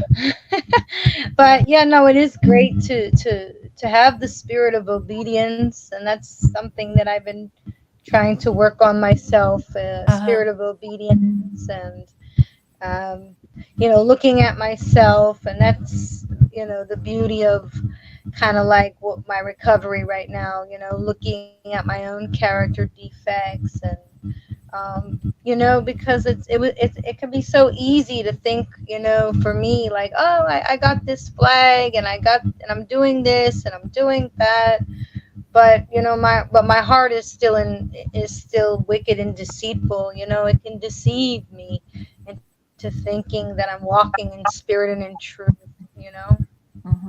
And it's great. That's why, yeah, this is like a real test for me, because in my life, my adoptive mother would always call me a religious fanatic. That was part of her abuse. And so yeah, when you're radical for Yahusha, people are going to accuse you of all kinds of things. They're going to call you a Jezebel. They're going to call you all kinds of names and hurl abuse and insults, Reptilian. right? Yeah, reptilian was what I was called. Wow. Yeah. So this is an experience. Yeah, it's an experience for me, because under that persecution, that would trigger a relapse. I would be like, oh, what's the point? I can't do this, Yahusha. And I shared that in my other meeting that I go to. I said, I can't let Satan, I don't want persecution and hatred, to have me isolate myself, no matter where it's coming from, whether it's a family member, somebody in the body of believers, whatever. I have to recognize it that for what it is, and that it's a spiritual war, and yeah, it's good to be here and to recognize it and starting to see it in myself first, right? And then recognizing it in other people. Yeah. So I know you said that you had come from with the prostitution with it. That's a beautiful testimony that you came from. And just now it came to me about how you can bring that into people prostitute themselves with religion too, idols. right. So you were brought into that so you could help to bring other people out of it. And so you can use that testimony to go and Yeah. it's like with me being in the homelessness that I was in. If I'd go to preach or talk to people that were in shelters but had never been in a shelter or had not had a home, they had Christian pastors that came there, and they were like, the first place that I was in was called the Open Door Mission, and they would have people pretty much every night or every other night that would come in, and they'd say, oh, well, you're saved. And I'd said, how are you saved? And they didn't like it because I was asking questions. And they'd say, oh, well, you just have to believe. And I said, that's not true. And they didn't like it because I said that. And I said, because you still have to do the commandments and the laws. And, so then the next time I had my hand up, they didn't answer me or click, allow me to speak or anything. And he would just shake his head. It's like, he didn't understand. I was homeless too, sister. And I started wearing my head covering, and I can send you my testimony, even while I lived on the streets. Just now here in Texas, I because the spirit of fornication is not just sexual. You're right, it's spiritual fornication. And you can and the spirit of prostitution as well. It's spiritual prostitution. When I used to be in my addiction, that became an idol. The weed pipe, the crack pipe, and I remember, and so many times when I was in full-blown active addiction, I smashed it on the ground, because Yahusha tells us to smash the idol. And I remember I smashed my phone before. I've gotten so tired of my phone and all the garbage that can come through it, and people think, when you get radical for Yahusha, and you get, I think I heard someone say, when you get silly for Yahuwah, the Most High, people are going to think something's wrong with you. They're going to think, something's wrong with you, like you're schizo or something. You're crazy, right? But I remember, and looking back, I can totally relate. I was homeless, and I just wanted, and I did my best. I was modest. I wore my head covering, and Yahusha took so good care of me. And thankfully, I didn't relapse or use any drugs or fall into any, we can talk more about that. It's an amazing testimony that we all share and have, and so, I'm glad that you're here. I'm glad that, you're amongst us. And thank you. I'm glad you're here too. I've enjoyed this so much. It's great. It's a blessing. Yeah. Because we each can give testimonies to each other, and we can help heal each other, but it's Yahusha and Yahuwah through y'all healing and helping, whoever is needing it. He speaks through each one of us, and it's a beautiful thing, to be able to do that. So, but, there's I just saw something because I'm on TikTok as Rosalind Ersch, and I'm on, I've got the YouTube channel, which is Yahuwah's Breath, and then I've got Rosalind Ersch as my Facebook. So I have 3 different platforms that I'm doing it on. And, sometimes it's,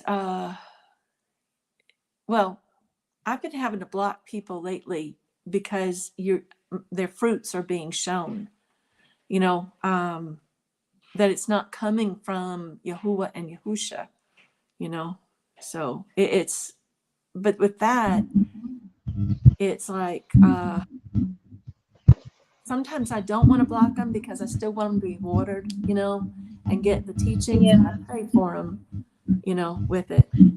So. No, absolutely, sister. That's amazing. I used to have a YouTube channel. I was, but I was still very early in my walk, in my recovery. And I just didn't, looking back, I was still smoking weed and in my addiction. And I just felt like I was doing my followers, because I don't want nobody following me. I have to,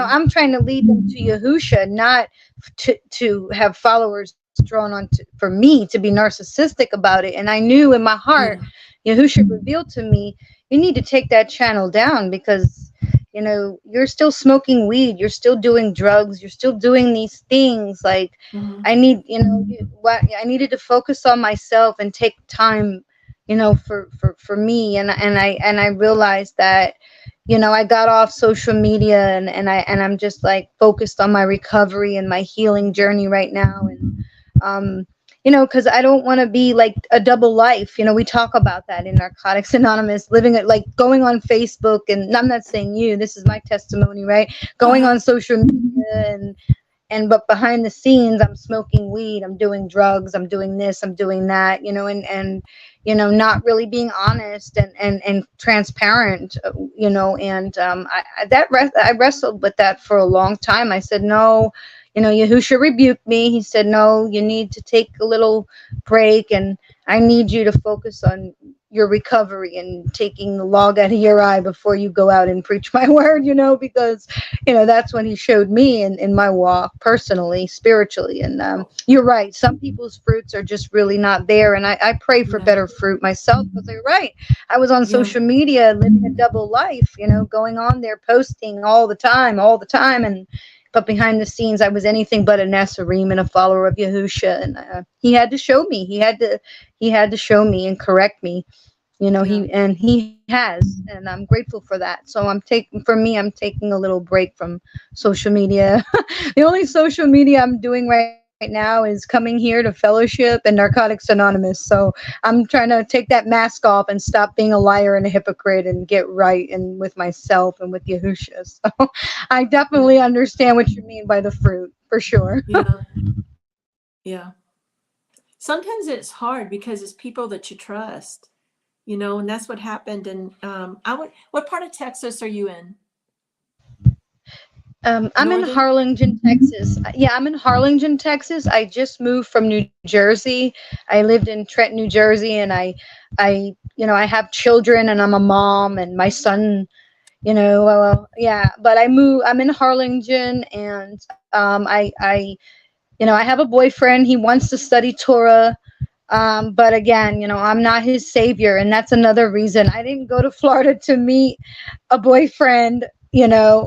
First of all, he's supposed to be married, and we agreed to be married, but he's trying to study. And that's another area of my life that Yahushua's trying to clean up and stop being a liar and I wouldn't say manipulating, but stop getting on social media and being a liar when I have things in my own backyard that I need to clean up, and that's why I say, it takes a lot of humility to finally recognize that for me, and stop leading a double life, because we talk about that a lot in recovery. A lot of people on social media, like you say, they have bad fruit, and I've had to test many people's fruits. But first, I have to, look in the mirror and test my fruit. Yeah.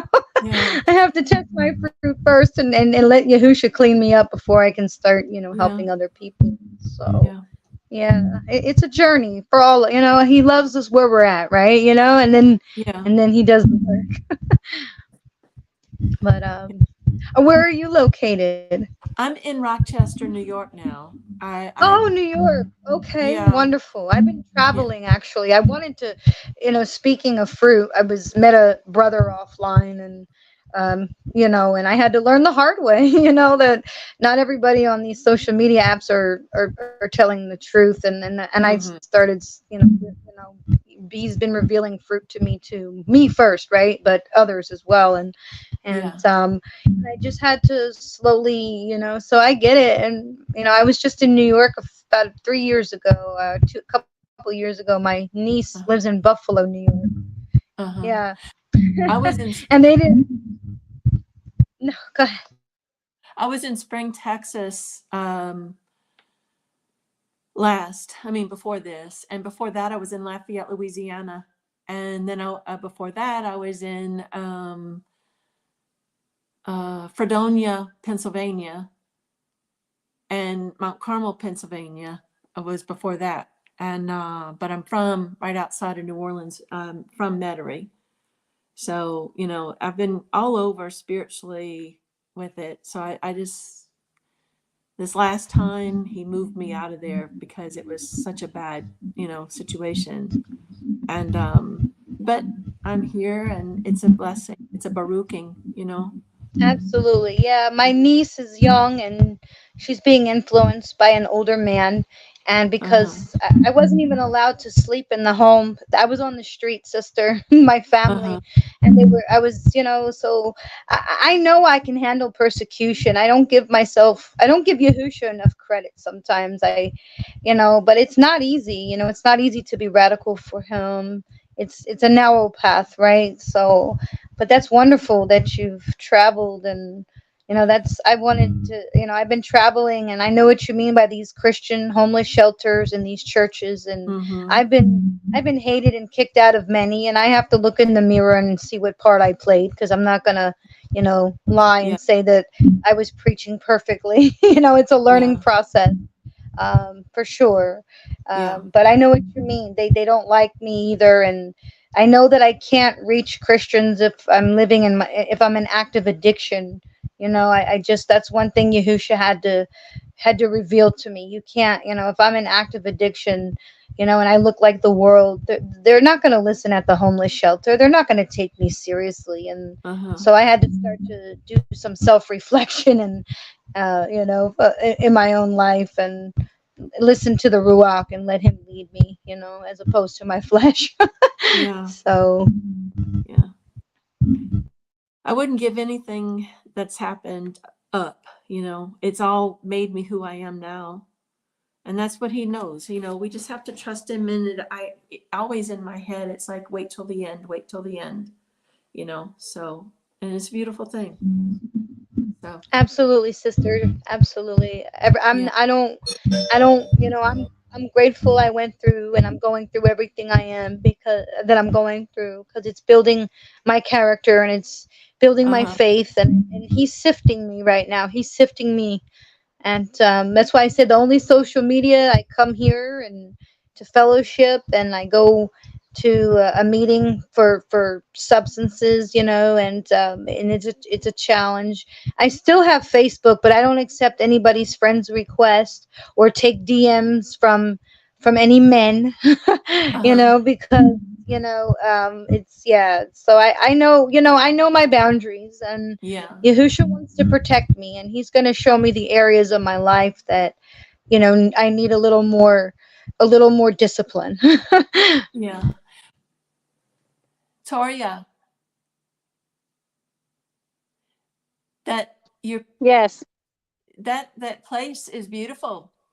Is that is that a Oh, man-made thank you. canal, or is that are you in the South It's Texas, a or? small lake. Oh, it's a lake. Okay. I'm in the South. Yes. Yeah. It's a tiny lake. It's 10 feet deep, so they consider it a lake.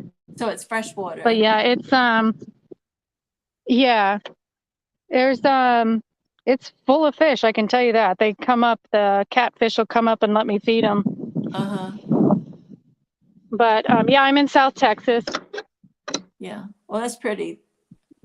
Thank you. I mean, I got chickens back there. I don't know if you can see. I got we built that about 3 months ago or so, 4 months ago.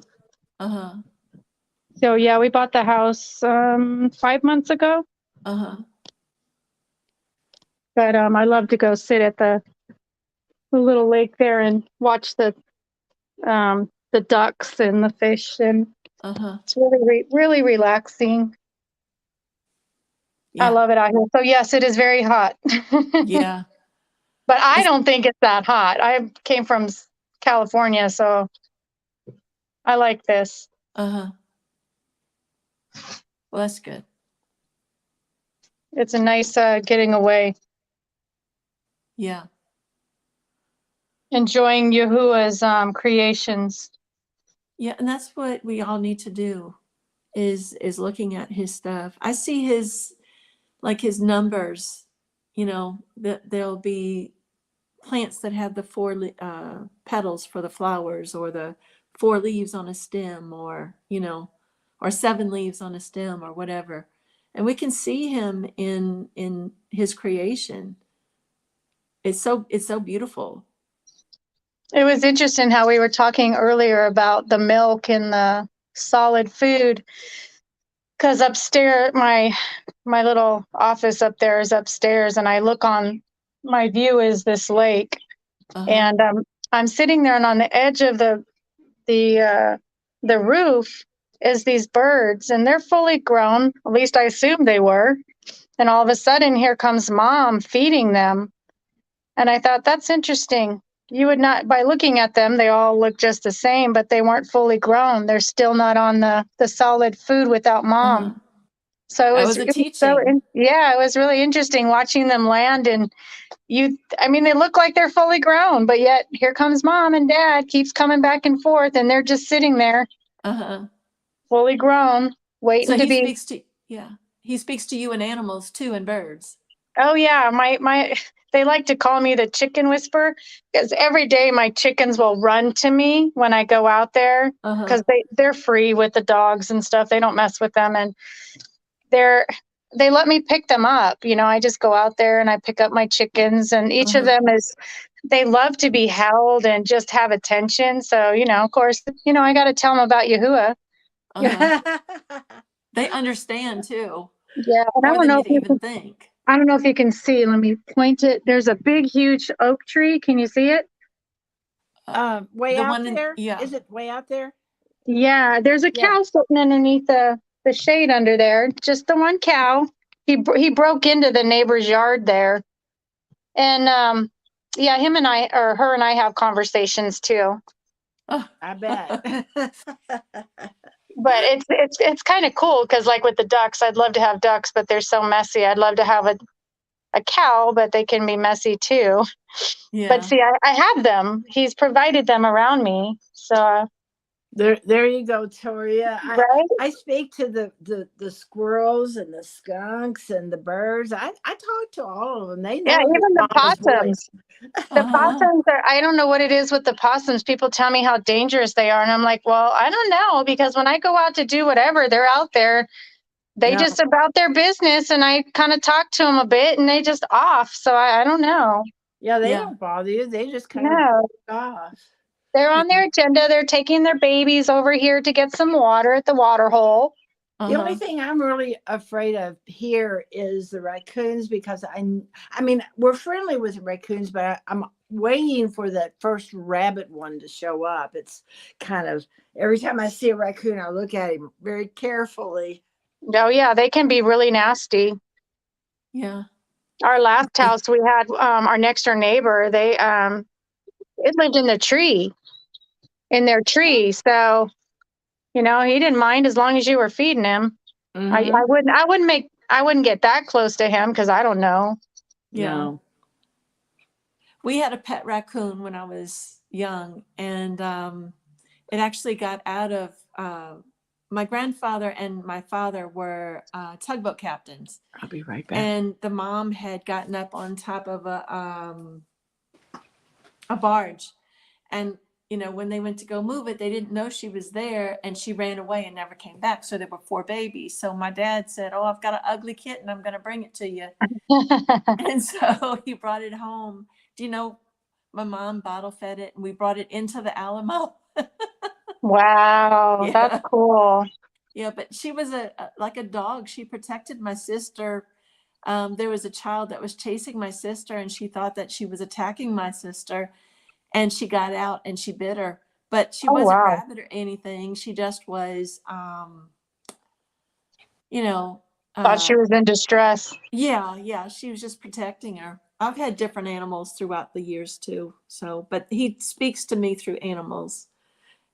And I do love animals. I'd love to have a horse again. I had a horse in California, so I haven't had one out here yet.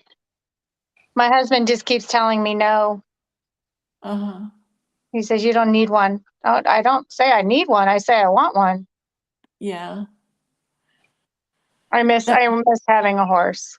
I miss training them, actually. My horse was so well trained. I had her, she would rear on command. I was almost finished getting her, bowing. She would bow, but not on command yet. And I was teaching her to lay down. She would play kickball with me. I had more fun than being off the horse than being on the horse. It's just that whole interaction. But she was an Arab, so she was full of herself. What color was she? She was a bay, but she was a roan. So she had the white flowing through her too. She's pretty. Yeah. Arabians, I always wanted an Arabian. I wanted it to be black with the long mane. Oh, like the Black Stallion. Those were my movies when I was a kid. Heck yeah. My mother actually had a Black Stallion growing up when she was young, when her mother was married to one of the Walt Disneys. And she used to get on the horse and race the trains. Mm-hmm. when she was young. So I always think, wow, how amazing was that? Mm-hmm. I definitely love horses. Mark's got a really nice life with horses. That's awesome. Uh-huh. It's all of Yahuwah's creation. Oh, they're so It's amazing. just, yeah. He's made everything so special, you know? Yeah, and everything is individual. Everybody, every animal has a different personality, Mm-hmm. just like we do. Mm-hmm. You got Yeah. your sour ones, you've got your good ones. Yeah. Yeah. I've never had a bad dog though. I've always had very, very good dogs. Very Mm-hmm. loving. Mm-hmm. One of the ones that would probably, I got a pit bull here. She'd probably invite you in and make you coffee. Yeah. I've had people tell me, "Oh my goodness, does she bite? She looks so scary." I'm like, I don't know what she would do. I just tell them that because, I don't know what she would do. Yeah. Because if it came down, if you're going to harm me, I don't know what they would do. Yeah. Because they are loyal. Yeah. I had wanted to get a Catahoula. You know what a Catahoula is? No, is that one of those cats that it looked like? It's a dog. Oh, it is a dog. Yeah, it's a Louisiana dog, and it was from the Native Americans, and they have blue eyes, and they can either come in solid colors or they can come in spots. And I had one. Her name was Angel, and she would protect me. She saw in the spirit, and she would start growling, and she'd do a roof, and I knew it, and she'd wake me up out of a sound sleep, and I'd rebuke it, and it would go away. And this was before I found Yahuwah, so he probably put her in my life so that she could protect me because I didn't know. I wasn't aware of that kind of stuff. And, but they're very protective, but she was one that I think would have, because we found her in the woods. She had been a hunting dog. And when they're blue-eyed like that, they can be deaf, or she might have been either deaf or could have just been stubborn. We never could figure out. But anyway, I don't know whether I want to get another animal or not. Every time I got an animal since I'm on the path I've lost them. One time I was forced to get rid of my cat, and another time that was when I moved down to Lafayette, and I was in my van, and I couldn't have had my cats, So, and they would have died in there. So I don't know if I'm going to get any animals or not. Anyway, but They are like children. yeah, they are. They're babies. And that's what I didn't understand in Louisiana when we had a hurricane. Why didn't people bring their animals with them? Yeah. With Katrina, there were many, many, many people that left their animals, with her. Yeah, my sister took a Katrina dog, actually. Mm-hmm. And she lived to be a nice, healthy age until she passed away. But Brought him up here. You don't. yeah, there's lots to love out there. Yeah, there are. And my sister's in the other side of Texas. She's in outside of Dallas. Uh-huh. Well, they're just talking. So. Oh.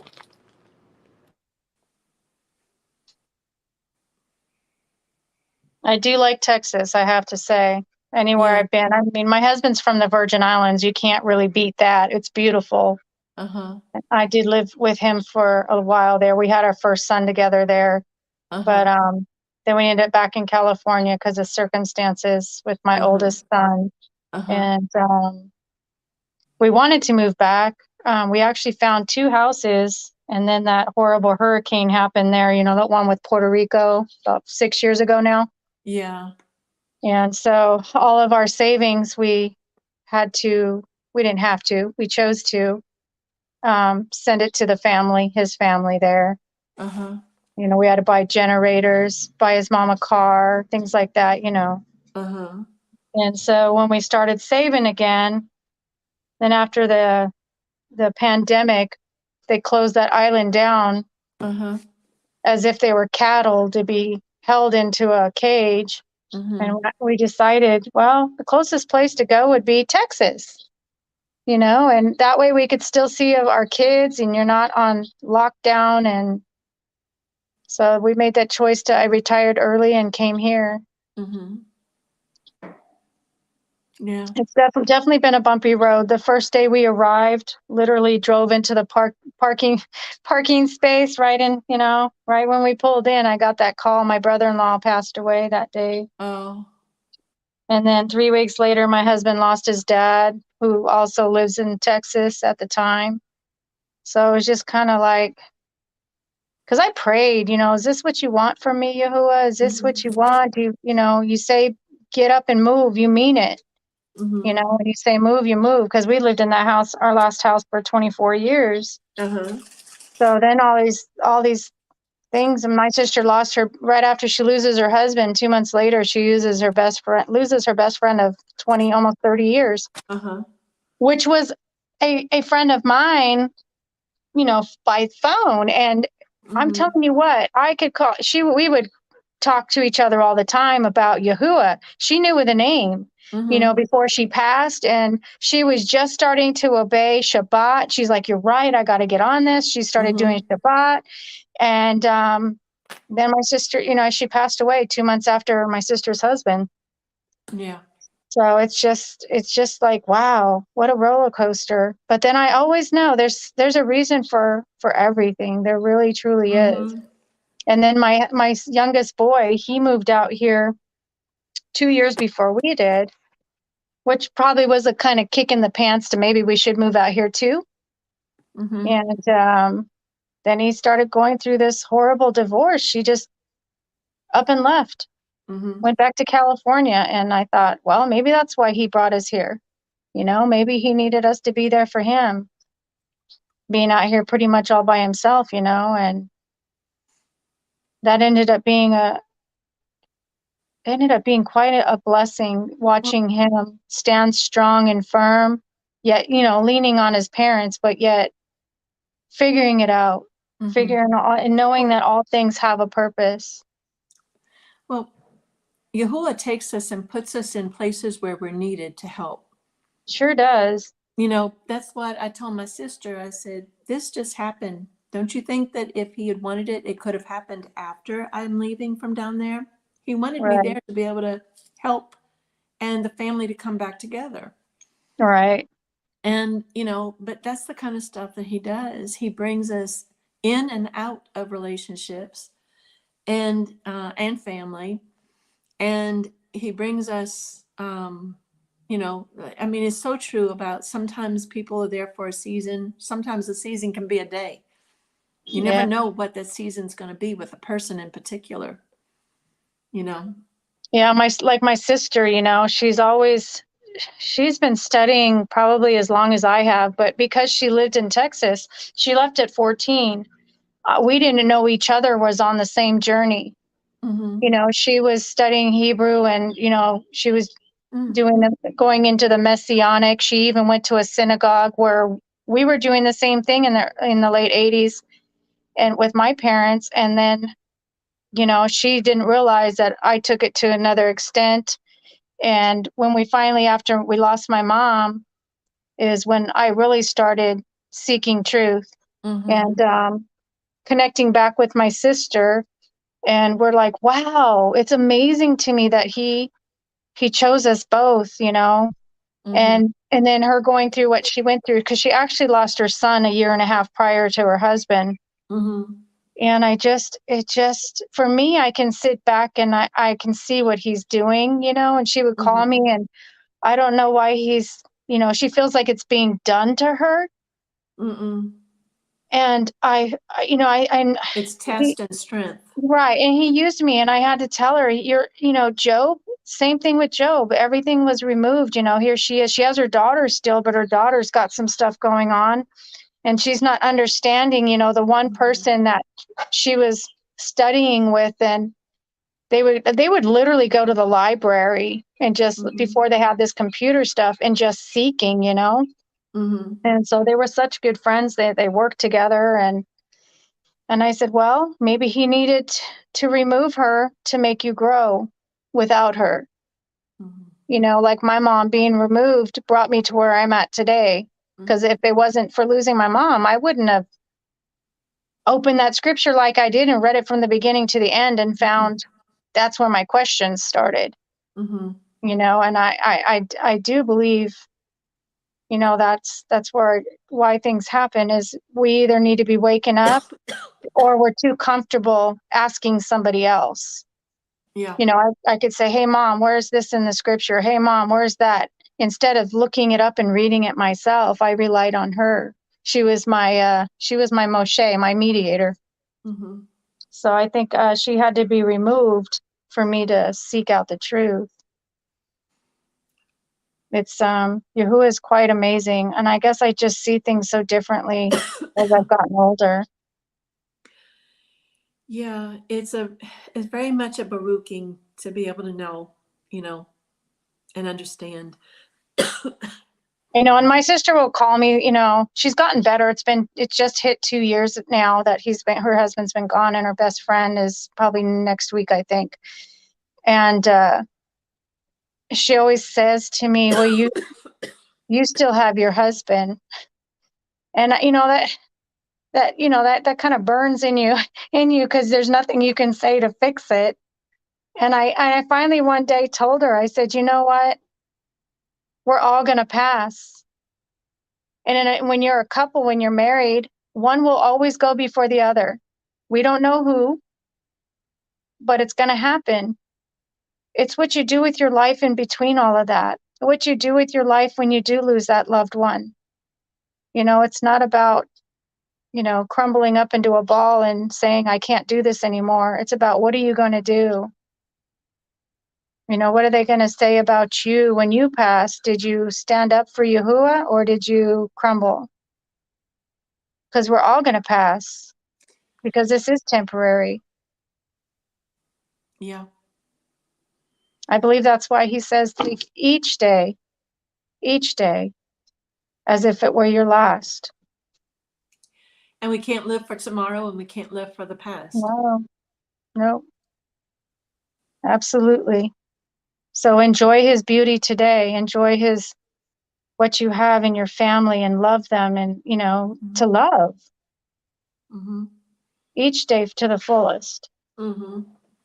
Because if anything, if my children chose not to believe or not, when I do pass, I know because of my own mother, it's going to be quite the impact and it'll change their lives. And I pray that they will seek Yahuwah and the truth, you know? I want them to say, oh, she loved Yahuwah. Yeah. Even with the differences of my mother and I that's the one thing I could say is, boy, she was certainly a prayer warrior and she was seeking for sure. So she knew Yahuwah? She knew him as Yahweh before she passed. She's been gone 12 years now. So that was right before I learned it right after. Within 4 months is when I started realizing that wasn't his name and I started learning Hebrew. Although I was already learning Hebrew, but it wasn't the paleo. And wow, amazing. Yeah. But we had already stopped all of the holidays, you know, from being in the Messianic movement. So she definitely was a leader, and Yahuwah used her to raise us up to a point.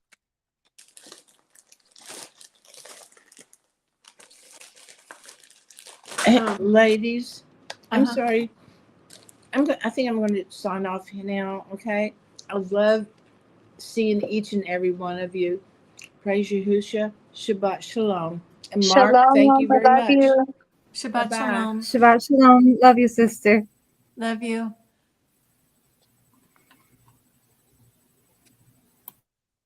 There's I had gotten this about a month or two ago, and it's a place that's in Missouri, and I hadn't read it yet. I've been doing so much other stuff, you know. Anyway, there's just been a lot going on, but you can actually get it here. I don't know if y'all can. Would you say it is the missing? The Missing J. And so it gives you Oh, all the information that you interesting. can get it, and it's for free. So it's something good. I always like having the, I'll give it to you. I'll send it to you on a text. Kinsley, I'll send it to you on that. I'll take a picture of it and send it to you with Thank it. you. That way you get it. Sure. Because it'll be easier than reading it on here. But I think it's good to be able to show people like how the scriptures are lying to them, the ones that are not, the ones that don't have the correct names, but then they'll have the tetragrammaton on there, you know, and saying that the device and everything. So, and that just kind of shows them and stops them from coming at you because it's right there in print. Right. So I want to get that book that he was talking about last night. Did any of the one I haven't watched Vulgate? it yet. Yeah, it was the Vulgate. I think I might want to get that when I can. Oh, the Vulgate? Yeah. Yeah. To have it. I think that's the only one I don't have. Yeah. I definitely want to get that. And then it's there's so much that I'd like to get so that when we're not able to get stuff, I have it, you know. And because we're still going to have to be teaching people and use it, you know.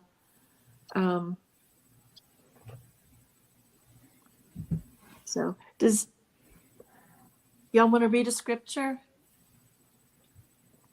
Y'all want to study more? You'd like to read scripture? Sure. What do y'all want to do?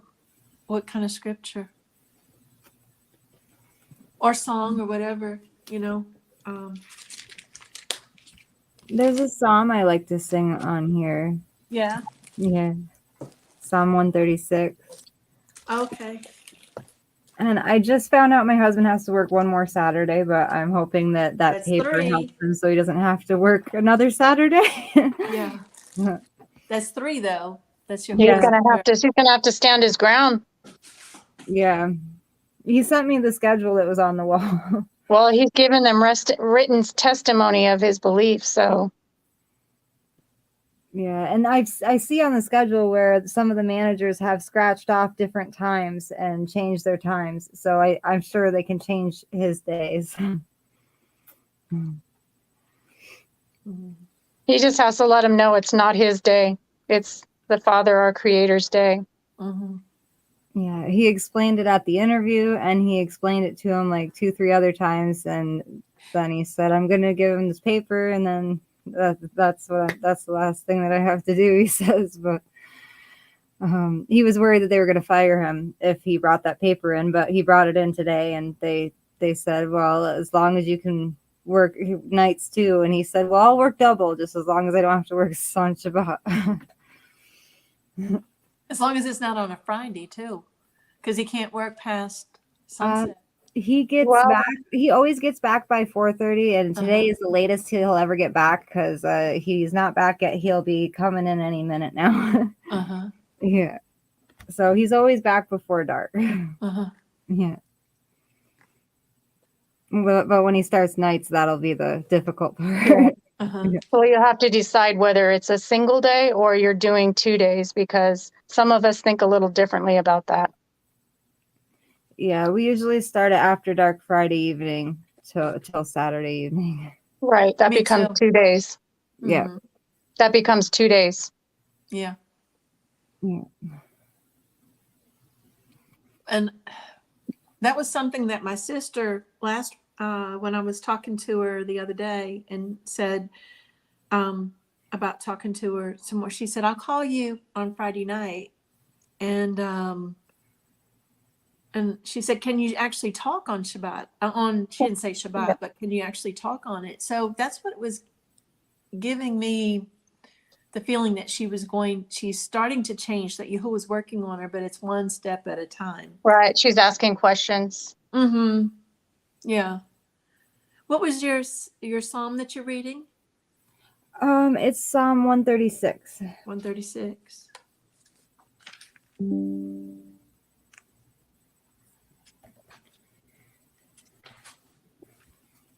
Ready?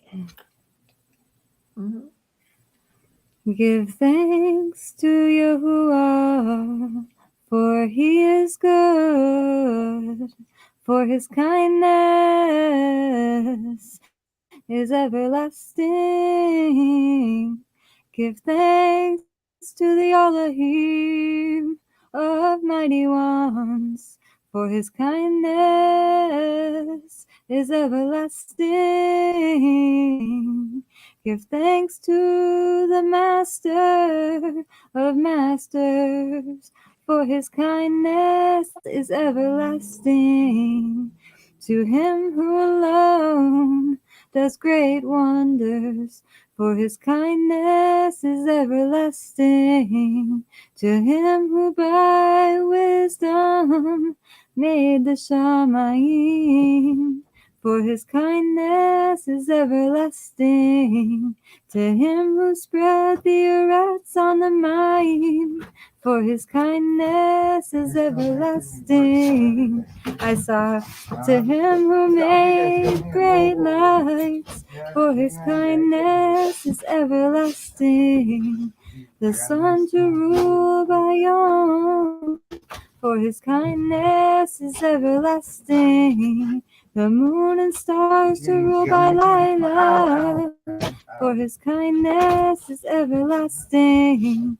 To him who smote Mitzrayim in their firstborn, for his kindness is everlasting. And brought out Yasharah from their midst, for his kindness is everlasting. Wow, what is going on? I don't know. With a strong hand and with an outstretched arm, for his kindness is everlasting. To him who split apart the sea of reeds, for his kindness is everlasting. And made Yasharah pass through the midst of it, for his kindness is everlasting. But shook off Pharaoh and his army in the sea of reeds, for his kindness is everlasting. To him who led his people through the wilderness, for his kindness is everlasting. To him who spoke great sovereigns, for his kindness is everlasting. And slew mighty sovereigns, for his kindness is everlasting. Even Sihon, sovereign of the Amorites, for his kindness is everlasting. And Og, sovereign of Bashan, for his kindness is everlasting. And give their land as an inheritance, for his kindness is everlasting. An inheritance to Yasharah, his servant, for his kindness is everlasting. Who remembered us in our humiliation, for his kindness is everlasting. And rescued us from our adversaries, for his kindness is everlasting. Who gives food to all flesh, for his kindness is everlasting. Give thanks to the all of the Shamayim, for his kindness is everlasting.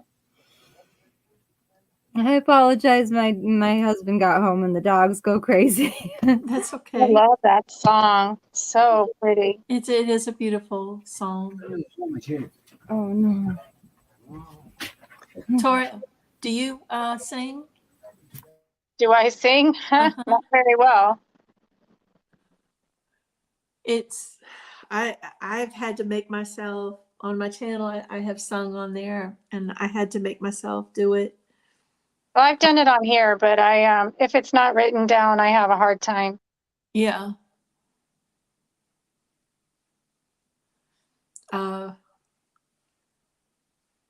It's it's one of those things that people don't really know that it's coming from your heart. Right. And, you know, I've had people make fun of and stuff like that, but it's all good. I know that why I did it, you know, so. Exactly. Mm-hmm. I never used to even read out to anybody, and the first time I read out was here on the Natsarim. Mm-hmm. And it, for some reason, I didn't have any fear or anything. I just did it. Mm-hmm. It was Yahuwah and Yahusha. Yeah, there's no judgment. Mm-hmm. I was used to be ridiculed for my mother was very harsh. You know, I've said that before. You know, if you can't Mm-hmm. sing, don't sing. If you don't read out loud, keep it to yourself. You know, she was pretty harsh. Mm-hmm. So it was really hard. You know, when you're in your 50s, it's hard to suddenly start doing Mm-hmm. it. Yeah. Hey, Candace.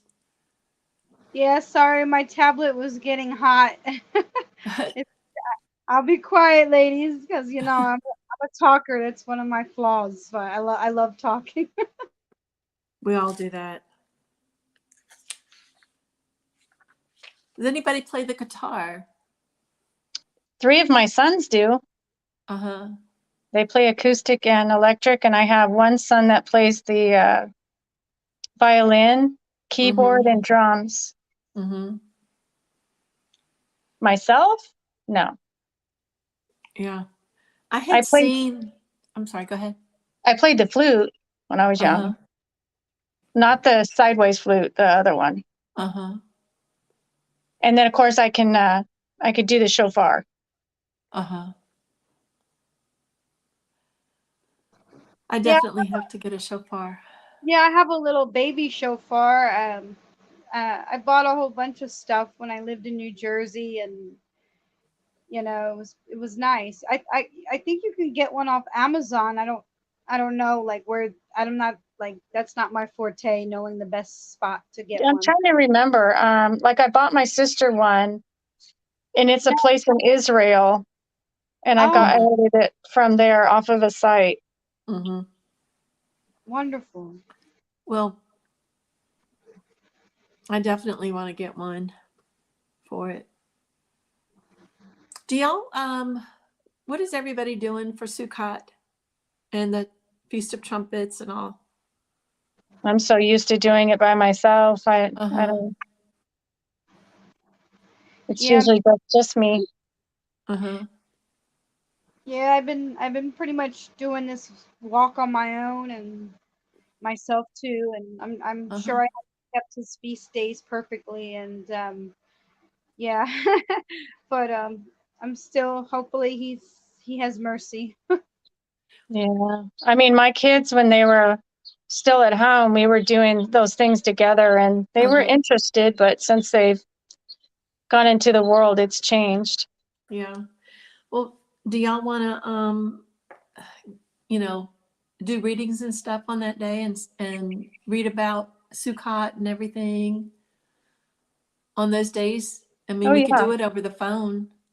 That's true too. And celebrate that way. I have somebody else that probably would want to do it too. Right. Wonderful. Here now that I'm in Texas, I was baruch to have this little trailer, and I have a little tent in my in where I live, and that's probably what I'll use during tabernacles and sukkot. Now that I'm in the tent, it's very hot in Texas right now. And the mosquitoes are the size of a horse, so they're trifling. Yeah. Yeah, the bugs have certainly been bigger than New Jersey bugs. Yeah.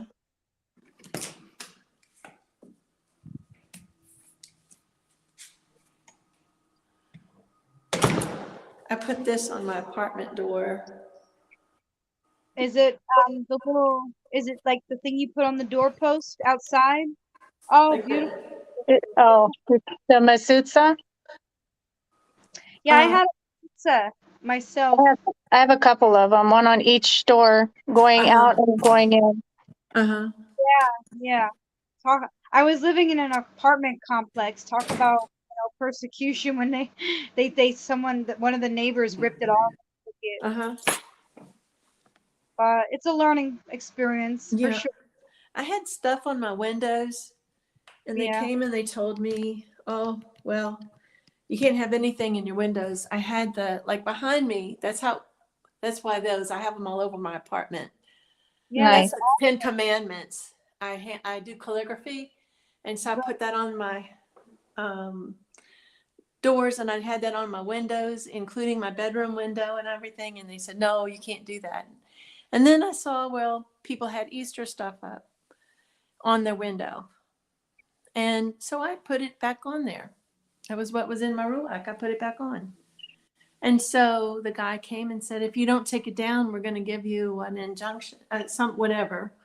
And so I said, okay, I'll take it down. I said, but know this, it can't just be me. It has to be everybody. And so he made everybody take it down, but he hadn't told the Christians. He'd only told me. So I was the only one that had a problem, so. For sure. Yeah, Yeah. no, I understand, sister. When I Mm-hmm. was in a complex, like I said, when I started being convicted to wear a head covering, I had a hijab at first, and my neighbors were like making comments about like, oh yeah, somebody burned the pork, and so Mm-hmm. but it's been a journey, and trying to find have my own style and different things. Yeah. And so when I started, wearing a head covering, I got a lot of different mixed reviews. Uh-huh. You There's know? what kind of material is your head wrap? I believe I got some off Amazon that were 100. That I believe, if I'm not mistaken, these ones that I do have are cotton. Uh-huh. Trying to do better at that too with my material and with fabrics. I mean, Yeah. I'm on a fixed income. Yeah. And I just hope that Yahuwah has mercy. That's why, that's what it is. He knows each and like we talked about earlier in the study, right? The intentions of our heart. Uh-huh. But I was Baruch to get this organic cotton dress off of Amazon. It says it's organic. It's white. I just have to probably iron it a little bit. So I'm trying to do better with a lot of things. Yeah, I found it's a style of a shirt dress, and it's a maxi, and it's I'm sorry about the noise. I was getting this out the package. This is an all cotton head wrap. Yeah, that's similar to the one I think I have. Actually, that almost looks very similar. Yeah. One that I have. The ones that I lost, which I'm not regretting because they were polyester, because I couldn't, at that point, I didn't realize about the, that was a few years back when I had gotten it. And, but I'm not sorry that I lost them, because he takes stuff away to bring you into what he actually wants you to be doing, and which is the cotton.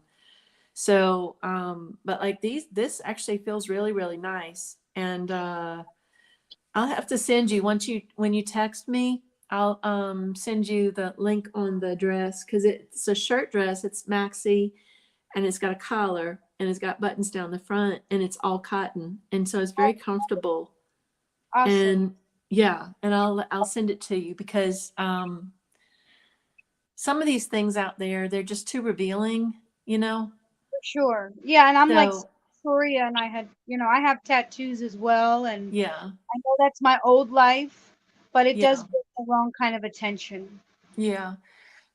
Well, these have got like, I think it comes down to here, as far Right. as the sleeve. So you wouldn't have that much Oh no, more. I have tattoos on on that part of my arm. I Yeah. at one like Yeah. yeah. It would come past the elbow. Probably longer on y'all. I don't know. I'm 5'8", so I don't know how long No, it would be on y'all.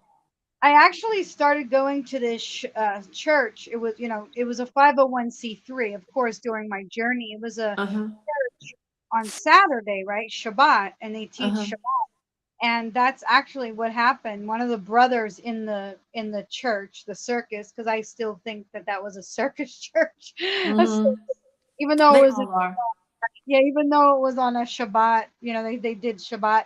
But yeah, he came over and he rubbed his hand down my tattoo on my arm and touched me, and I didn't say anything, but then he did it again the next week, and I rebuked him in front of the whole congregation. Very, I rebuked him, and then of course, he was very, narcissistic. I back then I didn't know anything about it, but he's like, I didn't do that. Like this man child, like I never did that. Like very childish. And Uh-huh. I had the sisters drive me home, and I never looked back. I never went back because Mm-hmm. they told me, oh, he would never do that. And, I've known Yeah. him for years and he would never do that, that kind of mentality. So Mm-hmm. that's why I said my testimony about my modesty is because I see this, I see what it can bring, if you're Mm-hmm.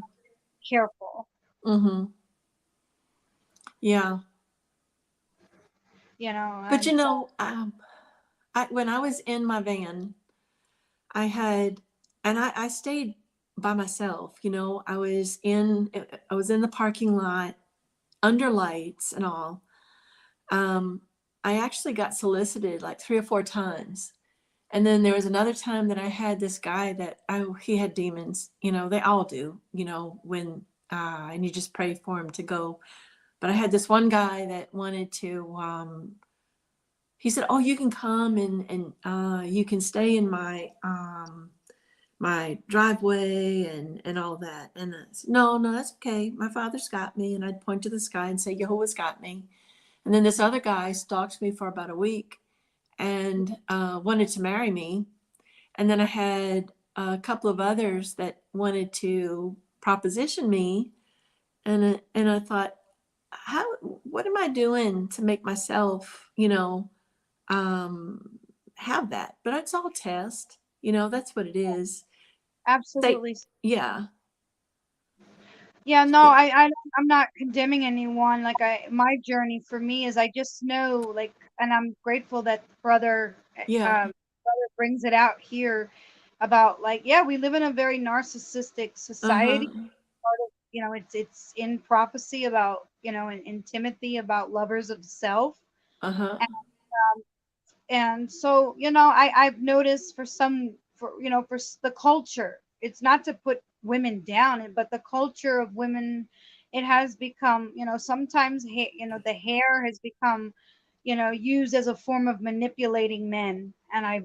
For Well, me, that's, there's many levels spiritually on why Yahuwah has, corrected me, and why I do what I do. It doesn't mean people have to agree with it, but yeah, women certainly do manipulate with their hair. That's, they do. yeah. When I stopped messing with my hair quite a few years ago, and Yeah, now when I'm at work, I'll have people, because I work in a grocery store, so I see different people all day, and they right, compliment my hair, and they're like, "Oh my gosh, your hair is just so beautiful." And I said, "Yeah, Yahuwah created that." And they'd be like, "What?" And I'm like, right. "Our Creator, His name's Yahuwah. He created that. It's all Mm-hmm. natural." Yeah. And they're like, "Oh, okay." So it can be used for its good. Yeah. Yeah, for sure. It depends, on the individual. But for me, it just, in my walk, I just know that, I know that hair, men are the lust of the eyes, the pride of life. Some people put pride in their hair. It doesn't mean that person's doing it, but there's just so many different things that Yahuwah has opened my Well, eyes. yeah, now everything has been manipulated. So they question, is that really your hair? Because everybody has like hair extensions and colors and Definitely, definitely. Yeah. So coming, and I know, like, I don't know, I was sharing in the chat about, we're called to pray without ceasing. And yeah, the woman's hair, it's her glory, it's her covering, because it's in nature. Men, it says, doesn't nature teach you that men shouldn't have long hair? That's why they make Jesus looking very trans, with the long hair, right? Very Mm-hmm. homosexual. So yeah, there's but the scripture says, like, I think the brother pointed out as well, like, when we pray or prophesy, our hair is to be covered. And I believe in my spiritual awakening that that is a physical covering when I pray or prophesy. And another sister and I had shared with each other that if we're called to pray without ceasing, I can't. Oh, I know someone mentioned about the Muslim sister. Uh-huh. Obviously they have their own religion. I'm not doing this because of religion. This is a personal relationship with Yahusha. So, and I don't always, if I'm in the middle of something and I want to start and I want to pray or prophesy, I'm always ready to do that. I'm always ready to pray and to prophesy, because there might be a message that Yahusha needs me to deliver. Now, I'm not so legalistic about it where I sleep with it or anything. I take a shower with it, but I just want to always be in that spirit of for me and my personal walk. I want to be in the spirit and be ready. So if there's a message that Yahusha needs me to deliver or to share or whatnot, Mm-hmm. I'm al- I'm always ready. I You know want to what's be interesting? I just had a thought about that. But when people get married, they don't mind wearing a head covering. right, right. Mm-hmm. As a Yeah, bride, they cover their head, and I just right. really never thought about that. That they're okay with that though. Uh-huh. Yeah, like being ready for our bride, right? Our groom, rather, excuse me, our bridegroom. And I mean, like I said, I don't condemn anybody. That's not, but I just share my personal walk, and Right. that's all. It's not, and if it plants a seed and Yahusha waters it, he's the one who makes it grow. Because I know a lot of folks think it's religion. They see somebody dressed like myself, like that, and in their mind, they're thinking automatically, oh, religion. And that's just not the case for me personally. It has Mm-hmm. nothing to do with religion. It's Yeah. just a personal conviction that he's laid on my heart to be set apart, and that's all. That's it. Yeah. Are Um, y'all vegan, or do you or vegetarian, or I eat Um, meat, steak, uh-huh. and chicken. Uh-huh. I'm a vegetarian You are. since I I've was 16. yeah, I've been led, because that's what when I was reading scriptures this last few years, I was feeling like I was being led to it. But being in my van, didn't have a place to cook, so um and it was just hard to do. And so I wasn't eating properly. But now I've been cleansing and changing my body, and in fact, getting rid of parasites too. Oh yeah, for Uh-huh. sure. Yeah. Well, And I go ahead. the when I had done the cleansing, it was a while that I was doing it. And when the parasites got to where they were actually, I had a tremendous die off the last week or two that I was doing it. And I actually had mold and the smell of mold coming out of my pores. And I didn't know, if I thought it was so strong, I thought maybe I had a leak, that it was coming, it was in my room. And, but, um, it's not anything that you want anybody to ever go through, because it was very hard going through that time, but I'm glad that I did. But people don't really understand it. Well, I know since I got really strict with what I do eat, not just Mm-hmm. being a vegetarian, but getting really into what I do eat Mm-hmm. and how I eat, I haven't worn deodorant I don't know, 3 years or so or more. It's about that long for me too. I don't even smell. I whatever I'm eating is not causing the armpit smell anymore. Mm-hmm.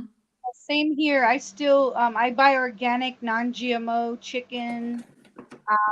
I was in another fellowship. They said the name Yahweh. He was a vegan. He was very pushy about it, and they Mm-hmm. also read from the Quran, which was definitely. And I said no, and then Yahuwah has me here, for now. And I hope that, like I say, for now, we never know. We don't know if the internet's gonna go down or whatever. The Mm-hmm. way things are going. That's what I mean by for now. Mm-hmm. But yeah, I just and I shared that with that brother as well. It says I think it said the scripture was in Romans, said that a man who eats only vegetables is weak in his faith, and there are some that can eat it was pertaining to meat, and how in the latter times people are going to say abstain from meat and marrying and all these different things, and that's what I But I mean. think the meat is the word. Mm-hmm. Right, right. Well, see, everybody can have their own interpretation, which is why I don't follow a man or a woman. I follow the Ruach, and the Uh-huh. Ruach can lead someone in one direction that they can say led them. If someone says they were led to be a vegan, and then who am I to question and judge that? Just like Well, I yeah, don't because wasn't it? I believe it was Mark that said it's not what goes into a man, but what comes out. Yeah, Christians that's use what that Yahusha. for Yeah. No, Yeah. I'm saying I believe Mark was talking about that recently. Uh-huh. right, right. But I know Christians use that also to like eat their pork and stuff like that. Right. Mm-hmm. Oh, yeah, they do. Well, I know that because they think, oh, you're a vegetarian. And I was a vegan for a few years, but Right. I've had people think, oh, well, I don't know what to cook for you. And I'm like, well, you don't need to cook. I'll eat the sides. I'm Yeah, not going to force you. I cook meat. My husband eats meat. My kids, right, of two of course. them eat meat. It's their choice what they want to do. It's not my choice to decide what you're going to eat. Right. I just know that the New World Order and the Freemasons, the Illuminati, they're trying to push this vegan lifestyle, and it's coming directly from Rome, the Pope. Right, About but it's not the same kind of food substance that I eat. They're trying to make meat yeah, and yeah, Mm-hmm. shove that on people. They're making like what is his name? Bill Gates, his Beyond Burgers. He owns it. That's his company. You think exactly. I would touch that? No. Yeah, It's also Kardashian too.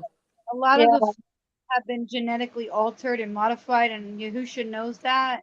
So I think that's what he means by like no weapon formed against you shall prosper. So if they're manipulating the food and you're doing Mhm. I think that Yahushua will have mercy on a poor person, because he said the poor will always be with you. There's people who can't afford to eat, certain diets and all this stuff. They don't have that. Right. Mm-hmm.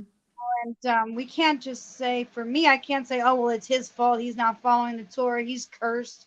Because, he said the poor you will always have. We're always going to have poor people. And I don't know. It's a tough debate, so to speak, I guess, if people, but I just try. But yeah, I just know that even the organic, like I buy organic, non-GMO food, but Yeah, me too. Me yeah, and too.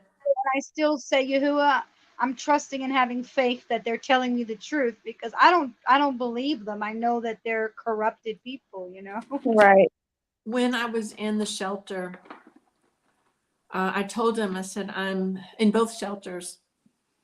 I said, I don't eat pork, and a lot of things I can't eat. I can eat chicken, because at that point I was eating chicken. This was December into January. And I said, I can eat beef too, but I cannot eat pork. What they would do, they'd say, oh, well, this is a turkey. It was pork. Yeah. And, so. Causing the for you to transgress without knowing it. Mm-hmm. That deceit is on them. Yeah, it is. Sure. And, Yeah. So I had people even around me that said, this is pork, before I'd even get down. I'd say, I thought so, because of the looks of it. And so they'd make stuff like, they'd say vegan beans, but I didn't eat them because like, Yeah, they'd already lied to you. yeah, well, that was even before I knew that they lied, because a lot of people don't realize you have to get the one saying vegan beans, or Or else it's vegetarian, got right? pork in there. You know, so I'm brand new to getting it back into it. I had done it for a while before, and then I got off of it, and then Like Mexican food. I love Mexican food, but like my husband and I usually don't go out because Mexicans use pork grease and everything. Their beans, their even their tortillas, you know. I make my tacos at home. I make everything at home. I mean, it's very rare we ever step outside to eat. I cook everything. You know, I took a leap of faith when I was in Florida and I got myself in trouble, and Yahuwah knew the intent of my heart. And I wasn't going to eat the jail food. And I had never, this was my first experience with being, Torah observant and being incarcerated. And in order for you to get a kosher meal, you have to fill out a paper. So I had of course, the Bible according to them, because they don't call it a Basora. And I was Baruch to get a Bible. And that's why I don't condemn anyone for what translation that you have at that moment. Yahuwah can use his Ruach in any translation. If you're his and you're his sheep, he can use any translation. I can attest to that. But I digress on that. But it was and I still have that book today, and I still read it. And what version was it?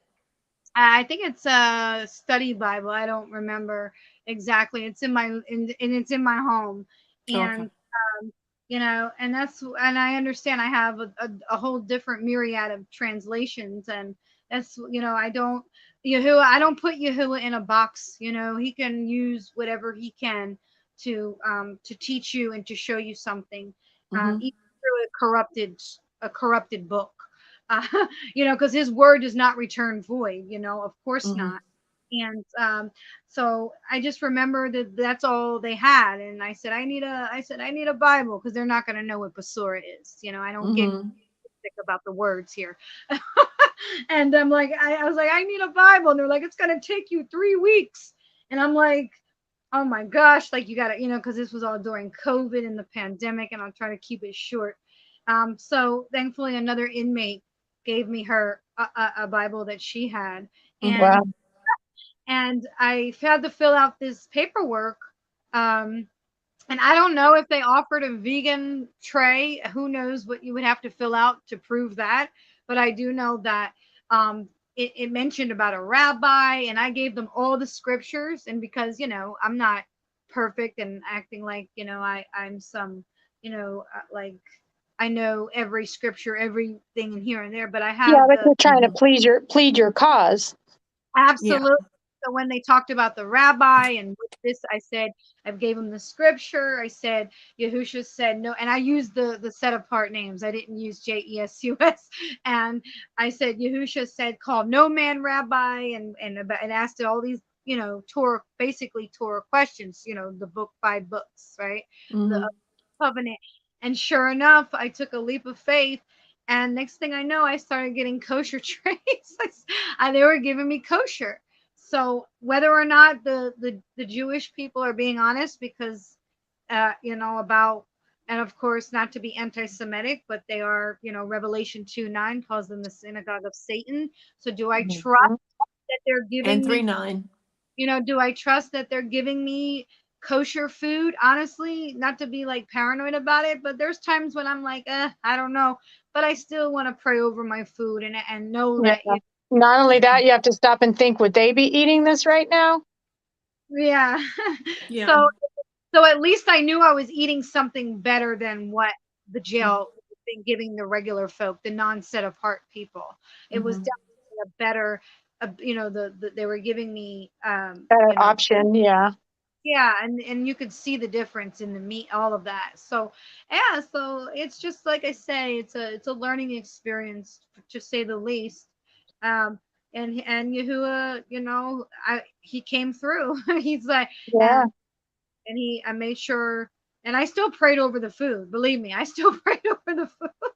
Yeah. Oh no, Well, we have I'm to. that way even going to friends' house and, they want to cook. I normally won't eat or I'll bring something with me. They know I'm not, anybody that knows me that's close enough to me knows that I'm not trying to offend anybody. But like my husband will eat it. Well, that's on you. I'm not because it's been too many times where you've gone to eat something and they're like, oh, you'll ask them, hey, is this in it? Hey, do you cook with this? Oh, yeah, I didn't realize that was bad. And you're like, yeah, no, thank you though. And then I lived with a Mhm. Christian woman when I got put out on the street, and I was here homeless in Texas. This Christian woman baruched me to live in her home, and I went through that same persecution, if you will, about because she said they don't eat pork, but I guess she was trying to people please. Like I was like, oh, I said I don't eat pork. And, oh, we don't eat pork either, but they eat pork, and I had to be, Mhm.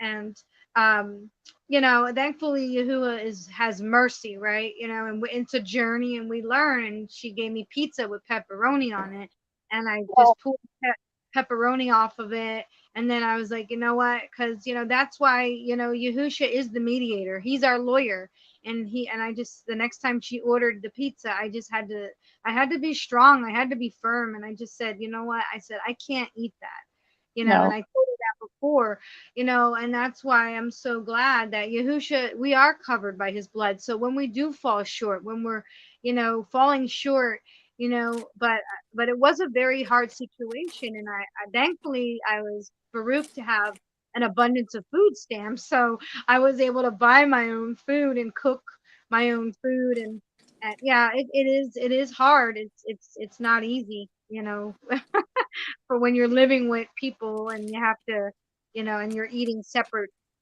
kinds of meals. Mhm. Yeah. I've gotten to where I'm not going to be eating any more bread. I've been using gluten-free. Uh, I guess it's not wheat, but it's like sorghum. Um, there's several different kinds that are gluten-free, and I've been using nuts to make bread and nuts to make crackers. In fact, if anybody wants the recipe, I had gotten it off of YouTube, and it's been doing good. I even make cheese from nuts. Yeah. I just right now I'm just buying organic bread. I've been Baruch Yahuwah's Baruch me to get, because I'm on a fixed income, and it's Mm-hmm. not easy, but I've been really, he's really helped me a lot. Because it's not easy, and I can't always buy this stuff. That's what I'm saying. I think Yahusha has more mercy, and I don't want to be a Mhm. Torah terrorist either. I have to But look at. it does help us to be modest in our eating. We're not overindulging because we can't afford it. You know what I'm saying? You're at a budget, so like us, we're on a budget. So I Yeah. mean, you don't waste it for sure, Mm-hmm. and you're a lot, and you don't seem to eat as much. You're trying to be not like the world, No, I'm not living in gluttony or anything. Now, I right? had sin in my life too. I was overweight. I was very unhealthy. Well, Um, sometimes it's cheaper to eat cheap. So we tend, the society tends to buy the junk food because it's cheaper. yeah, yeah, exactly. So that's why I say, he's baruched me because I've had an abundance of food stamps. So again, but I don't have that luxury, and I don't know what's going to happen in as we go further into the tribulation, where I don't have Yeah. access, where I'm not going to have access to Social Security money or food stamps. And I was baruched to retire young, and be a woman who can stay home and study Torah and stuff like that. Like Mm-hmm. um, you know, and know all these things, like, and have this blessing of abundance of knowledge and understanding of what's happening. Mm-hmm. So many people are partially awake and they think that they're really awake, But yet, when you start asking questions about, or you start showing the different things about the agenda with the male, female, male with male, female with female, and male becoming female, and, all that. Right. And, but if they are condoning it, they're just as bad as the one that is doing it. Right. If- There's a difference between loving and condoning. Mm-hmm. Absolutely. Yeah, but some of them condone it. Oh, yeah. Well, a lot of these churches are coming out. I think Joel Osteen is one of them that came out and said he was on, I think, the Oprah show, and they're totally okay with it. Oh, no, that's fine. He's forgiving. He'll let that go. You can enter in. Mhm. Oh, really? Because I have never read that. Mm-hmm. Yeah, I do get I do watch Christians street preach. And like I think I had expressed that earlier about when of course, they're casting out demons and they're in that false name because it's part of the lying signs and wonders, that for them to believe the delusion. Oh, Jesus, he saved me, he healed me. So Yahuwah is allowing all of that to happen. But when I see these men preaching, even though they're preaching in Jesus, the demons are manifesting, and that is what they always say. Oh, you can't judge. You don't. You're not supposed to judge, and that's all part of that, anti-Mashiach Delusion.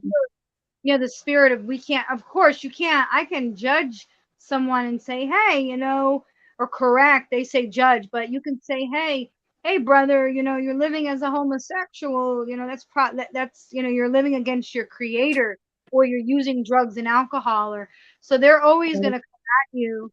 And of course, I'm trying not to live as a hypocrite and judge hypocritically, meaning, hey, don't smoke that weed, but then I go home and smoke my weed. That's what I meant. Also, like, take the log out of your eye before you start saying this person's not a Natsarim or that person isn't of Yahuwah. When if I still have things that I have to clean up in my backyard. But I do watch, and that's the one thing these worldly people always are screaming at. Oh, the Bible says you shouldn't judge. You're not supposed to judge. And I hear that a lot, even in the body of Mashiach.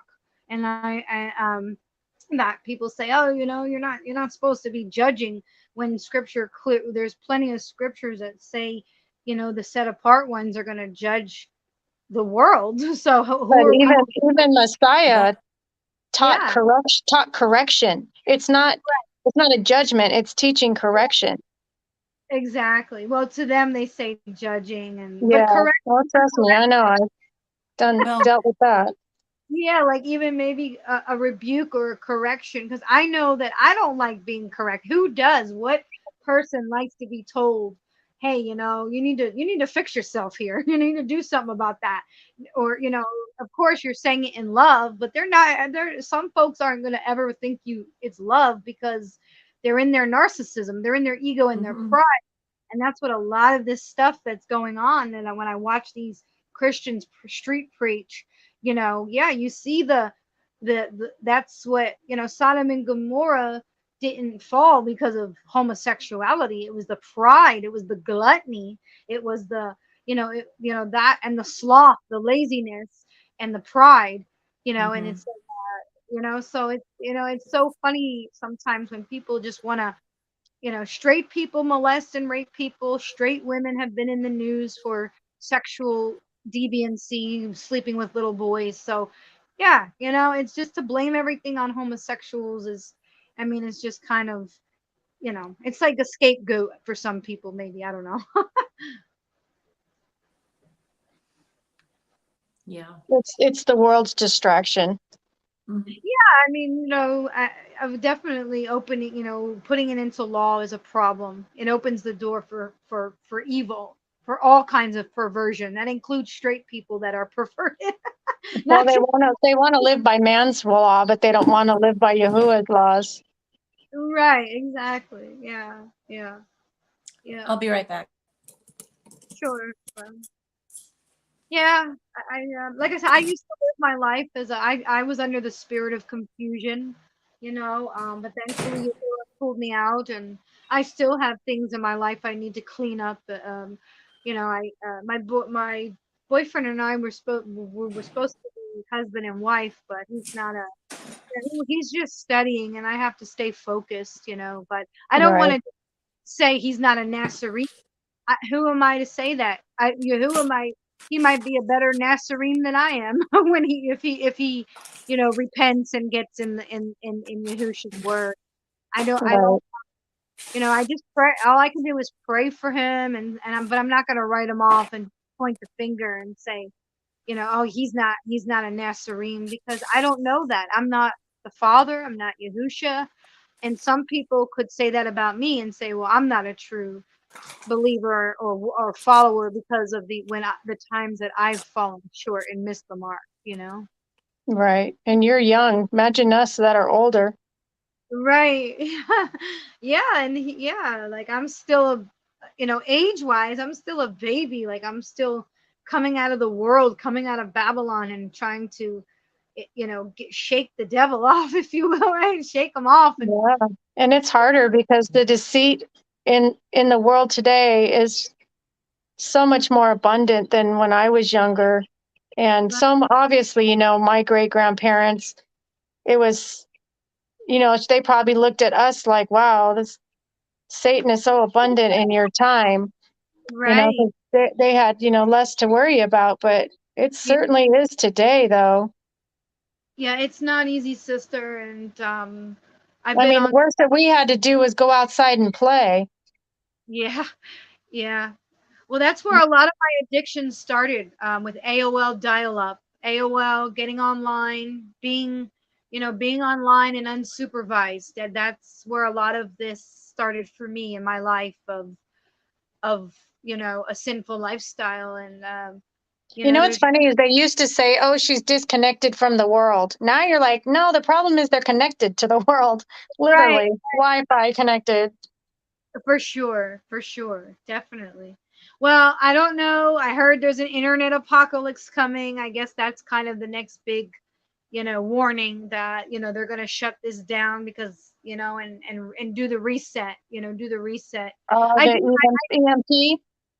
yeah, yeah, something like that I heard, and I'm in agreement with Sister Phyllis all the way. I think there's a spiritual mark, meaning, you Yeah. know, if you're drinking from the wine of fornication, your Sunday church, Hmm. JESUS, all of that is spiritual. But it does look like there is a physical mark that is coming, and that's what I'm seeing. And there definitely is some Bitcoin or some physical mark. Because what about the people that died before all this AI technology and they were keeping Shabbat and they weren't buying and selling on Shabbat? Like, of course, they have their spiritual mark. Maybe I don't know. If you know, I don't know. I don't have all those. I'm not a know-it-all. I certainly don't know Yahusha's plans all the way. Right. Well, you gotta go back and think about even in Moshe's time, they weren't doing Shabbat. They had to be relearned and all of that. You know, it was so would they be persecuted their entire for their maybe they're 40, 50 years old, never done Shabbat. No, that's something you have to learn like us. We're in the time of learning. Yeah, for sure. You know, it's your choice whether you want to take that leap and change your life or you choose not to. Absolutely. Yeah, for sure. You got to remember too, that was a mixed multitude. We're in a mixed multitude today. Yes. So it wasn't just the Israelites on that trail to freedom, it was a mixed multitude from all over that chose to leave Egypt. One Torah for the native born and for the sojourn. Right.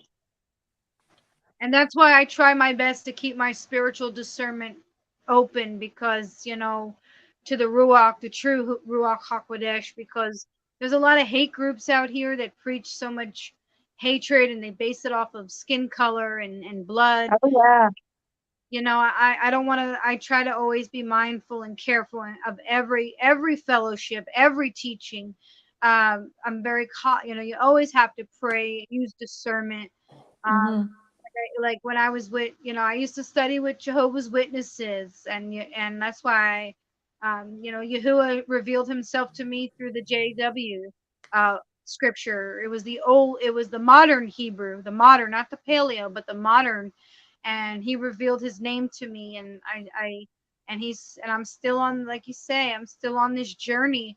So I know he can use a heathen Bible, a heathen Right. to read, Well, to I'm read. pretty sure we all started out in that thing. Right. Because I don't want to put Yahuwah in a box. You can't put him in a box like that. I can't put him in a box. And because what if someone and that's all they have? That's all they have, and that's the like Well, say what we have to remember is English is the most corrupt language ever created, and it was created for the sailors. So it right, was a way for them to communicate and do what they were doing illegally, probably. And so when I learned about where English came from and how corrupt it is, of course it's an issue. So now we're reading in English, and it's already so corrupt from the beginning. So, it's up to us to search out a thing. But, we've all been on that journey of, okay, I've got to find Hebrew, and here I am thinking I'm learning Hebrew. And then I'm finding out, wait, that's modern Hebrew. There's something deeper, right. and then you've got people saying, no, that's not the original. It's Aramaic. And you're like, okay, Aramaic. And then you find out there's a Paleo Hebrew that was before that, It's funny, people translate. I have the screenshot. I was in a meeting, and there's a Jewish man in the meeting, and that name, the Paleo name Hebrew, came up with this name, and it was a king. It was a king, and it was King Azakai or something like that. And yeah, I'll have to find it. It was very Hezekiah. yeah, something like that. He was a corrupt king, but I think the name had a meaning, but Google translated the Hebrew that we use. Do you know? Right.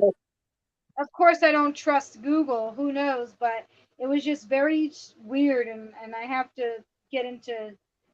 Well, when I found out the word Baal, Right, what it is in the English was I was looking up something in Hebrew, had nothing to do with that.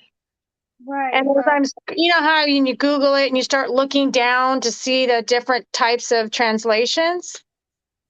And that's when I saw Lord, and that's when I saw Baal, and I was like, wait, what? And that's how I found out, just by Googling by accident. And that started a whole nother, what is this? I'm going to search it out. Yeah, nothing's by accident, though. That was Yahuwah leading you there. Yeah, he's like, no, sweetheart, you need to see this. Yeah. Right. You're ready. You're ready. Here you go. Here's your morsels. That's the Yeah. manna. That's a little bit of manna. And see, that's how much faith I have. People think I'm crazy. Of course they do, but I'm not worrying about this physical mark, because Yahuwah fed Elijah with the raven. Manna came from the sky. It doesn't, and all these preppers and all these people that are buying all this water and all this and all that. I mean, that is good, but they're putting their faith in some of them. I don't want to bear false witness. Maybe some of them, not all of them, putting their Well, faith in. I do have to say something about that also, because you got to remember Joseph also stocked up for 7 years of famine. Yeah, he did, but I don't know Right. if these So preppers. I believe there's a preparation time, and it may not even be for you and I. We may not be here in that problem or what in that era, but maybe Yeah. my stocking of food, this is how I see it. I felt led to do it. I'm not ridiculous, but yes, I have, preparations.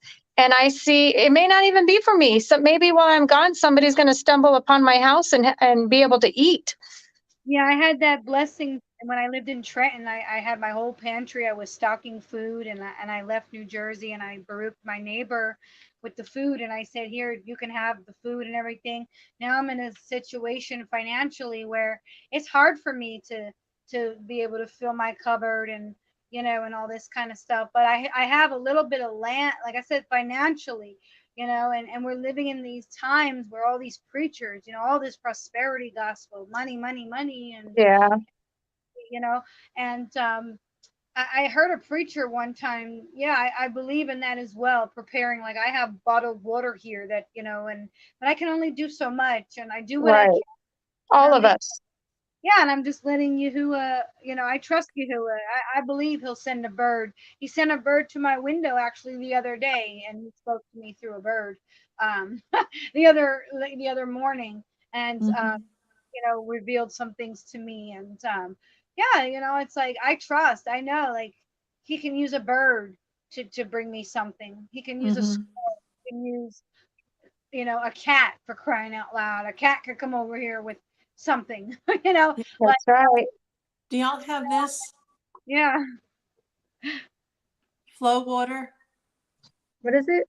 It's flow water. This is plant based, and this is plant based, and it's a 8.1 pH, alkaline pH. It was a Oh, Yahuwah find. Yeah, I never heard of that one. Yeah, it's out of Virginia, Oh, okay. and I get it from Wegmans up here. Do you work at HEB? No, I work at Kroger. Oh, okay. okay. I Yeah. miss HEB. Yeah, Yeah. we have HEB here, but Yeah.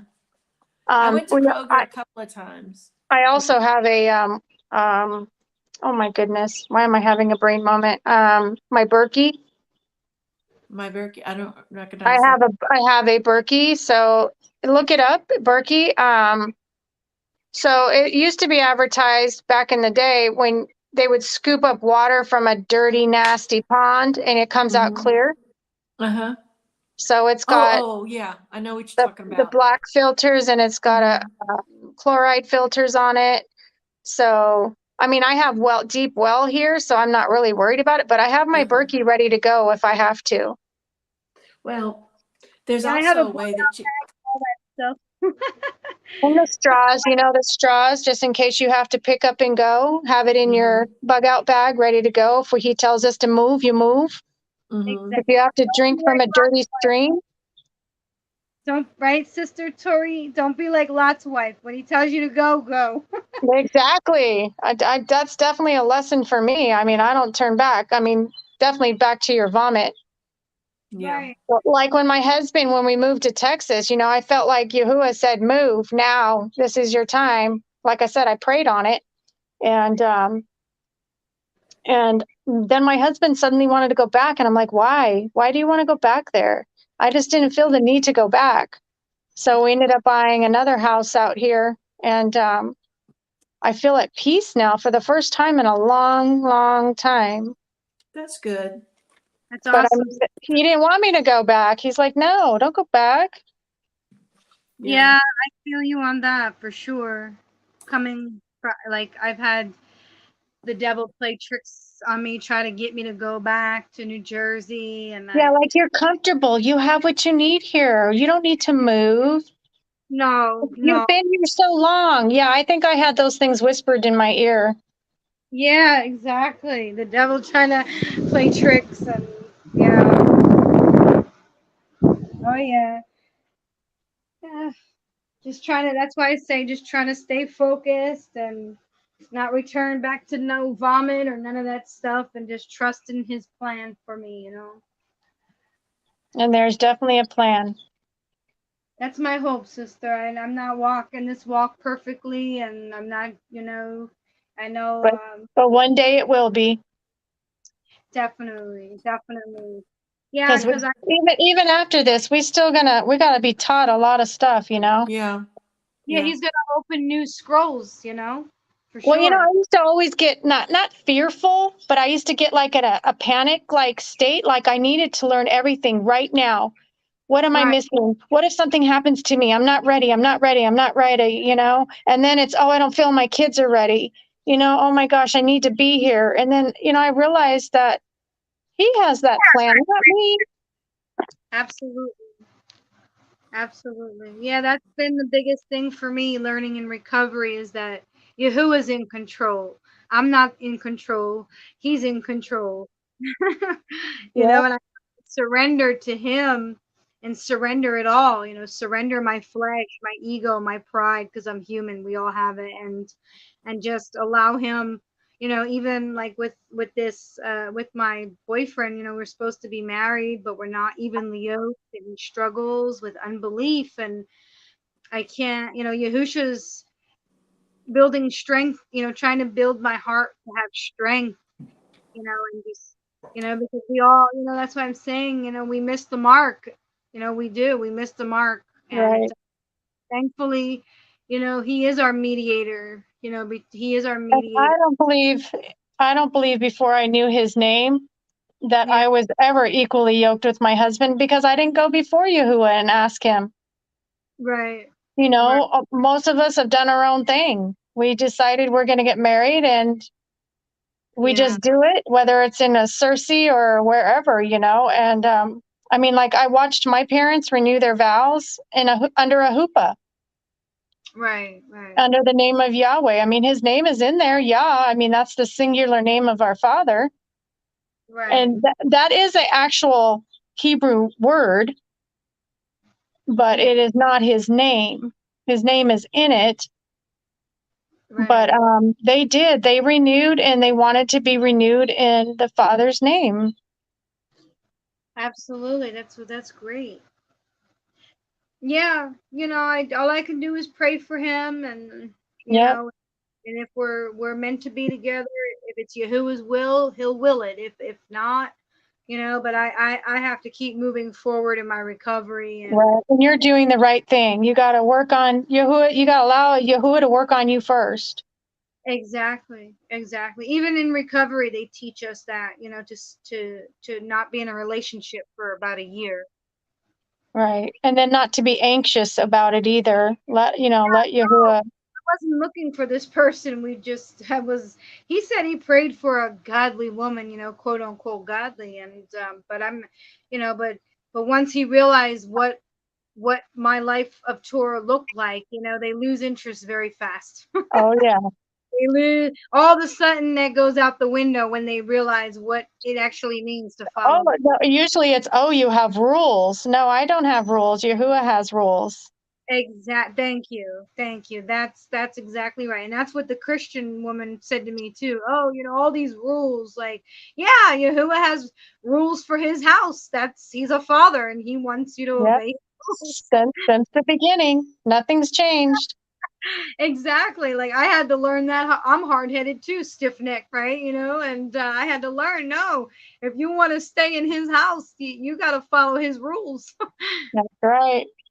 You can't just, that's like a mother or father. You're not going to let your son, do drugs under your roof. What makes you think Yahuwah's going to let you do drugs? Yep. You wouldn't want your own children to be out there smoking and drinking. So you think that Yahuwah's going to let you get away with that, or look past that? No, he's going to Right. love you. He's going to correct you, right? And I think that was the lie, as when I was younger, before my parents got into the Messianic, they were, Baptist, non-denominational churches. We went to a lot of churches. Yeah. And, through those times, I think that lie of, oh, you can be forgiven. It's okay. And then you go do the stupid thing again, and you have some guilt, but you're like, oh, I'm forgiven. Yeah. He's going to keep washing me. He's going to keep washing me. And then you read it and you're like, whoa, wait a second. He's not going to keep rewashing me, because he says not to go back to your vomit. Exactly. And then you're like, oh my goodness, I can be lost. I can lose my salvation. You start realizing the lie. Right. Exactly. And that's why I just stay in prayer, because there was a lot of things about the COVID test being, Oh um, yeah, that Bill Gates and what's his name own the COVID tests. yeah, they own a lot of food too that we eat, and they spray the skies with chemtrails and Oh nanoparticles. yeah, All this. definitely. They've been doing that for a Yeah, long yeah. time. So I had this JESUS Christian telling me, "Oh, you took the mark of the beast, this and that." I said, "Well, you know what? There's many marks to the beast," and she blocked me. She didn't want to hear about JESUS. So, and it's like, that's still Yahuwah shows mercy to whom He chooses. See, that's That's what. right. So when you stand on His word, even those who took the vaccine, Yep. or whatever, the reality is, that. Repent. Repent. Repent. Exactly. I told the Christian woman, I said, hey, because she took the vaccine and I wasn't trying to condemn her. I said, you know what? I said, I'm not in agreement with that. I took a COVID test, and you know what? But Yahuwah knows the intentions of your heart and your mind. And if you turn back and you obey his Torah, who's to say he's not going to show you mercy and grace? Right. You know, because that's what it means to be judgmental, meaning, oh, you took a vaccine, you're going to hell. No, you're not. You can tell someone, hey, it's probably not a good idea to do that, or however they got caught up in taking a COVID test, maybe they didn't know. You know, what about all the innocent children that were forced and took these tests, you know? And Right. so that's why I say I'm learning through recovery and through encouragement. People that are, not that I want my ears tickled. I don't want anybody to tickle my, Right. and, you know, I have to humble myself before Yahuwah and look and humble and truly humble myself and say, you know what, Yahuwah, you know, I wasn't in a good place in my life, and I have to listen to you and hearken my ear unto you, because you're right. You know, you can lose your salvation. Absolutely, you can.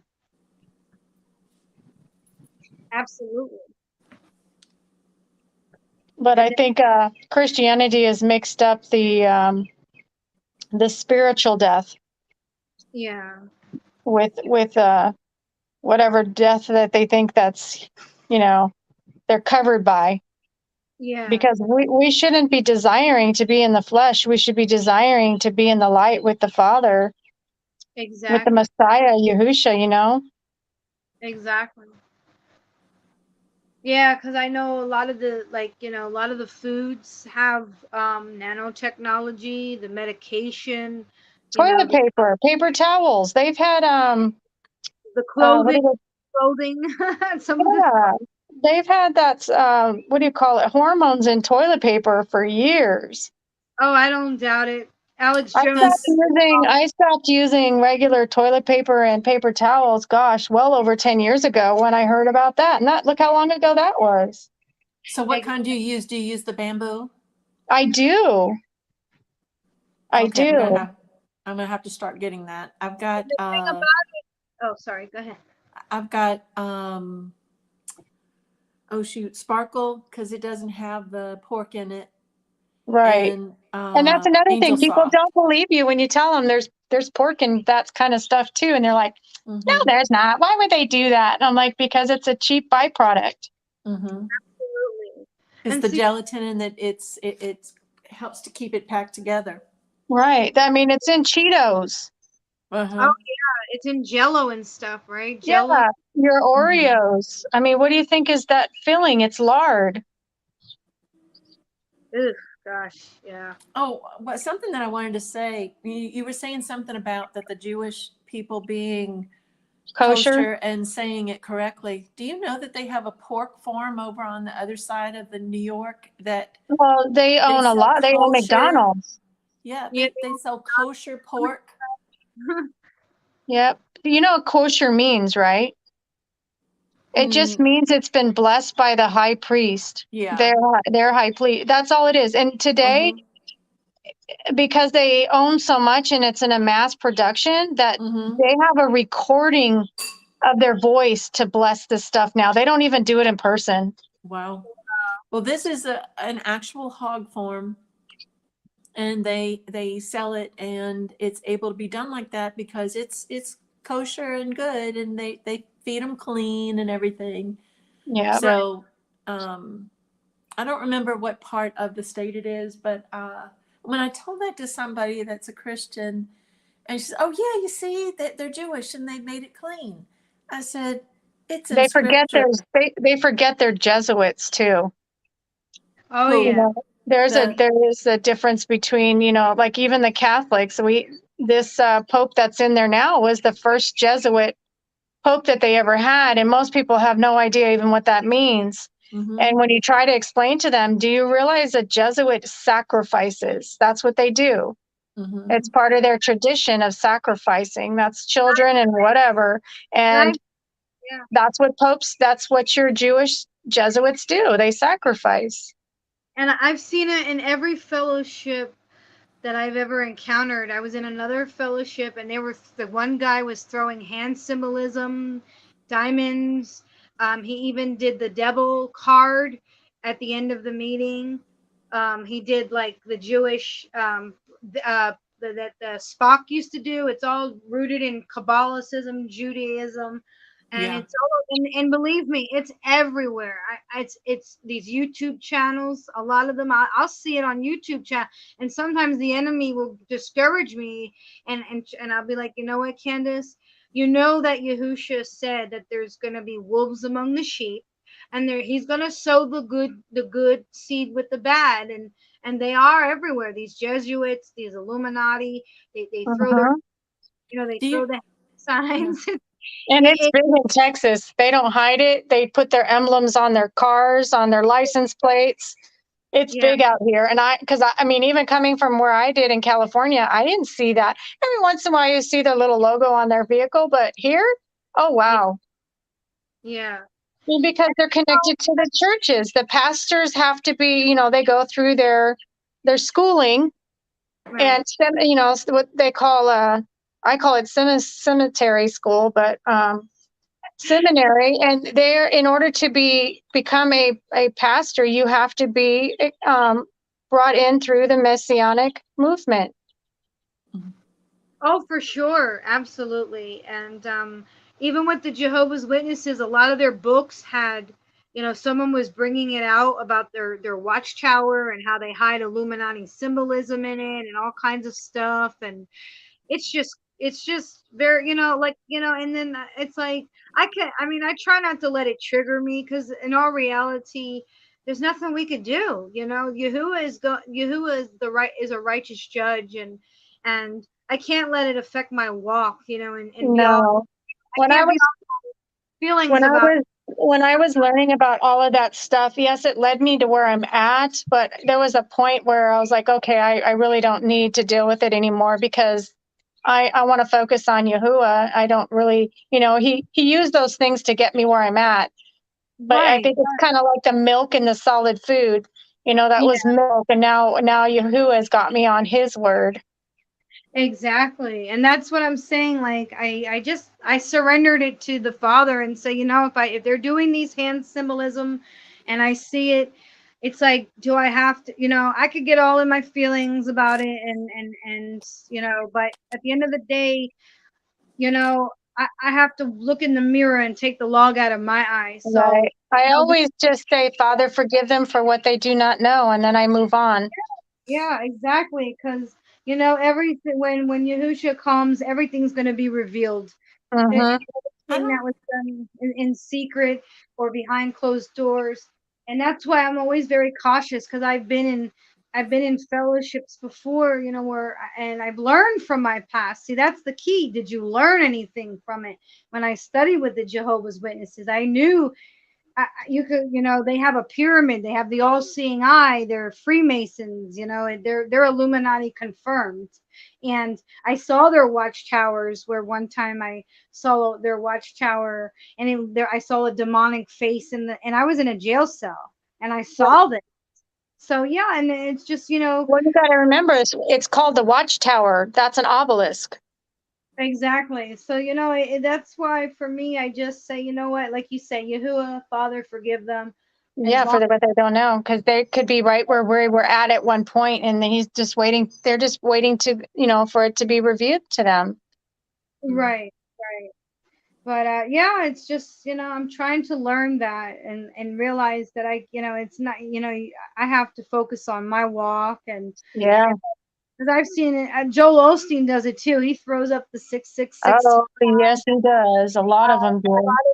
A lot of, even, Trump does it all the time. He does the pyramid with his hands, and the triangle, and I see it everywhere. It's everywhere. Maybe Yeah. some, and that's another reason why I don't like having television, if I can, because a lot of that for me is on the subliminal level. They're doing all these hand signs, and it's getting into my mind subliminally. Right. And I'm sure there's been times when I've accidentally, had my hand gesture do something that I didn't want it to do. So I'm always, got to watch, because especially if I have when That's you have have it. So yeah, that's kind of like a thought process because, we're supposed to capture every thought in our mind, but the hand symbol can be something doing that to you, Right. Casting, yeah, yeah, casting. yeah, sure can be. And That's why I think that's why we need to focus on Yahuwah and always be ready for mhm, whatever comes, because that's what our armor is. We have to armor up on that. mhm, absolutely, and yeah, it's not called broadcasting for a reason. Right. yeah, I just don't have interest in, I have so many people that are like, oh, have you seen this movie? And I'm like, I've never even heard of it. Oh, you haven't seen this or that? No. Like I said, I think last week I mentioned that Miley Cyrus girl, there's a song that plays only because I heard it at, I'm at work and at a grocery store. So I'm listening to the music, but I don't listen to it the same way I was as a kid. Now I'm actually listening to the words, and it's just, wow. Where everybody's dancing and doing with the music and the symbols and the stuff, and they don't even know what they're doing. They're not even listening to what the words are actually saying. But they'll be like, oh, you don't know that? No, I don't listen to music. I get in my truck and go somewhere. I don't listen to music. yeah. Right. They had somebody here. We get to go to the grocery store for free. Not at the grocery store, but a bus to it, okay, for free on Tuesdays. And so when I had finished shopping, I was getting on a berry diet. So I had gotten organic frozen strawberries and blueberries. And the guy outside said, "Oh, I'm not," and he was going back on the same bus as me. He said, "Oh, I don't bite. You can talk to me," because I was off in the corner by myself. And he said, "Oh, I listen to this music," and like I think he was saying Led Zeppelin and a couple of other Oh, groups. I said, "I don't listen to any of that stuff." He said, "Really?" Then he started backing up, and I said, "Yeah." I said, "I only listen to Yahuwah music," and he said, "Who's that?" And I said, "That's the Father," and then he started backing up again, and I said, "Yeah." And I said, "I'm actually starting a group," and he said, "No," and then he went off on the other side. I had prayed about it before I even got there, into the bus, and he wasn't there, and I thanked Yahuwah, but then he was there in over at the Aldi's, and I don't know how he had gotten there in the first place, but anyway, um, he was going to take the ride back on the bus, but so he was stayed away from me, and he was the same one that had kept inviting me to his apartment, and I said, "No, it's okay." I said, "I usually read scripture and I do different things. I'm pretty much secluded except for when I go to fellowship." And anyway, but yeah. he's That enemy, as soon as he heard that name, uh-huh, cast him away. uh-huh. So, they gotta, you can tell a lot of times, you can rebuke them and stuff, and they go, Well, you never know. Maybe in time he's going to wake up to that and remember that uh-huh, name. you never know. Nope, you might I have just, prayed for him, so, yep, pray for your enemies. yeah. I mean, we're going to be rebuked for this walk no matter what. Mm-hmm. I mean, and it's not just by, people that are in Satanism or anything. It's going to be by Christianity, the Yeah, great falling away or whatever. yeah. I had mentioned Katrina before. After Katrina, because I was Catholic at the time. I wasn't a practicing Catholic. I didn't go to the church or the circ or anything, In fact, I had never read scripture till I got on my path 7 years ago and I started reading scripture. But, they had so many. I worked at it was Home Depot at the time. And so they had all these different Christian churches, from all over the country coming there and helping people and volunteering and doing all this kind of stuff, coming and buying stuff for people and stuff. The Catholics were never seen. And they started closing a batch of circs, and I thought, even back then, I thought, wow, that just shows that they're only into the money. Right. If they're closing that kind of thing at the time when people really need it, you know what they are. And that was before I had even gotten into truth. Katrina is 18 years this year. Right. And, so it's a long time ago. And just, and it bugged me because there were people that really, really needed to go to those circs, and because that was their spiritual place. But, they just didn't, it was just awful to me, that they did that. So. But yeah, that was a pretty horrible time. Yeah. I mean, a lot of things were revealed because of it. Yeah. Well, I knew it was a judgment even back then, before I came to truth. I knew it was a judgment because water is cleansing, and the way that it happened, the way that it rushed in, it was like tidal waves coming in, and with the way that the levees broke and everything, and the water rushing into it and stuff, so they had a lot of deception too. Like my neighbor, well, he was never a contractor before Katrina, and then after Katrina he was a contractor.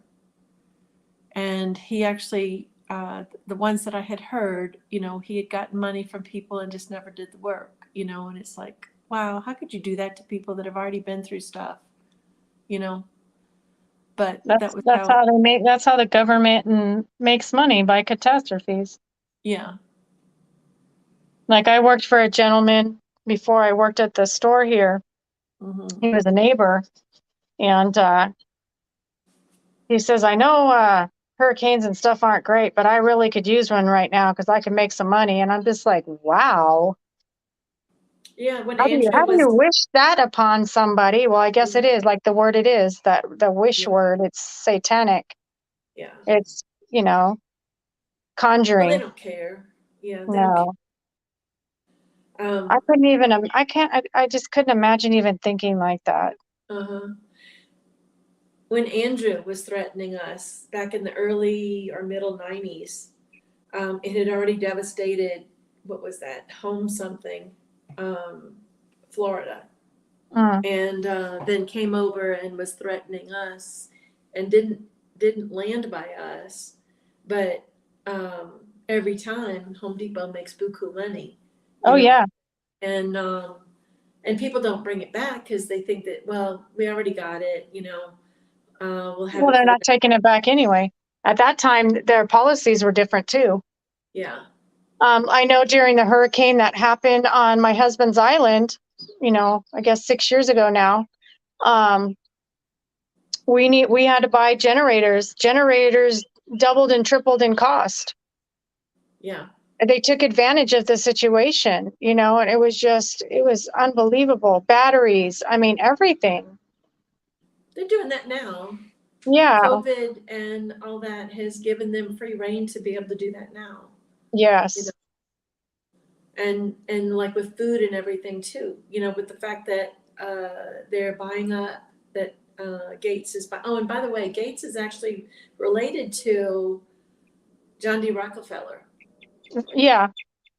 Yes, he is. They're all related. Yeah. Even and the they're all president. related to Queen Elizabeth. Yeah. So, anyway. But there's just so much that has to happen still. But I don't believe that we're going to go on for years. I don't believe it'll be that long. I've got a couple of people that are saying that they don't believe that it's going to go for very long. Well, I never felt it before, but I feel it now. Uh-huh. And I feel it in a way of, some people don't want it to happen, but I'm like, okay, let's just get this ball rolling now. Yeah. I guess because we just don't have that fear because, we're rearing up for it. I don't know. Yeah. He says that his children will know. Uh-huh. He'll put it in us. So. Just like, like my sister even said, hey, you plan on putting money into gold? And I said, no. I said, you read scripture, you know what it says is going to happen in one day. In one day, all of it's going to mean nothing. Yeah. No, I'm investing in my daily walk with Yahuwah. Yeah. And if somebody is in need of some food, I got some food for you. Yeah.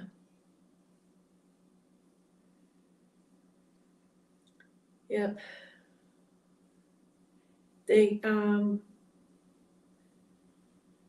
We just have to get our stuff together before it happens to where we can't get like the books like that we want to get, Oh yeah, definitely. Because it'll be all wiped off the internet. And so many people, which I'm really surprised, even pastors, everything's on their phone or their tablet. They don't use a book.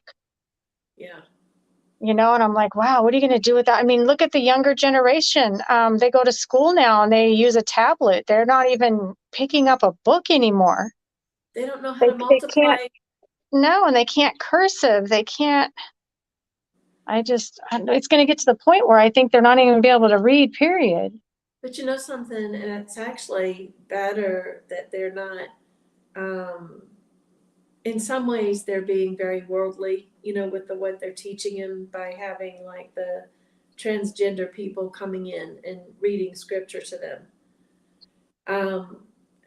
But other stuff, the indoctrination of the false history that we were all taught, although Yahuwah has used that on my path to help me understand the path. Right. Like knowing there was presidents before George Washington. Yeah. Yeah. And it's documented. I was just talking to my husband about that today before he left. And I said, it's documented. That's what cracks me up. It's there. But when you tell somebody there was a president before George Washington, no, there wasn't. And I'm like, yeah. And he was a black president too. And they'll be like, what? I'm going to look it up. Yeah. This is his name. Look it up. And they'll be like astonished. And you think they're lying to you just about that? No. Eisenhower was, Lincoln, and I know the one that you're talking about beforehand. And then there's either one or two more besides that. I think there were 5 that were listed. And, so there's so much stuff. Because 1776 was the date that the Freemasons signed the first president, who was George Washington, into office. Mm-hmm. It didn't mark our independence. The independence was actually before that. Yeah. And, the more I've gotten onto this path, the ones that have been assassinated, like the presidents they were the ones kind of come out and tell people about stuff. Like, I do believe that when you listen to Kennedy's recorded speeches, you could tell he was talking about things, trying to reveal it, but yet we didn't know it because we weren't expecting that to be said, Right. I mean, I was born in 60, so.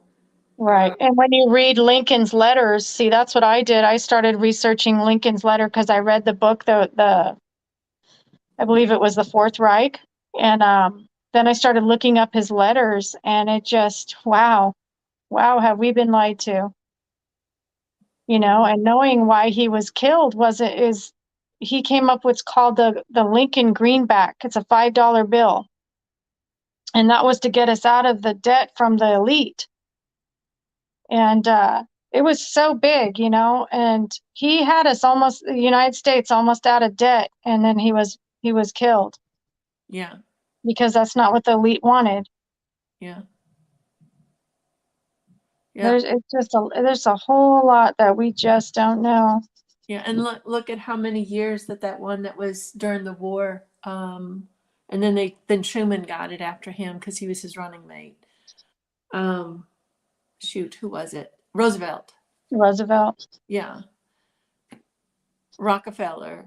They're all R's if you think about it. And then you've got the one, the other one that's the Rothschilds. All of them I are. used to tell myself, like some of them, it's like, why are they still alive? It seems like they've always been here. Why are they still alive? That doesn't make any sense. Why is this person still breathing and alive? Yeah.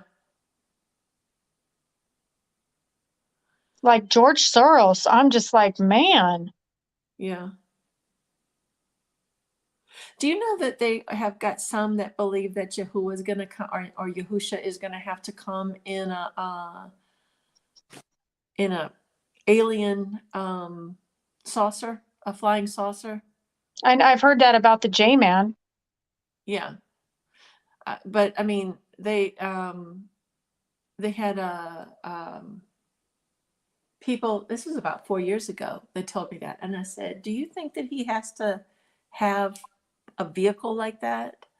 Oh, No. yeah. He has to have that kind of thing. And I said, no, he No, he's doesn't. created all things. He's there, he's here, he's there, he's everywhere. Yeah. But they've put him in a box. Yeah. He doesn't have to have a door or a window. He just comes. Just like I've often thought, with the technology, with the, what they call seeding the skies, they got to protect us from the sun. And all I can think about is when I was young, when they first started doing that Disneyland, they'd spray the water and they'd make a big, huge screen and they could make anything come alive. And it just reminds me, is they're going to use the sky as a big screen and make it seem like, oh, look at this J-Man coming through the skies. Yeah, they've already got that technology. Yeah.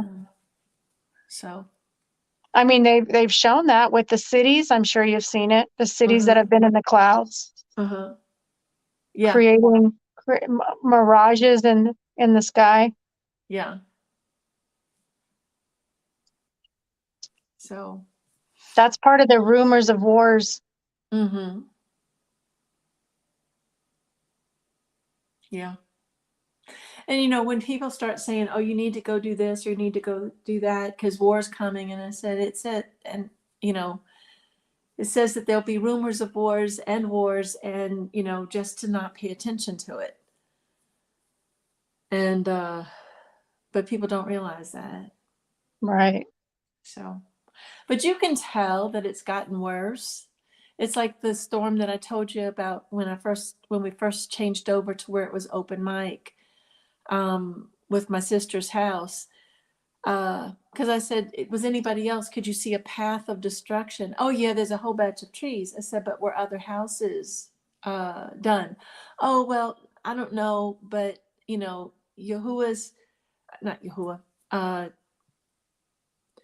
Tornadoes can hit a house but leave the one next door, to where it doesn't have anything happen to it, and which is true. But with knowing Yahuwah and that they're the only ones, and that's their sixth time that something major has happened on the property, 6 weather events, and it's like, okay, it's that's a lot. Yeah. 7th one, I don't want to get to the 7th one because I just don't know with it. Because if they were accepting of the name, but not in the power, not wanting to accept it, I don't know. So I even told her about the stuff that I had told y'all last week about the that was led I was led to in the Ruach, and the about the Lucism and the tribe, and to try to explain to her, just to help her understand that there's a deeper thing to life than what's the superficial, what's out there. Right. And I realized that that's not something that is salvation, but it's something that Can lead astray. yeah, it can lead astray, or it can lead you to, and depends.